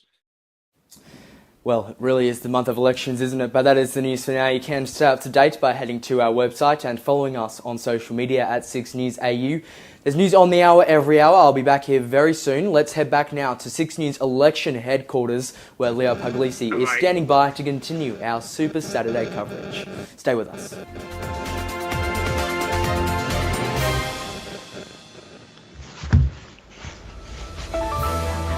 This is Election Super Saturday.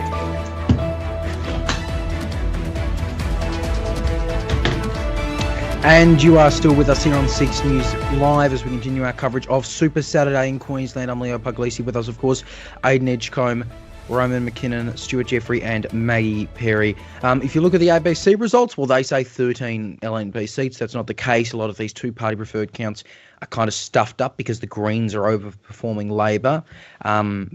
Yeah, that's that, right? What more do I say? That is kind of what they're doing here. With us is, of course, Maggie Perry. You've been following the results, Maggie, all night. I want to start, though, with the two by-elections.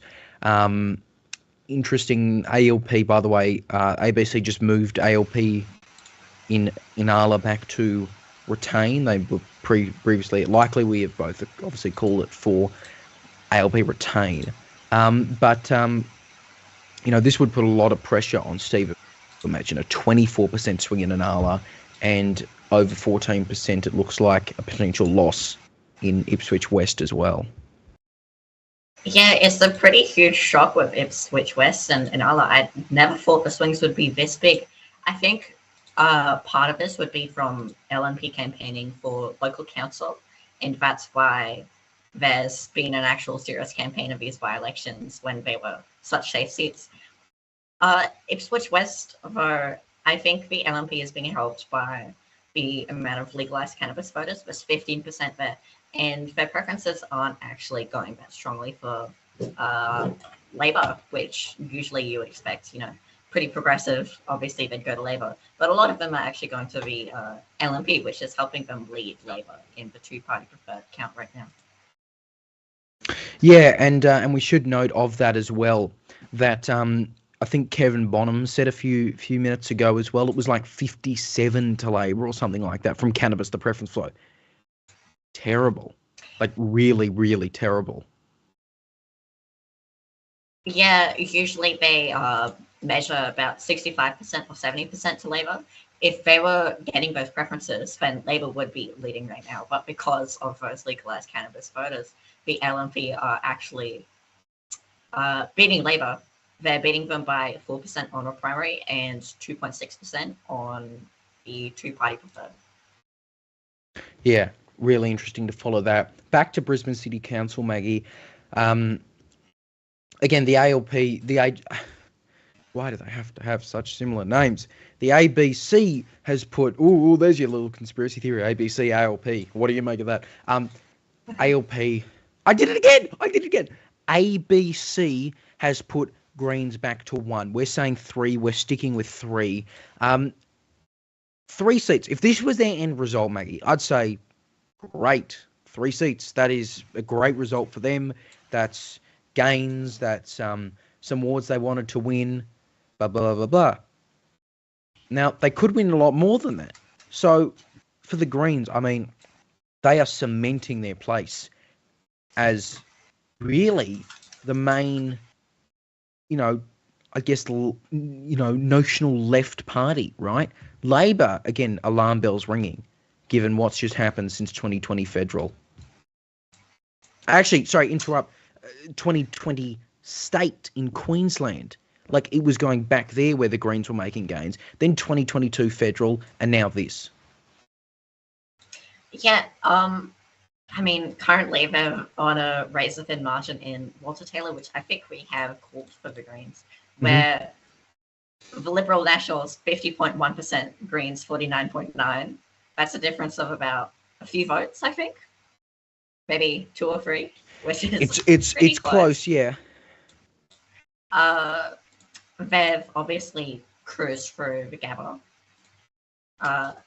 but I feel like, I was talking them up earlier, but I think they may have underperformed. I kind of expected them to do a bit better. They've only managed to cling on to 2 seats, definitely, and 1 probably, and I don't think they look set anywhere else, maybe Holland Park, to be able to pick up anything.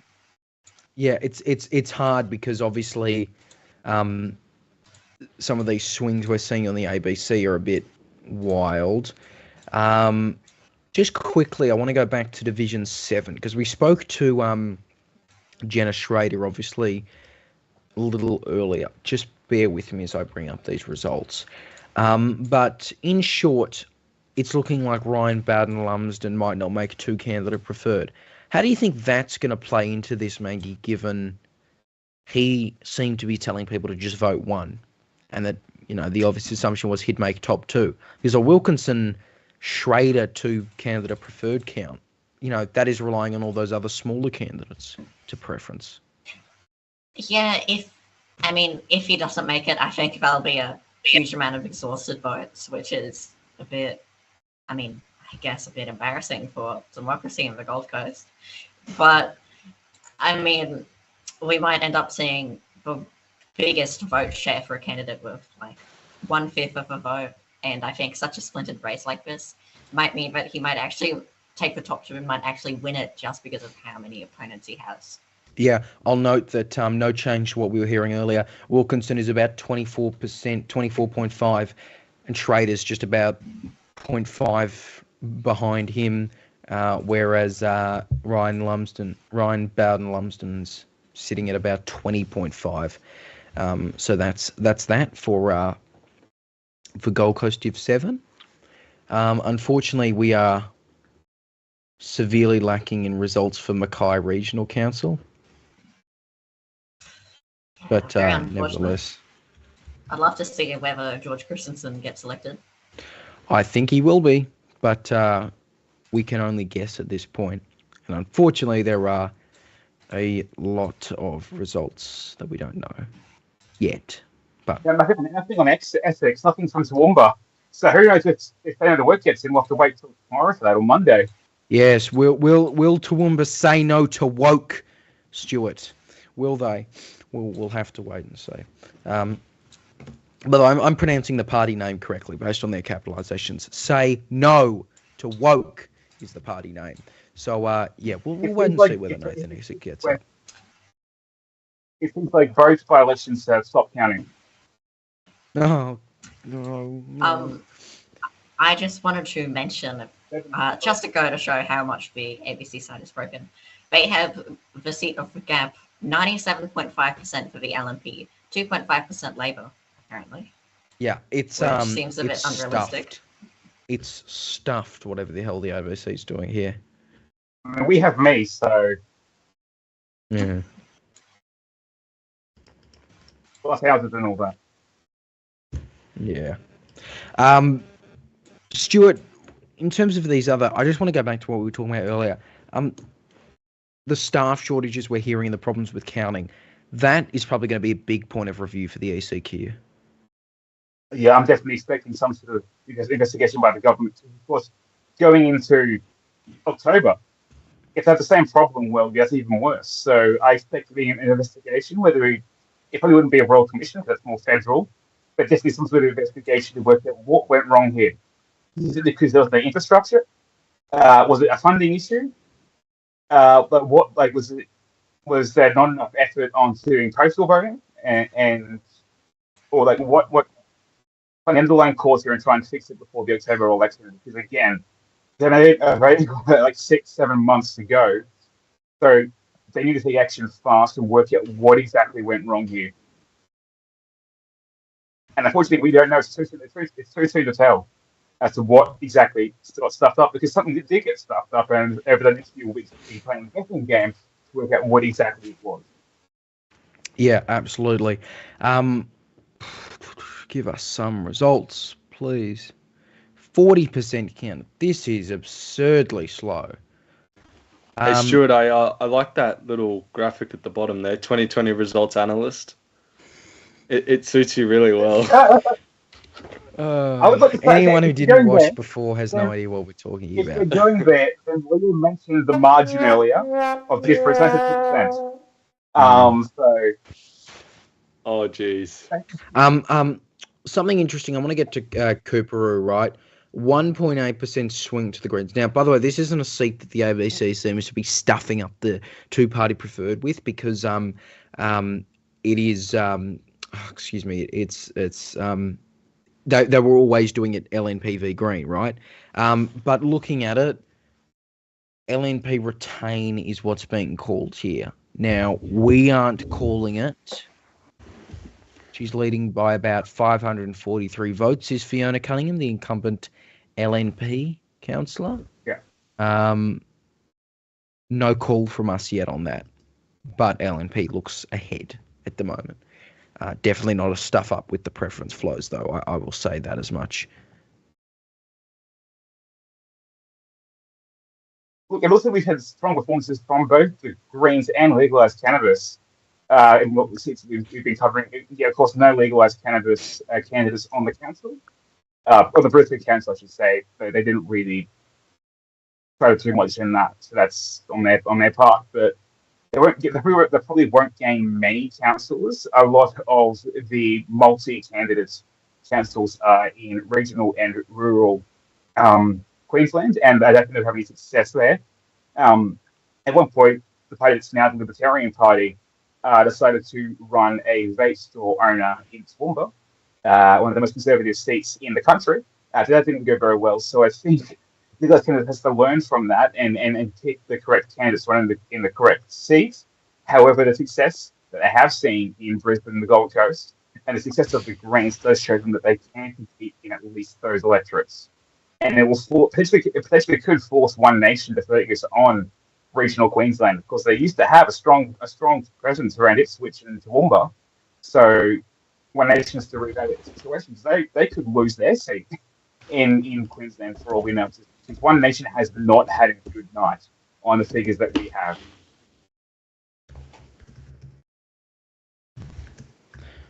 Yeah, absolutely. Give us some results, people. Let us know, by the way, if you're seeing something in the chat. I've just got Cullen Vale for you. I'll quickly go, but I'm just looking at this again. The gap ward, 95.8. What is the ABC doing? Roman, you got some more results out of BCC. Yeah, I've got some for Callum Vale. Emily Kim from Labor is sitting at 46.83%. She's challenging Angela Owen, who's at 42.7%. So that's a Labor LNP there. Almost 12,000 of the votes counted, and then Andrea Wilden is on 10.47% there. I believe the ABC have it at ALP likely. Obviously, we're not going off that at all anymore because it's turned to rubbish, so we can't go off that. But that's another seat that I don't reckon we'll have a result for quite some time. I don't think we'll see a result probably tonight even. Like even some of these seats. No, how much longer will this horrible thing take? Let us go. We're going into the morning. Callum Vale, they won it last time with 14.2% of the vote margin. They're currently down. They're currently losing to Labor. It'll be a Liberal Labor fight, and the Greens are swinging towards Labor. So the LNP should be looking at losing Callum Vale based on these figures. So no projection yet, Stuart. Because that was a safe seat. So we could see that. Yeah. That is pretty interesting. Interesting, by the way, speaking of interesting, ABC, I don't think it's their preference stuff effing up. They've moved Paddington from Green Gain to Green Ahead. I am still going to say Green Gain at this point. They've claimed it already. The Greens have already celebrated. Yeah, and I think they'll probably be right. Margins are obviously getting tighter, but I think they'll probably be everywhere. Fine. Yeah. Yeah, absolutely. They by all accounts they should be fine there. Doing very well, almost 70% of votes after preferences in the Gabba ward. No surprise, that is the Greens ward. So they'd be very happy there. Did you expect this from the Greens, Leo? Like just kind of... Yeah, I thought they'd do decently well. We just can't tell how well because we don't have these counts, right? We don't have them, right? I just ignore some of these counts. The ones we can safely say are the ones you've been seeing on the bottom of your screen. We can confidently say those, even if the ABC won't. The LNP has not won 12 seats at this point. It's ridiculous, some of these calls. I don't know what they're doing here. And do you think it'll continue to the state election? Right now, I'm not crazy. Right now, they're saying Walter Taylor LNP ahead while simultaneously showing the Greens winning. They've confirmed it. The Greens have come out at their function and said, forget what the Greens said. We've confirmed. Walter Taylor. We've confirmed. Yeah, exactly. The Greens will win on Labour preferences. That's my best. That's my bet. Mm. They won't win on primaries, but they can win on preferences. There's no way that the Liberals, the LNP, can win on primaries. So it'll come to the preferences, and then the Greens win preferences. Has anyone heard anything about a speech from Adrian Schrinner yet, or Tracy Price? He did it late last night. Late in the night last time, apparently. Oh. So we're still hanging out for it. We're all unhappy about that. Wait for your time. Only 2 hours. Yeah. Oh, why do I do this?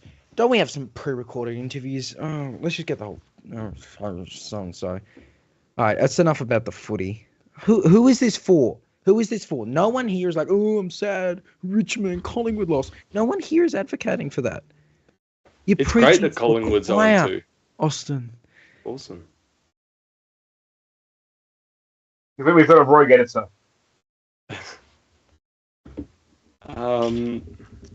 Have we checked in on the Sunshine Coast? We haven't. Too close to call the mayoral race. Way too close to call. Will undoubtedly come down to preferences. Is what I will say confidently here. Do we have any declared candidates running for that one? As in, like, party endorsed, or is it all independents or independent party candidates? I believe it is all independent. Yeah. Independent. There's no endorsed parties, I believe. Unendorsed. Surely, oh no, Ipswich Council isn't even counting tonight. What's the point of it all? That's the fun multi-member one. Oh, damn. Oh, boo. Oh, dear. Yeah, we're really... Cloncurry. We've got a Cloncurry mayor for that.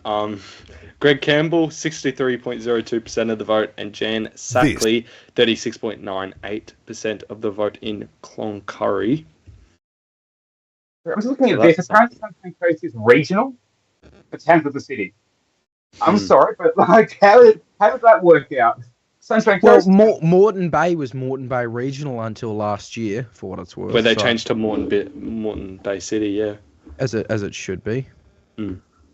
It's 500,000 people, I think, something like that. Third largest local government area. Brisbane's the largest. I'm unsure what the second one is, though. Gold Coast? Probably, yeah. I'm pretty sure it goes Brisbane, Gold Coast, then that one, then from my memory. And Kansas in there somewhere as well. Mm. But yeah, we're not even seeing... It is the Gold Coast, Stuart. How about that? All three of the largest LGAs in Australia. Brisbane, Gold Coast, Moreton Bay. There you go. Yeah, well, it's rigged. It's rigged. No jokes, please. They'll suspend us. Anyway, come on. Got to be something interesting. Come on. Have we looked at Central in a while? That's a looks like an LNP Greens race. Just trying to find any random one, really. Yeah, Vicky Howard from the LNPs at 47.48. Wendy Agdam, 36.01 from the Greens, and Ash Murray's at 16.51. So LNP Greens race there. So that's pretty interesting as well. Labor preferences would go to the Greens, so that... Of course, with optional preferential, things are a little more complicated.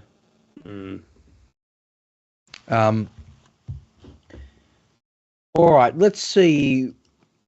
What about Hopevale Aboriginal Shire? What other results can we follow here? Come on, there's 77 of these councils. We've got to follow one, right? Right? I have some here. Torres Shire, which I mentioned earlier, the incumbent will lose that. Oh.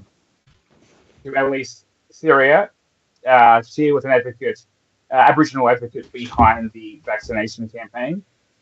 In fact, she was leading that in Torres Strait Islands. Can't speak either. Thursday Islander. So because the incumbent will probably lose that. It's a mantle seat. I don't think either of them are independent party or party declared at all. So that's another thing we could be looking at. It's often overlooked because North Queensland probably shouldn't be, but that's how the system works. There's big electorates up there. So definitely ones to look for. Cairns have a few seats. Half of them not being counted. Townsville's in a similar situation. Mackay, of course, we all know what's going on there. We've covered that several times. There's nothing happening. I'm not even sure if the Torres Strait Islanders are having their council votes counted tonight. Probably haven't been. So we're looking at the next week. Again, some of these seats only have like a fraction of the votes counted. What had had it earlier? Central Highlands had 2%. It's been interesting seeing some of this the reaction on social media, obviously from a lot of Green supporters, and it has been interesting seeing some of them. I know one of them, who is the Surf Coast Greens conveyor, he is saying on Twitter now that the strategies that the Greens used did not move any LNP, that door knocking doesn't work, that progressive politics is not popular, that the 2020 federal election was a fluke.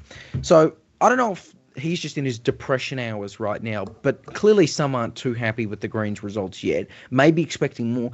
But what we can say is I think it's pretty clear that they've won 3 wards, including 2 gains. They've easily retained the Gabba ward. And really, it's not time to give up yet. And again, let me remind you that whatever the hell the ABC is saying about some of these 2-party preferred swings are just wrong. Are just totally wrong. So ignore those. Hey, we did obviously speak to Jonathan Sri Raghunathan a little earlier in the campaign, where he was discussing some of his candidacy. We won't show it all, but it was interesting in terms of what he was saying, right? Obviously, he has was a councillor. He was elected in 2016, re-elected 2020, and was obviously resigned in 2023. Now, his ward's safe, Greens, obviously, but it has been interesting really following his rise here. The best result they can hope for based on these results, obviously it's not a win, Adrian Schrinner's retained, but if they manage to beat or come really close to Tracy Price on primary vote, they wouldn't be too unhappy. Here's a bit, we won't show the full uncensored, we don't need any preamble, but here's a bit of what Jonathan Sri Raghunathan said when we spoke to him on 6 News. Jonathan Sri Raghunathan, thank you so much for joining us here on Uncensored. Thanks so much for having me. Great to have you here. So are you confident in the Greens' chances at this election, particularly given the recent elections and shifts across the country?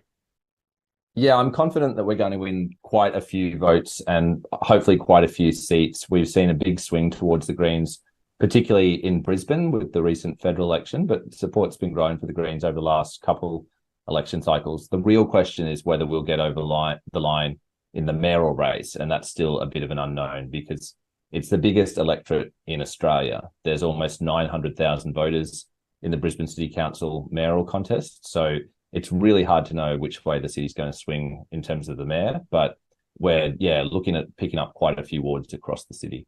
Yeah. And why should Brisbane residents trust you in charge of the 3rd largest city in the nation and one of the largest city councils and not the current Lord Mayor? I guess the first and perhaps most important point is that we're really interested in decentralizing and localizing decision-making power. That means that it's not really going to just be me running the city. It's going to be residents having more direct control over the changes and how our council budget is allocated. So we really want to experiment with different forms of participatory democracy, local community voting, and participatory budgeting so that people get a say on the issues that are important to them. We're also really pushing the idea of cheaper housing and a freeze on rent increases. And housing is such a big issue in Brisbane at the moment. I'd say far and away the most important issue to the majority of voters. And we're the only party that actually wants house prices and rents to fall. We've seen both Labor and the Liberals make some general noises around housing affordability, but they don't actually want house prices and rents to fall. And so the Greens have been talking about a vacancy levy to discourage investment properties being left empty, a freeze on rent increases, a crackdown on short-term Airbnb rental accommodation, and a range of other measures to actually make housing cheaper. But fundamentally, the biggest difference between the Greens and the major parties is how we propose to pay for things. Everyone wants better infrastructure. The Greens are saying that we want property developers to pay their fair share towards the costs of pedestrian crossings and bike lanes and public transport upgrades, whereas the major parties are essentially forcing ratepayers to fork out to pay for that infrastructure. On that note of the more participation with residents in Brisbane, can you give more specific examples of how that could work? Yeah, so during my 7 years as a city councillor representing the Gabba ward, we experimented with a range of local decision-making processes. One of those was participatory budgeting, where as a local councillor, I had control over a budget of $500,000 for park upgrades. And rather than me just making up my own mind about how that was spent and what upgrades got funded, we said to residents, what are your priorities? Which projects would you like to see happen? Residents made suggestions. We costed those suggestions and worked out how much they would be to deliver. And then we gave residents a vote. So residents had a direct vote in where the money was spent, what projects got delivered. And each year, the projects that residents voted for actually got built out on the ground. So there are basketball courts and playgrounds and bikeway upgrades that were funded in my electorate because residents voted for them. And we'd like to do the same thing at a citywide level. And Labor has ruled out doing a coalition with the Greens on council.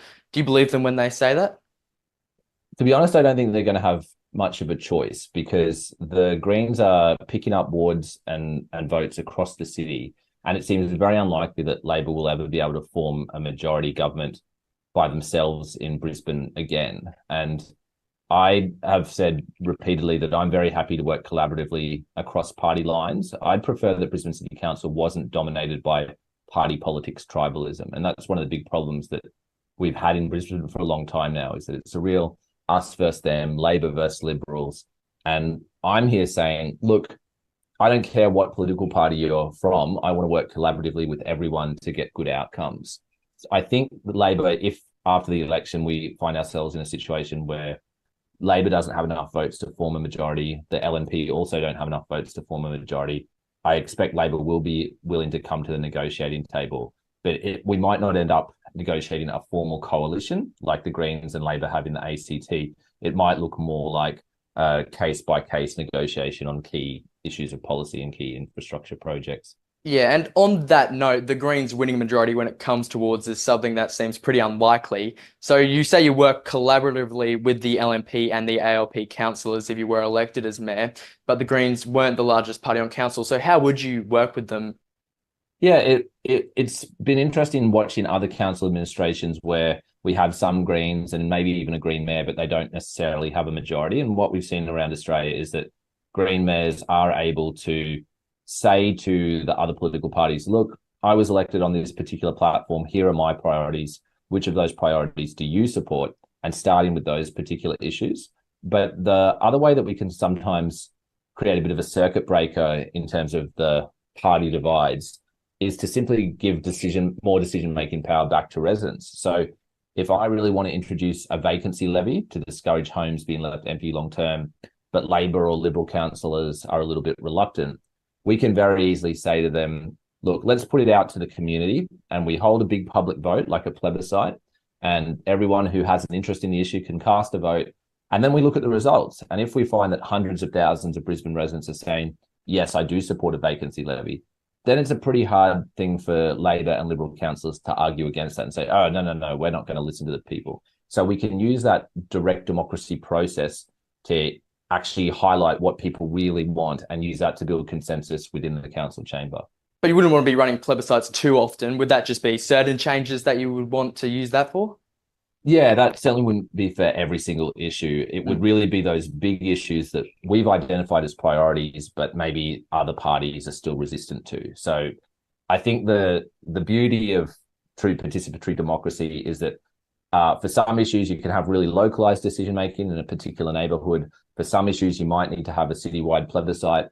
But a lot of people will self-select and only participate in the decisions that are important to them. And so if there's a particular issue of concern around bushland restoration, we say to the bush care groups, let's hold participatory democracy processes that include you guys and any other stakeholders who are interested. So participatory democracy doesn't necessarily have to mean everyone having a vote on every single issue all the time. It's about letting people self-select into the issues they care about. And the 2032 Olympics, massive issue for Brisbane right now. Of course, the Gabba redevelopment, we heard some news today that it might be all up in the air. But the 2032 Olympic Games, will you be supporting them? Honestly, it's going to come down to what the practicalities are in terms of delivery. So I've said repeatedly that I don't think Brisbane should have agreed to host the Olympics. I was the only city councillor out of all the city councillors on Brisbane City Council to oppose Brisbane putting in a bid. And I've been a consistent vocal critic of the proposal to demolish and rebuild the Gabba. And now it's looking like that Gabba proposal is about to be scrapped. But there are still broader concerns with the Olympics. For example, we want to make sure that the athlete village is reverted to public housing after the Olympics are over. It doesn't make sense. What the state government is proposing at the moment is that after the Olympics are over, that athletes village will essentially be sold off and rented out privately for profit. Similarly, we want to make sure that any other proposals for stadium upgrades or major venue upgrades are supported by sufficient public transport infrastructure. We want to ensure that there are sufficient measures in place to ensure that the Olympics doesn't lead to low-income renters being pushed out of their neighbourhoods. And we know from many Olympics that there's a persistent problem where landlords will kick out long-term tenants and convert those homes into short-term rental accommodation. And that's something that the government needs to be proactively addressing before the Olympics comes up. So there are a lot of concerns we have about the Olympics. And if every single one of those concerns can be adequately addressed, then yeah, sure, maybe I'll get behind the Olympics. But my starting position is to say there are a lot of costs and a lot of impacts that we need to address. And if the government addresses those, then we can talk further. If they aren't addressed, will you be advocating for the 2032 Olympics to be scrapped in Brisbane? Is that what you're saying? Well, I probably, as a mayor, wouldn't have unilateral power to scrap the Olympics. It would likely become a bigger state government issue because the reality is that the Queensland government cannot deliver a Brisbane Olympics without the strong logistical and symbolic support of Brisbane City Council. So we would actually have quite a lot of leverage in the situation, and it would come down to, I guess, a sometimes messy negotiation process. But realistically, for Brisbane residents, if you have a state government and a federal government that are firmly behind the Olympics and are saying, let's push ahead with the Olympics at all costs, it's actually really beneficial from a democratic perspective to have a local institution that's saying, sure, the Olympics can go ahead, but we want to make sure it meets the public interest. And taking that initial position of Olympic skepticism ensures that we can come at it from a stronger bargaining position and negotiate really good outcomes for the city. So it's honestly a little bit hard to give a very direct answer and say, will you definitely support the Olympics? Because it's going to depend how it's done and what's on the table. The Gabba redevelopment, it's going to be quite a major talking point for the next few years as we get closer to the Olympic Games. Why don't you think that should be rebuilt? It's a very old stadium. We've heard many, all the sports that played there, AFL cricket, they are concerned about the facilities. What do you think has to be done about the Gabba, one of Brisbane's central sporting locations? I guess the starting point is recognizing that it's not actually that old. It last had a big rebuild about 20 years ago. And the fact that people are already saying it's getting towards the end of its life and it needs upgrades says something more broader about the problems of major infrastructure projects. If we're spending so much money building stadiums that only last a couple of decades, we need deeper changes to the way we plan and design major infrastructure. But the Gabba in its current form does have some problems. I've heard that it doesn't have enough elevators and that disability access isn't great. There are concerns about seepage and moisture down in the change rooms at the lower levels. But the reality right now is that there are lots of priorities for infrastructure and public facilities investment in Queensland. We've got a government that's telling us they still don't have the money or the resources or the construction force, labour power to build all the public housing we need. There are shortages in terms of school classroom capacity, in terms of hospital capacity. So it's really a question of priorities. If we have all the public housing sorted and we have the hospitals and the schools and all the other public transport infrastructure we need sorted, then we can start talking about redesigning or rebuilding stadiums. But right now, the $3 billion proposal to demolish the Gabba is a waste of money, a waste of resources, and we don't really have the construction labour force to sustain that alongside all the other projects that are supposed to happen. So one of the biggest immediate concerns with the Gabba is the proposal to shut down and relocate East Brisbane State School. But even if it was possible to redesign the Gabba without impacting the state school, you would still have those serious concerns about the cost of the project and the impact to the broader economy, and those need to be seriously considered. Do you think the state government and indeed the local government, Brisbane City Council, owe an apology to Brisbane residents about this Gabba debacle? Yeah, I think a lot of people are really frustrated. I feel like they owe me an apology because I've been saying to them for a solid 3 years now that this was a terrible idea. From the moment it was proposed, I wrote to the relevant ministers and I clearly outlined a list of concerns. I even had a meeting with Stephen Miles, myself and State MP Amy McMahon, went to his office in the city and he sat down with us for about 25 minutes and we talked him through the concerns in great detail. And he nodded and he thanked us, and then he proceeded with pushing ahead with that project for the next two and a half years. And so it's really frustrating that it's taken the government this long to recognise those serious concerns from the community. And I do think they owe us an apology, not only for taking such a long time to see common sense, but for the amount of money that's already been wasted and the amount of time that's already been lost. It's a chronically mismanaged project. And I think residents are right to be concerned that whatever other stadium alternatives they now put on the table, there are legitimate concerns that they won't do a good job of listening to the community about those options either. Last thing on a more state politics questions. Would you work well with Stephen Miles, do you think, from your experience with him? We have a state election coming up in October. Would you be happy to see him re-elected? I'd much prefer to see the Greens win a bunch of seats off Labor and have significantly more negotiating power. I think Stephen Miles is certainly preferable to the LNP, a leader of the opposition, but I do think Miles has moved a long way from his progressive roots. When I first met him many years ago, he seemed to be genuinely concerned about global warming and climate change. Yet just in the last couple of days, his administration has again approved a new coal mine. And the fact that the Queensland Labor Party is still approving new coal mines in 2024, when we know how serious global warming is, shows that they are completely beholden to the mining industry and fossil fuel interests. And this is a real sticking point for the Greens in terms of our relationship with Labor, is that Labor is essentially dooming future generations to a more unstable climate, more precarious global economic situations, by refusing to act in the most basic way possible in terms of preventing new fossil fuel projects. Obviously, we have to get to the point of transitioning away from fossil fuels, to shut down existing coal mines, to stop burning fossil fuels. But these guys are still approving new fossil fuel projects, and that is just criminally negligent when you consider what the science is telling us. So I think, yeah, I have a lot of criticisms of the way Stephen Miles has operated as a deputy premier and now as a premier. They've still been very dismissive about Greens' concerns in terms of housing and renters' rights. They have an appalling track record on the environment.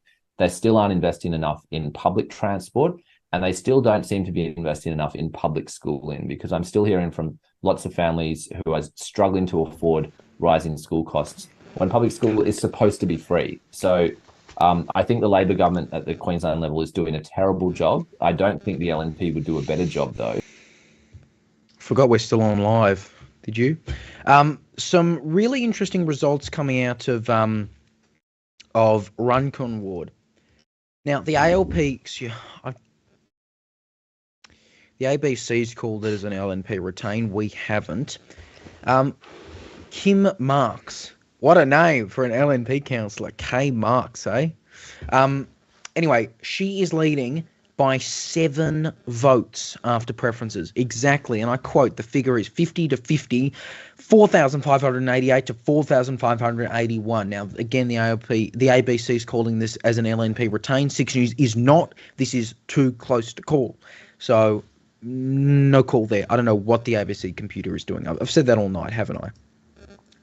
I don't understand what the ABC is doing here.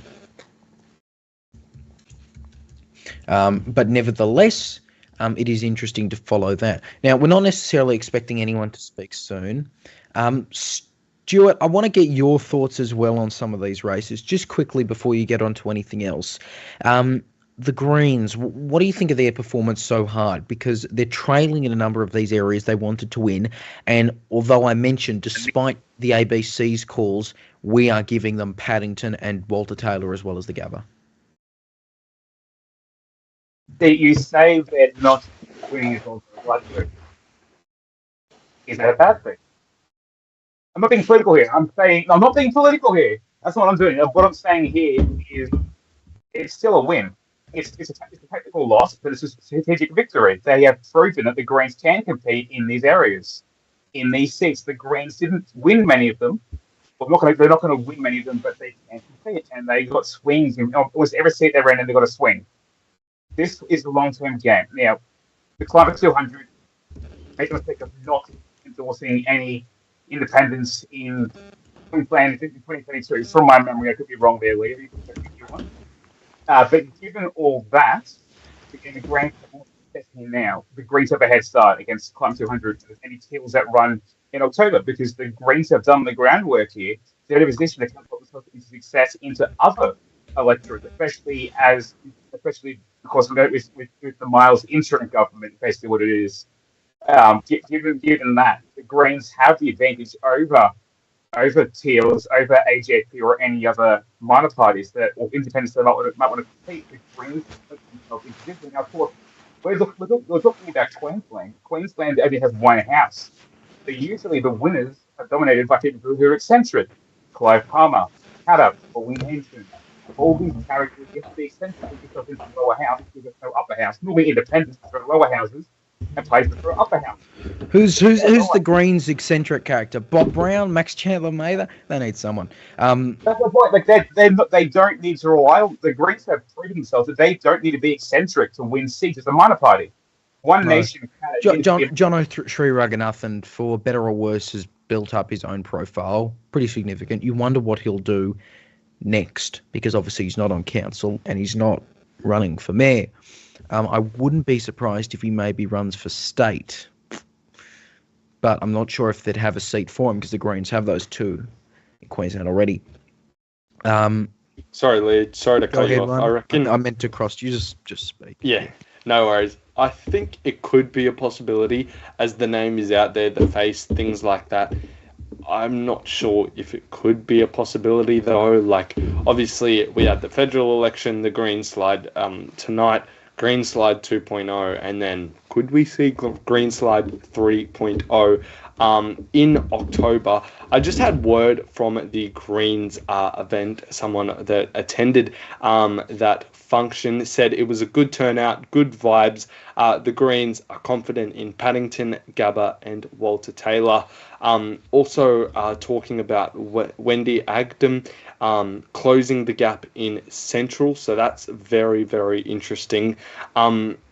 Potentially going into next week and the pre-poll votes and postal votes, just because it is very close in Central, a number of very close wards and seats that are still unconfirmed, which isn't too surprising. It's only almost 10 to 11 here, which it's 5 hours of counting, which isn't too bad, but yeah, it should be 5 a very hours of interesting coverage. night. Yeah. Yeah. Interesting there. Let's keep padding out time for the next 10 minutes. Have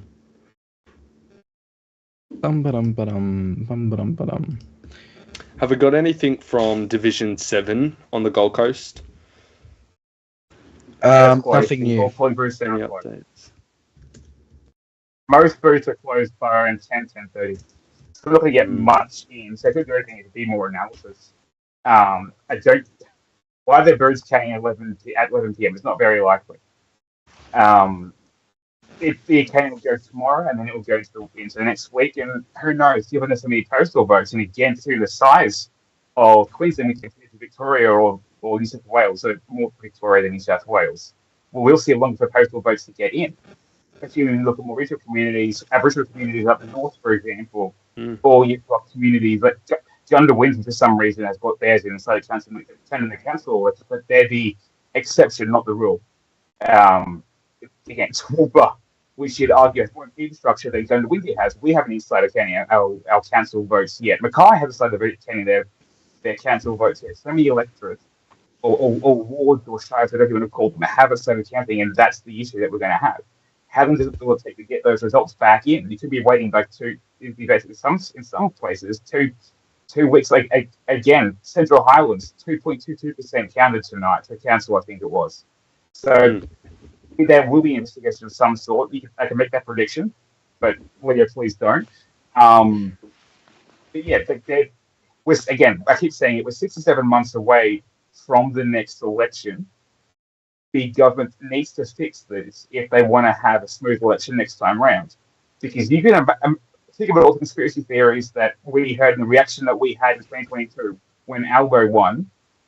If there's a delay in getting stuff counted, you're going to see more claims about rigged elections. We saw that usually it's a thing dominated by the right. It's Trump, for example. Election rigging was his thing. Well, I was complaining about it. But after the voice, even some on the left were saying there was rigging. So if the infrastructure is poor, you're going to get more people doubting the system. So unless they fix it, you're going to have more people in faith in the system. You get more and more informal votes because there's less incentives. If you want to have an active democracy, then improve the system. If you don't improve the system, people aren't going to want to vote for you. Stuart, is that on the ECQ, do you think? Yeah, it's on the ECQ. It could be government funded. That's probably a factor of it. But also the infrastructure. I was talking to you guys while we were on break then, and I said, well, you've got voters. I've spoken to several people who work in different booths in Toowoomba, and they've said they were doing 2-3 times the amount of work that they usually did, but they got paid the same. And they're also less in-person votes. There were more postal votes, but they did more work, and there was the same amount of pay. So that's an issue the government needs to address. If they want to have success in people's faith in democracy, fix the actual system. There's something going wrong here. We're not going to know what it is for the next few weeks at least, but the government needs to do an investigation here, or they risk further problems. To deal with it when you've got to go to the root cause, not the symptoms, and that's what the government needs to consider here. And I reckon it'll be bipartisan. I mean, it will. It's unicameral. Labour will get it through no matter what. But I reckon you would see the LNP and Labour agreeing on this. So there needs to be some sort of change, some sort of investigation. Now, how that functions could be a difference between the two of them. But the fact remains that there needs to be change in Queensland, real change for this to work.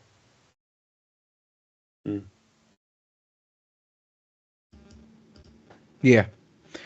Look, really interesting to keep following these results. We'll obviously wrap up our coverage in a few minutes, and then we'll get latest headlines of the hour. Obviously, we will definitely do that.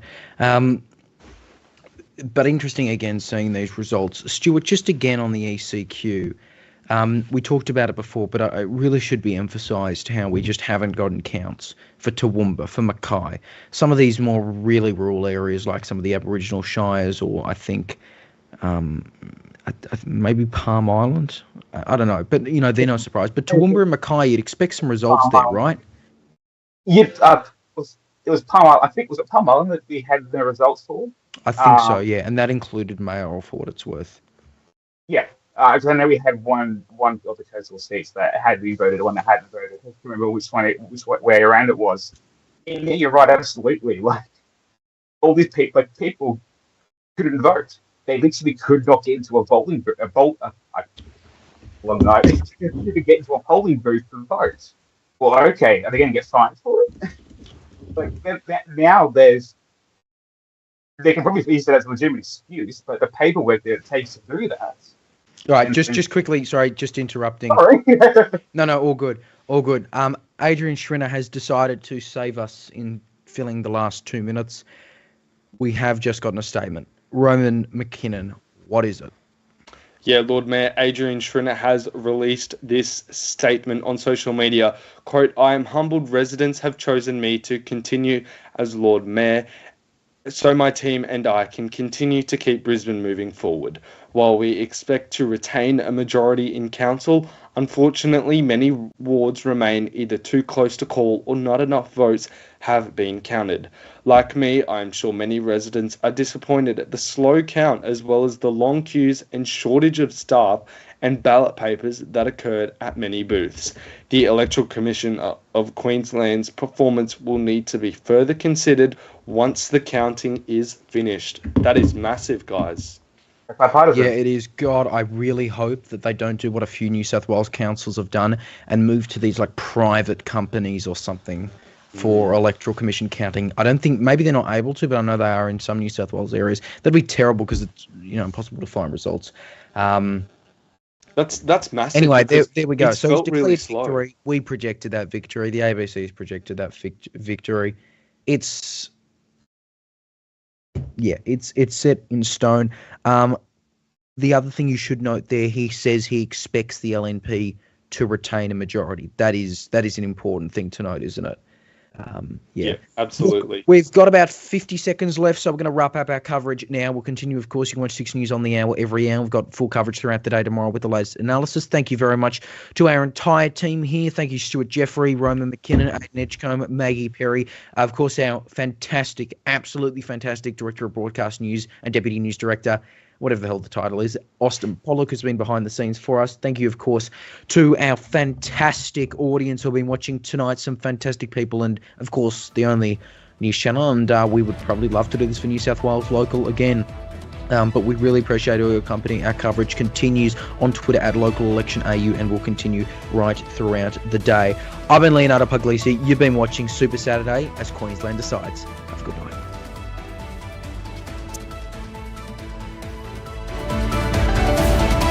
This is Election Super Saturday.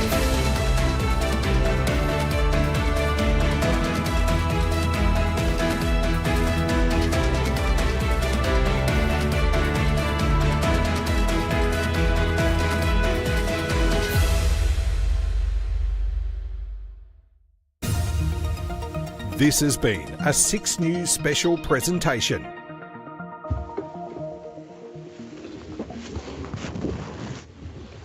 It's an interview you do not want to miss.